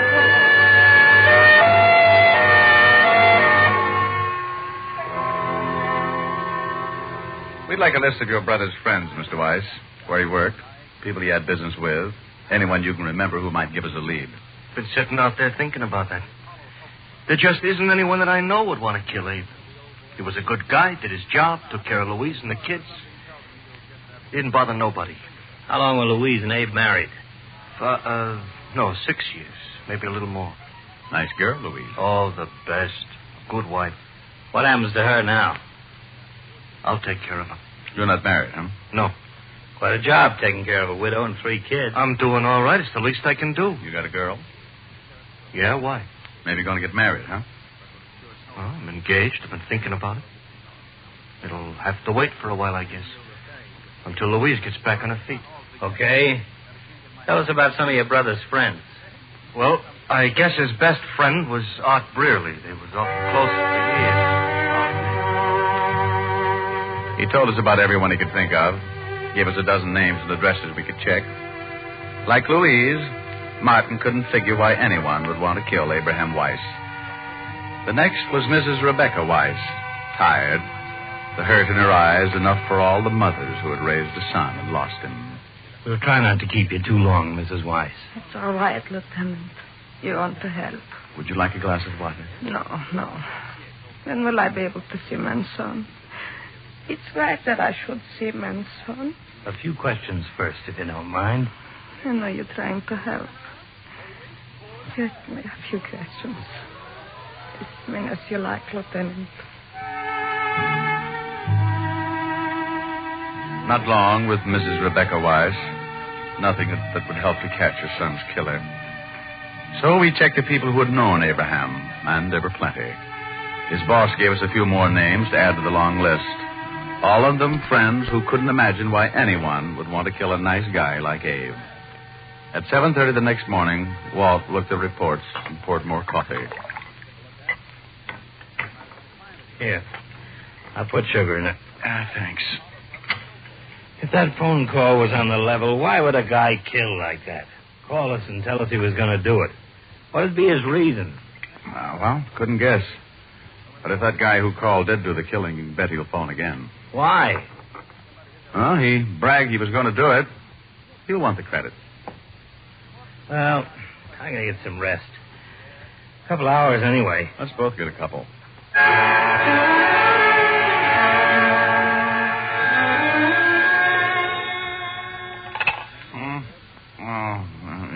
Yeah? Sorry. That doesn't matter. Lousy dream. What time is it? 5 o'clock. Oh, I died, didn't I? Our boy called again. Oh? You trace it? Phone booth in Grand Central. What do you have to say? Not much. Wanted to know how we liked his handiwork. What's a good answer to that one? Well, I said a few things, but I guess he figured we weren't satisfied, so he promised he'd kill somebody else tonight.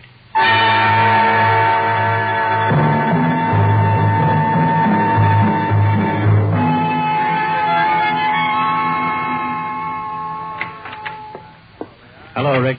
Seen the papers? No. Here. Fiend terrorizes city. Unknown killer murders at will. Police baffled. Everybody's on my back. Exactly. What did he say? You want to hear? I made a recording. Let's hear it.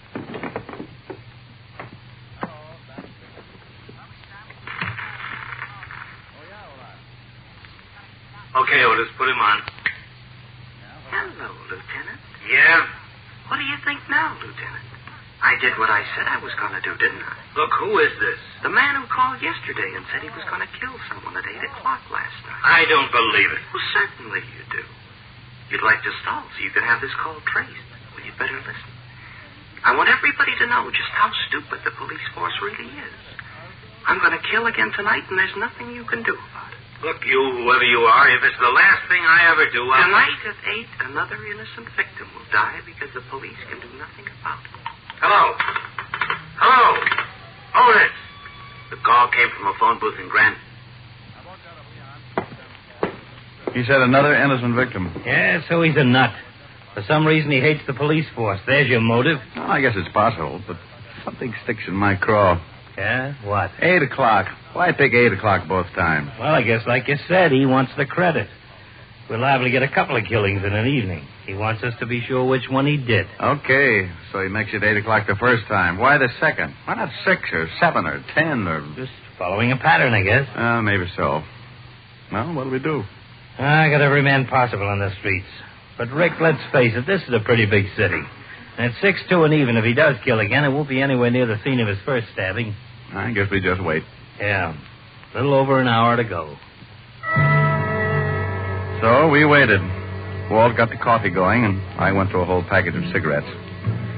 Somewhere in the middle of New York, probably on a crowded street, a man was walking, waiting like we were for 8 o'clock, waiting to stab someone through the heart, waiting for 8 o'clock. More coffee? No. Give me a cigarette. You don't smoke. Want a bet? Here. Got a match? Got a lighter. This is no good. Yeah? Let's go. Where to? Entrance to Madison Square Garden. Man stabbed to death in the crowd going into the fights. Right at 8 o'clock.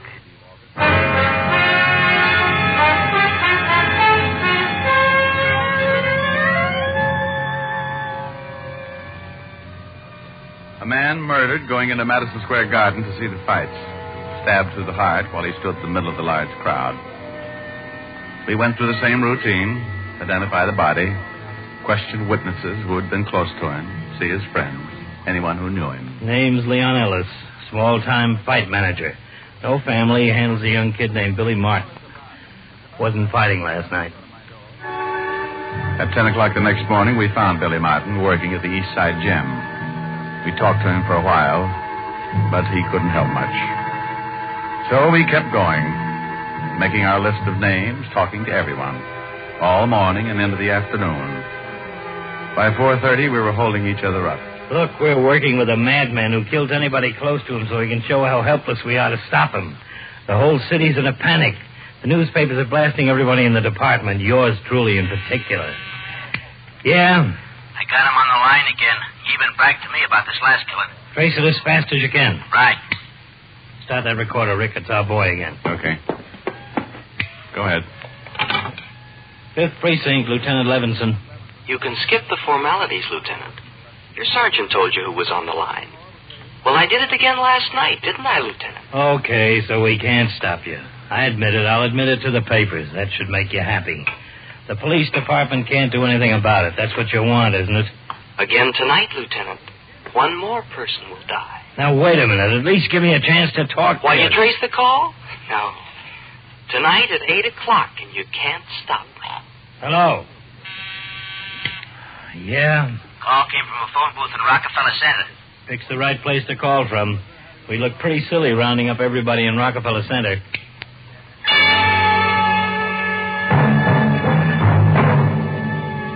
Walt looked sick, and I felt it. What could we do? We knew nothing about our killer or where he'd strike next. Walt called in the reporters and gave them the story. The papers would blast the department, but it was the best way to warn the public to stay off the streets. The department was alerted, radio stations were given bulletins to broadcast, and Walt and I climbed into a prowl car and started cruising. At 8:05, it came in. Attention, all units in the vicinity of Zone 12. A 211 in front of 415 West 64th. 415 Williams 64. Ambulance, dead body. Car 73, come in, please. 7-3, go ahead. 211 at 415 West 64 is a stabbing, Lieutenant. Roger. That's it, Rick.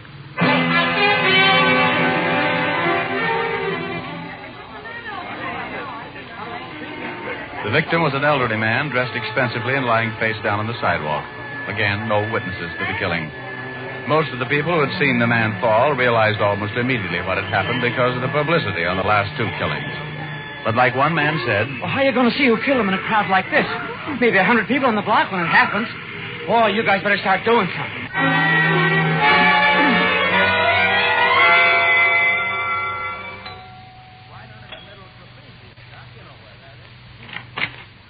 Yes, sir?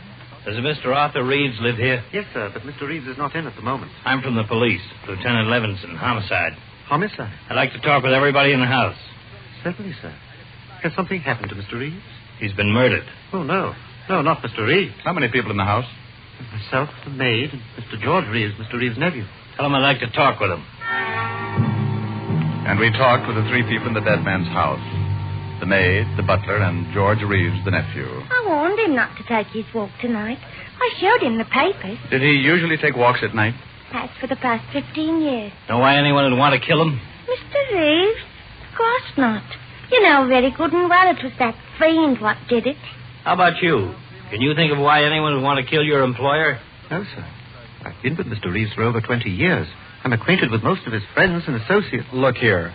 I can assure you that my uncle knew no one who would want to kill him. You're his nephew? That's right. Your uncle took walks every night? Yes, every night. Now, if you don't mind, we'd like you all to come down to the station to make statements.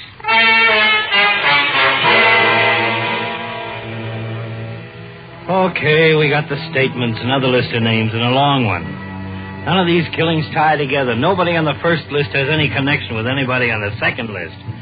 Let's face it, if that madman calls again, we can't stop him. Oh, take it easy. Well, can we? I want to talk to the maid, the butler, and the nephew again. Why? It's just the same as all the others. I want to talk to them, okay? I'm sorry. Getting jumpy. No, you're tired. So am I. Otis, send in the maid. What are you doing? Fixing the recorder. I may want to listen to it again. So we again talked to the maid, then the butler, then the nephew, and the tape recorder picked up everything they said, and it sounded very much like everything everybody else had said after the first two killings. Walt let them go home and went up to talk to the commissioner. When he came back, he looked pretty discouraged. I'm sure on the griddle. Salvador, turn in my badge. I want you to listen to something. Oh, sure. I've cut out sections of tape, stuck them together. Mr. Reeves took walks every night after dinner, and dinner was always at 7? That's right. Then he always left sometimes close to 8? Yes, 7:30 or 7:45. He was never gone more than half an hour? No.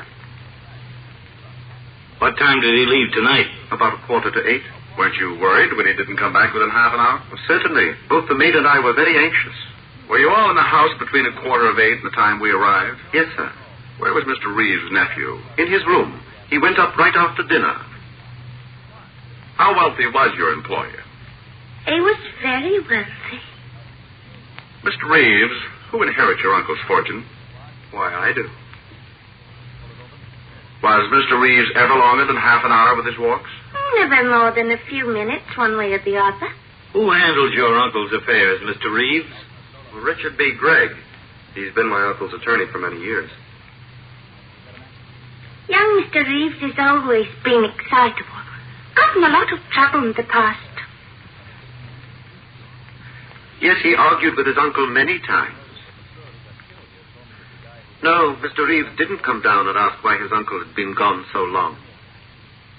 Certainly I worried about my uncle, but I thought he might have stopped along the way for something or other. Okay, so you took out pieces of the testimony and stuck them together. So what? Just this. Every one of these killings have taken place at 8 o'clock.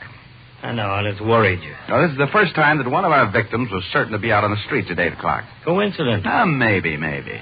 Mr. Reeves was a wealthy man, very wealthy. And the nephew gets his money, and the nephew was in his room at the time of the killing. Who saw him? The butler and the maid both say he was up there. So he climbs out a window. His uncle was killed only 2 blocks from the house. Plenty of time to stab him, get back through the window. You're really reaching out, aren't you? Sure I am. What do you want me to do? Well, the nephew's voice certainly doesn't match the ones we got on the threatening phone calls. So he disguises it. I got an idea. What? Let's put a tail on all 3 of these people anyway. It's not much. It's all we've got so far. I'm going out to check on something.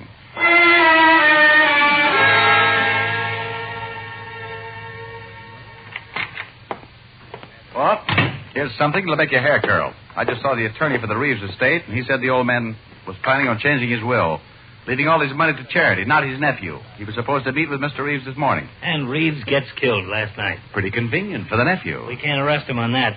No, but it makes a good motive. You think the nephew would kill 2 men and then his uncle, just so it would look like a madman had picked out another innocent victim? You got to admit it'd be pretty clever. There's an understatement. Yeah? He's on the line again, Lieutenant. I'm tracing it. Oh, no. Oh, boy, again. There goes your theory. Hello? You can't do anything, Lieutenant. I've killed 3 men, and you can't stop me. I'm going to kill again tonight at 8. Hello? Was him, all right. Tonight at 8. Rick, we've just got to do... Yeah? Call came from Grand Central again. Okay. Well, what happens to your theory now? Well, he might do it again. Expect you to react just this way. Who's tailing George Reeves? Harrison. When does he report in again? Checks in on the hour. Last time was about 20 minutes ago. 40 minutes to go, huh? No way of contacting him? No. Okay, we wait.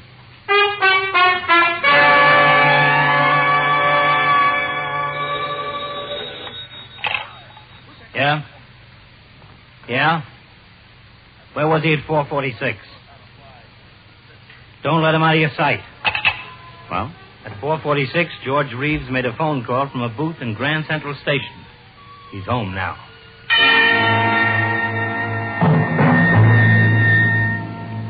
Well, we had something. A motive and a man calling from Grand Central, but not enough to make an arrest.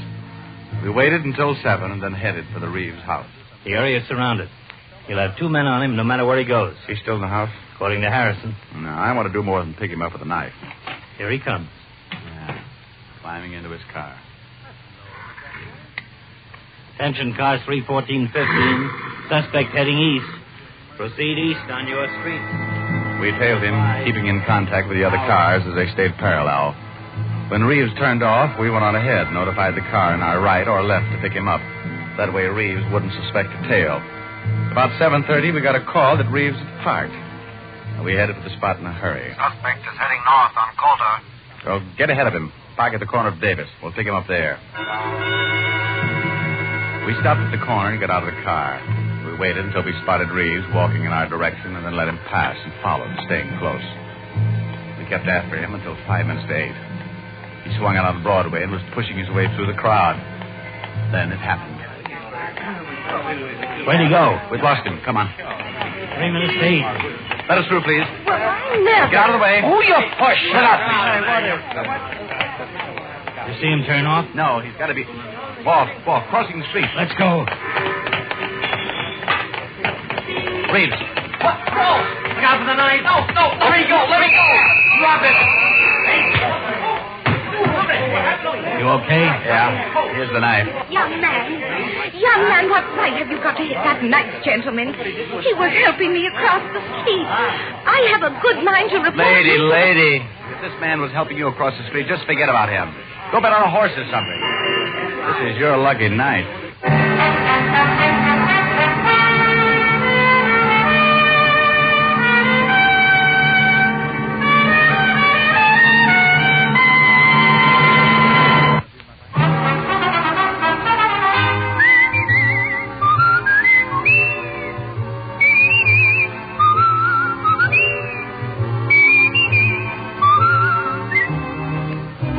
Richard Diamond, Private Detective, stars Dick Powell in the title role and was written by Blake Edwards with music composed and conducted by Frank Worth.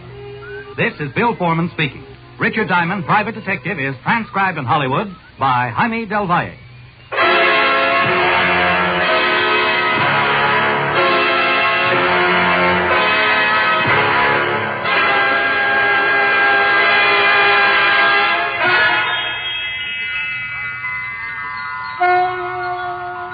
This is the United States Armed Forces Radio and Television Service.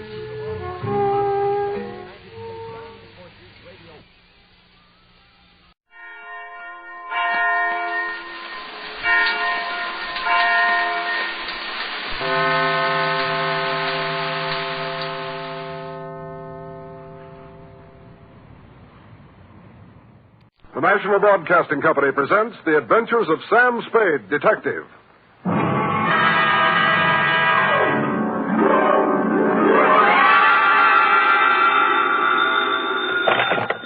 Detective Agency. Hello. Sam? At this hour on this network, you were expecting maybe Mary Margaret McBride? I've been expecting anything, Sam. Well... After all, to have you drop out of sight like that, leaving not a ripple on the surface for 4 whole days. Mr. Livingstone is frantic. Who? Mr. Livingstone, the man you rented the car from. He's ready to send out a search party. Aha! Sammy and Livingstone with a reverse twist. It's no joke, Sam. Nothing, huh? You have no right to worry me like this. It's not fair. Where are you? To the only spot on Earth as yet unvisited by the National Geographic Society, sweetheart, the Vale of Takaloma. And don't try to find it on a map because it isn't. Set yourself for my saga of a crook's tour of the hinterlands with just a touch of mysticism, which is why I call it the Rowdy Dowser caper. All right, Murgatroyd, these will do. Sam, where are you calling from? A tailor shop. I had to leave without my pants.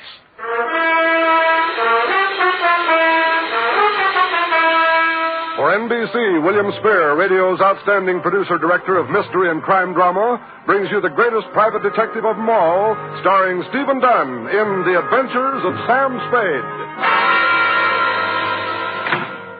Dum-dum-da-da-dum-dum-dum. When you and I were young.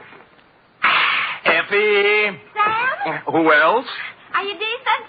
Decent? Well, you said you'd lost your pants, so... Oh! How do they look? Well? Isn't it a little early for Halloween? Ooh, you made a joke. You ready, woman? As always, Sam. Date, fill it in. 2 Constable Ollie Shuttle, North Takaloma, California. From Samuel Spade, license number 1375596. Subject, the Rowdy Dowser caper. Dear Ollie, on Wednesday it was when I returned to my office of a fine spring morning to find a note lying on my desk like a big, juicy piece of cheese in a mousetrap. Quote, Mr. Spade, call North Takaloma 3, unquote. North Takaloma. Where have I... Long distance. North Takaloma 3. Yes, sir. One moment. Would you repeat the number, please? North Takaloma 3. North Takaloma 3. Nice diction. That is North Takaloma? I'm not kidding. Look it up, girl. Look it up. Yes, sir. North Takaloma 3. Well, she must have found it in the book because soon we had encouraging buzzes and clicks. 6 operators later, we had punched our way north to the farm at Slattery Flat. Then we knocked off for lunch, while Slim Slattery repaired the windmill that made the juice for the last lap. At 2:07 p.m., victory was in sight. Yeah? Sam, this is Operator 9 for the 10th time. Oh, fine. How we doing, Millie? Sam, boy, I am actually ringing at North Takaloma 3. Oh, good girl.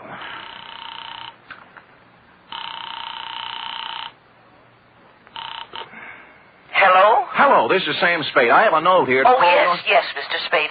You were out of town when I came. Perhaps you remember me. Wendell Wisby of Oak Tree Lane, North Takaloma, California. Wendell? I employed you a year ago to find a girl who vanished. The magician. You made the girl disappear and couldn't bring her back. Correct. Yeah. You may well ask, Mr. Spade, how anything could be worse than that. Well, this is... Oh, there, Wendell. There, boy. Take it easy. I can't talk. I just can't talk about it. Fine. Then write me a nice, long letter. Well, you know, this is a long-distance call, and I... No.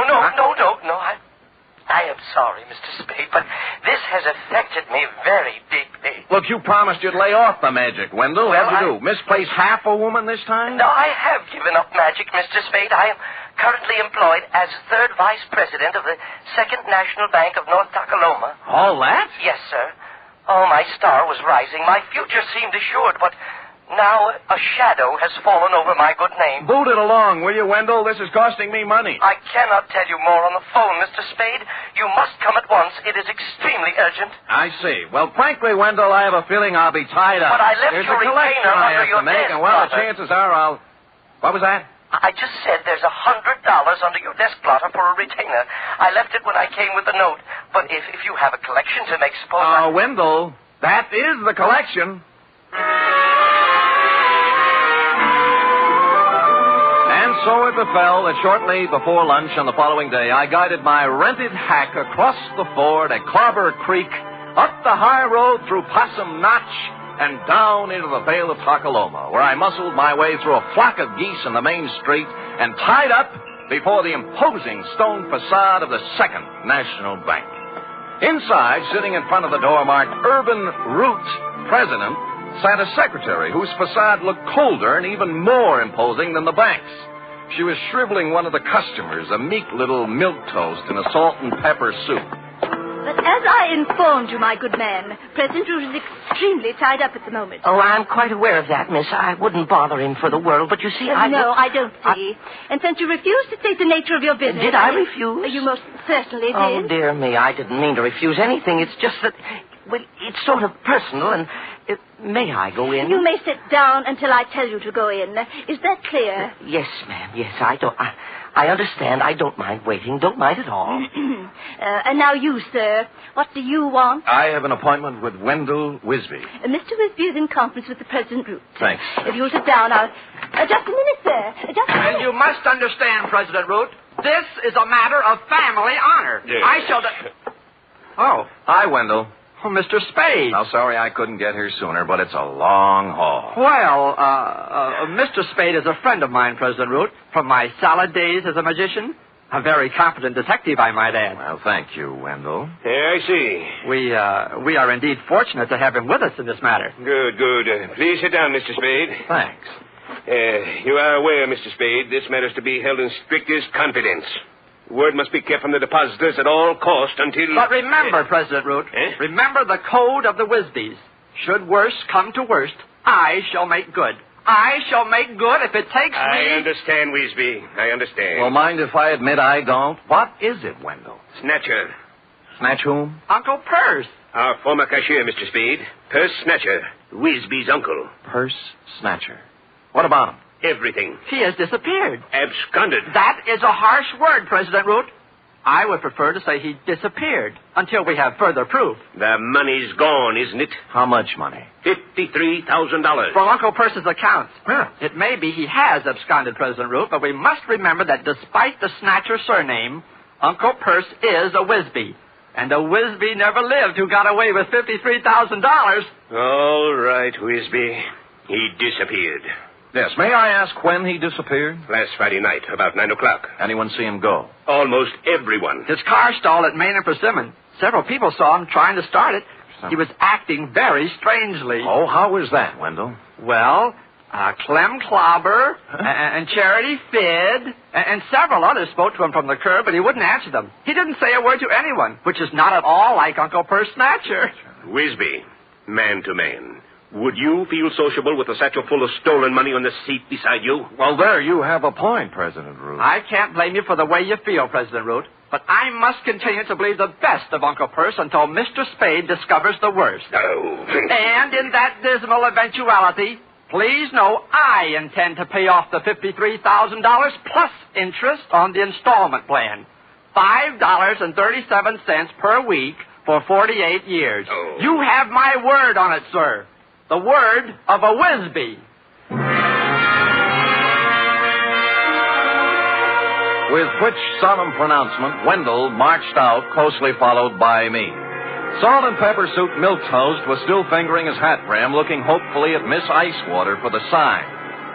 At Wendell's suggestion, I hustled out to the Snatcher homestead for a word with Purse's wife, a timid little woman with her heart in her eyes, known from one end of the valley to the other as Aunt Wistful. I can hardly think straight these days, Mr. Spade. So full of puzzlement this thing has left me. Well, of course, Aunt Wistful. Have another dipper of cider, Mr. Spade. Oh, get down, not you. No thanks, Aunt Wistful. Purse wasn't himself since the well run dry. We had a passel of dry winters here in the valley, you know, but never for this has the well run dry. First didn't know which way to turn. The pipe end's 2 miles down the road. Couldn't afford to bring it in here. I see. He took to muttering to himself, saying strange things. Coming home from his work at the bank with a frown on his face. Stayed there all evening. What do you mean, strange thing? Oh, I don't recollect very well. He brought a law book home one night, though, and out of a clear sky he says to me, "Wistful, honey, do you know the punishment for embezzlement is 5 to 10 years in prison?" I asked what he meant by that, and he said he thought it might be a good thing for a banker to know. Well, he had something there. It was the night after that. He come home all cheerful. Said he thought he'd figured a way out. Found a fellow to help him. Get down. I had no idea what Purse was thinking. What fella? Urban Root, I suppose. Oh. It's Urban's bank he was fixing to steal from. But then I got word from my sister ailing over to Fogarty Grove, so Thursday I left, and when I got back Saturday, he'd gone. Now, did he take his things? Mostly. Funny. He did one strange thing for this time of year. He left his corn teeth behind. Corn teeth, huh?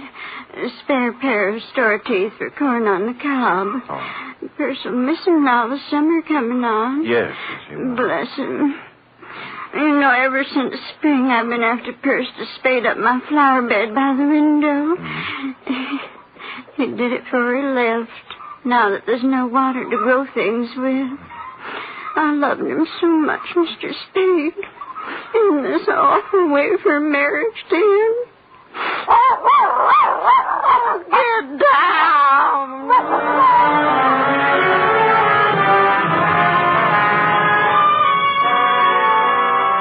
Well, I started at Main and Persimmon Streets and worked south, farm by farm. Everyone seemed to have been sitting on his front stoop Friday night because all remembered Purse Snatcher driving out on the South Road in his 1919 Winton 6. Up to a point, that is. Somewhere between North Takaloma and Fogarty Grove, I ran out of witnesses. And in Piney Crotch, of all places, the town beyond, they could guarantee Purse didn't pass through because the main drag was roped off all Friday night for a square dance. And thus matters stood on the third day when I limped back to the bank.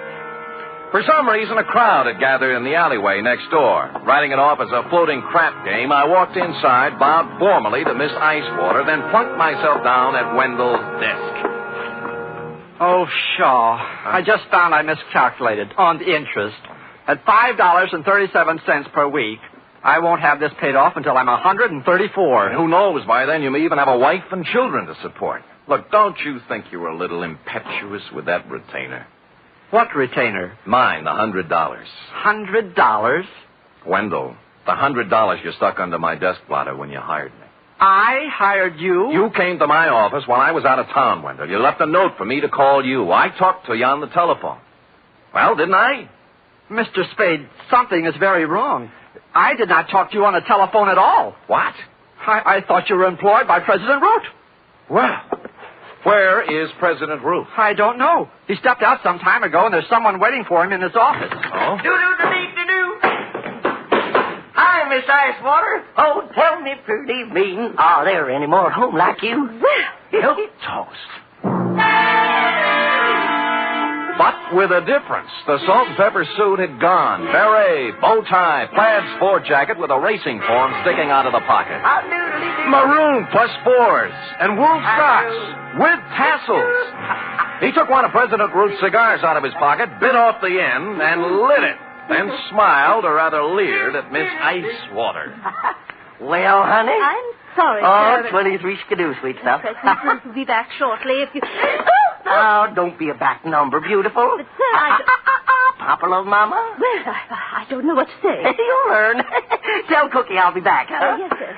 Anything you say. Live a little, baby. Live a little. Toodaloo. Golly. Golly, indeed. Miss Icewater. Hey. Oh. What was that? I don't know his name. A friend of President Root's. He's rather attractive, don't you think?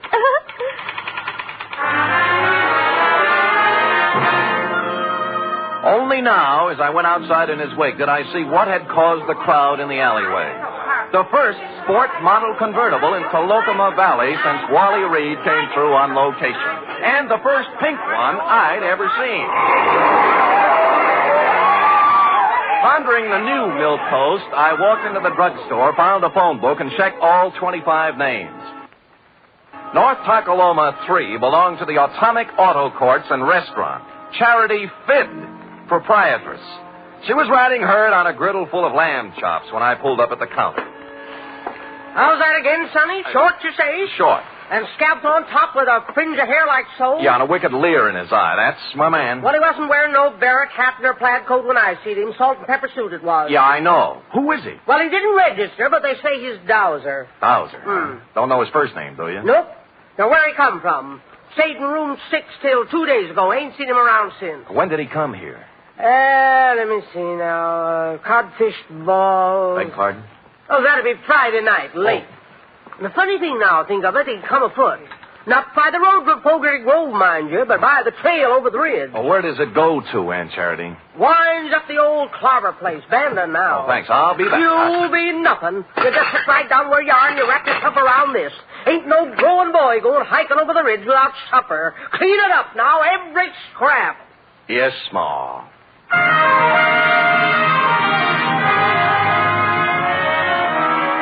It had been dark about 2 hours when, carrying one of Aunt Charity's best coal oil lanterns, I topped the ridge and looked down on Clem Clobber's abandoned barn, nestling in a grove of ancient oaks at the very foot of the hill.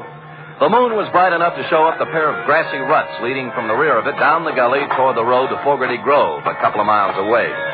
On general principles, I blew out the lantern, then scrambled down the side hill and up to the barn door. I couldn't make out anything inside at first, and then finally something took shape. A dark hulk in the middle of the floor. Stupid me, I lit a match. It was an automobile. To be exact, it was Purse Snatcher's 1919 Winton 6. His hat and the tweed overcoat everyone saw him wearing Friday night were lying across the front seat. I held the match higher and bent over for a closer look, whereupon Spade and the match went out together.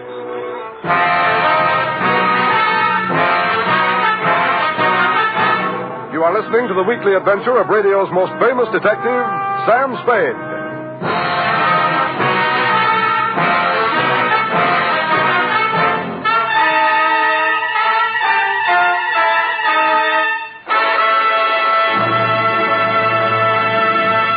3 chimes mean good times on NBC. There's fun for you Sunday with 2 of your favorite families, the Blandings and the Harrises. Mr. and Mrs. Blanding stars Cary Grant and Betsy Drake in the title roles as the proud but somewhat bewildered owners of the famous Dream House. The Phil Harris-Alice Faye Show stars Phil and Alice, of course, plus ever-helpful Frankie Remley, Brother William, and delivery boy Julius. Yes, there are laughs this Sunday and every Sunday with the Phil Harris-Alice Faye Show and Mr. and Mrs. Blandings.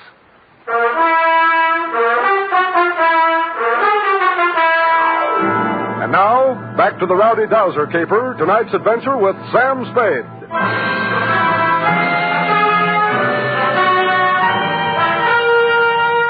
I must apologize, Constable, for succumbing once again to the traditional nemesis of the private eye. But the bald facts are simply that I bent over for a closer look at the Winton 6 and was struck a dastardly blow on the rear of the head. How long I remained incommunicado, I know not, but I awoke presently, and with good reason. My pants were on fire. As a matter of fact, the entire barn was on fire, and I was lying in the tonneau of the Winton 6 wearing Purse Snatcher's overcoat. The door I'd come in was a wall of flame, likewise the stalls on both sides. But at the rear were a few square feet of rotten siding that hadn't caught yet. Now, ordinarily, I'd have thought twice, but when your pants are afire, you only think once. So I ran right through it and took a flying header into the creek behind the barn. It was just as well I only thought once, since at this moment the flames reached the Winton's gas tank.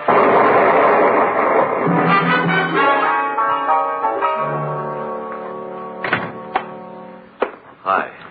Good laws almighty, what have you been up to, boy? Smoking corn silk behind Clobber's barn. Match got away from me. Well, stay right there left behind my goose screen. No. Later, Aunt Charity. How about the key to 6? The Dowser fella? Yeah. Won't need no key, son. No door open? If he left it open, he's in there now. Barrett hat, plaid coat, and a 25-cent cigar. Help yourself.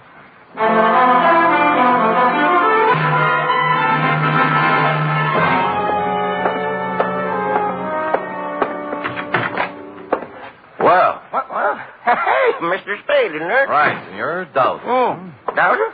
Isn't it? Yes. Yeah, that's right, Dowser. Hey, you can call me Alonzo. Sit down. No, I'll stand. Oh? You're lucky you caught me. I was just leaving, so I see. I was detained, as you probably know, over at Clobber's barn. Detained? Okay, Dowser. We'll let that do for the preliminaries. Now, why'd you just try to kill me? Kill you? Well, good heavens, man, I did not get careless at a weenie bake, Dowser. I just woke up in the middle of a 3-alarm fire, and I don't like it. As a matter of fact, I'm a little burned up, to use the phrase loosely, and I just might kick your teeth in. Now, believe me, I haven't been near Clobber's barn since Friday. I had nothing to do with whatever happened. Sure, and you had nothing to do with a $100 retainer in the phone call from Wendell Wisby. Well, as a matter of fact, You figured with a curious city fellow like me on the premises, urban root might shake down easier. Bigger apples from the same old tree, right? Yeah.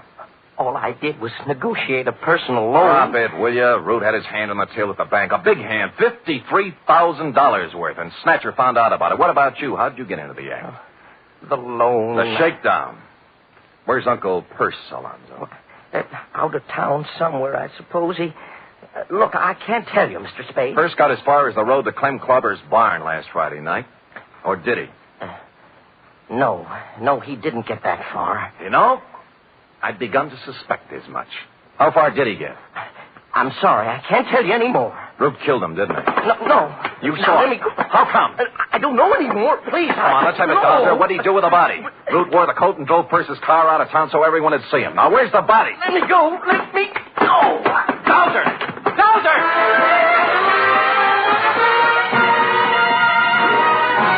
He squirted out of my hands like a watermelon seed, leaving me with a plaid coat, and took off down the line of Atomic Cabins toward the Atomic Restaurant.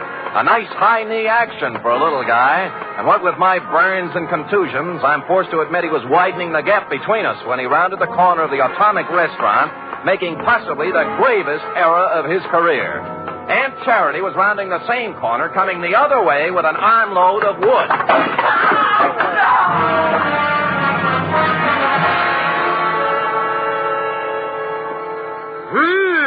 You don't reckon he got himself a brain conclusion, do you, son? I don't know, but he's a weak witness, Aunt Charity, a weak witness. What you got there?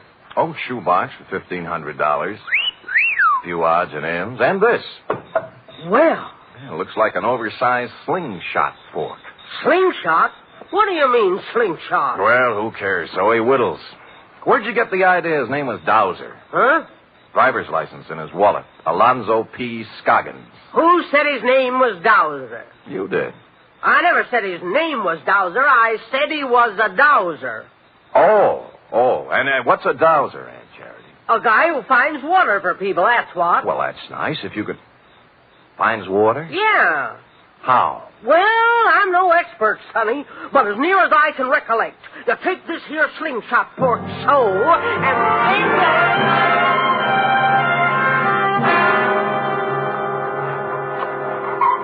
Mr. Spade, I can't go through with it. Get hold of yourself, Wendell. Remember the code of the Wisby. But this sinister revelation has virtually prostrated me, Mr. Spade. And you must remember it is now over a year since my salad days as a magician. Tut, Wendell. Stout fella, stiff upper. And further, even at the peak of my career, I was only sketchily acquainted with the field of dowsery. Hold it. There they are. Aunt Wistful is sitting on the back porch with President Root. Mr. Spade, The code of the Wisbys, Wendell? Yes, sir. Let's go.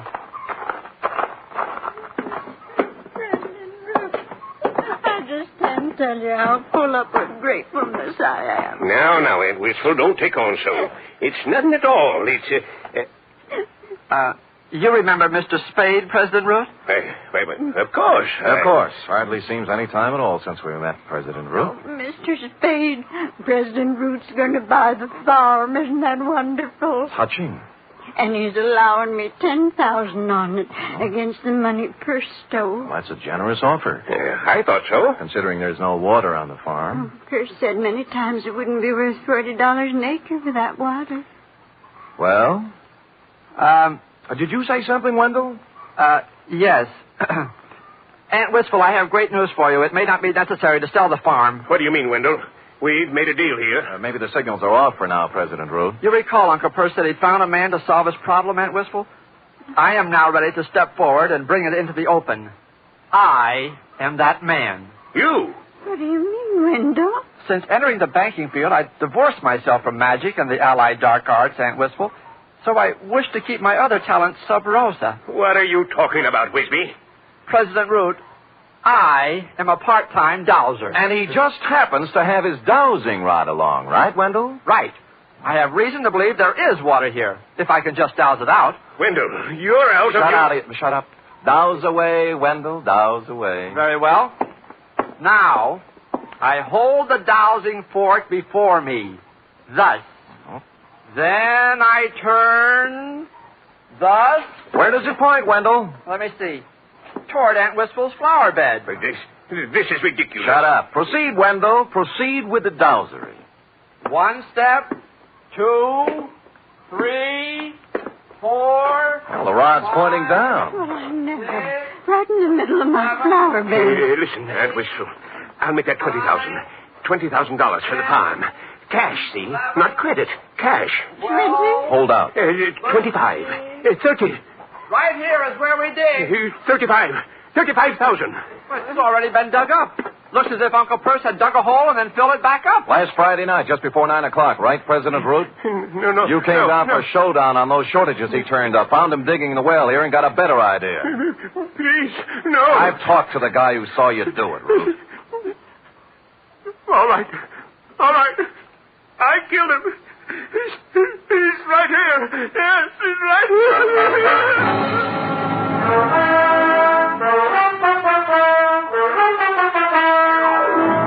Which is where you came in, Constable, and since you can take it from here, I shall close, as always, with... Period. End of report. Right.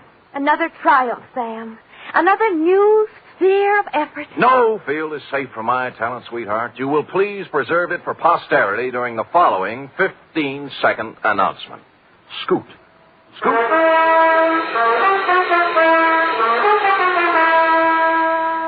3 chimes mean good times on NBC. This Sunday, the glamorous and unpredictable Tallulah brings you another hour-and-a-half broadcast of The Big Show, starring Fred Allen, Judy Holliday, Joan Davis, Frank Warren, and many more. And this Sunday's Theater Guild on-the-air production is the Broadway comedy The First Year. Starring in this Theater Guild presentation are Richard Widmark and Katherine Grayson.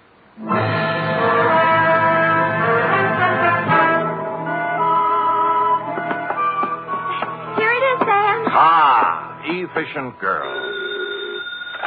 Yeah? Yeah, Millie, this is Sam, boy. What's up? Oh? Thanks, Millie. Well, what is it, Sam? They just relayed a message from Fogarty Grove. F. Wendell is being installed as second vice president tomorrow night at the Moose Hall. Oh? He wants me to come. Oh! And bring a girl.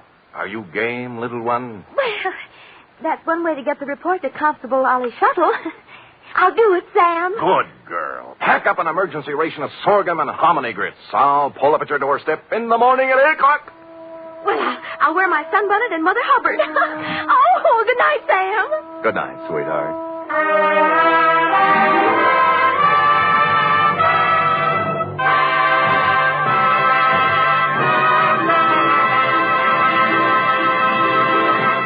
The Adventures of Sam Spade are produced, edited, and directed by William Spear. Sam Spade was played by Stephen Dunn, Lorene Tuttle as Effie. Also in the cast were Peggy Weber, Verna Felton, Sidney Miller, Alice Wellman, Charles Smith, and Nestor Paiva. Script for tonight's adventure by Harold Swanton. Musical scoring by Lud Gluskin, conducted by Robert Armbruster. Join us again next week, same time, for another Adventure with Sam Spade.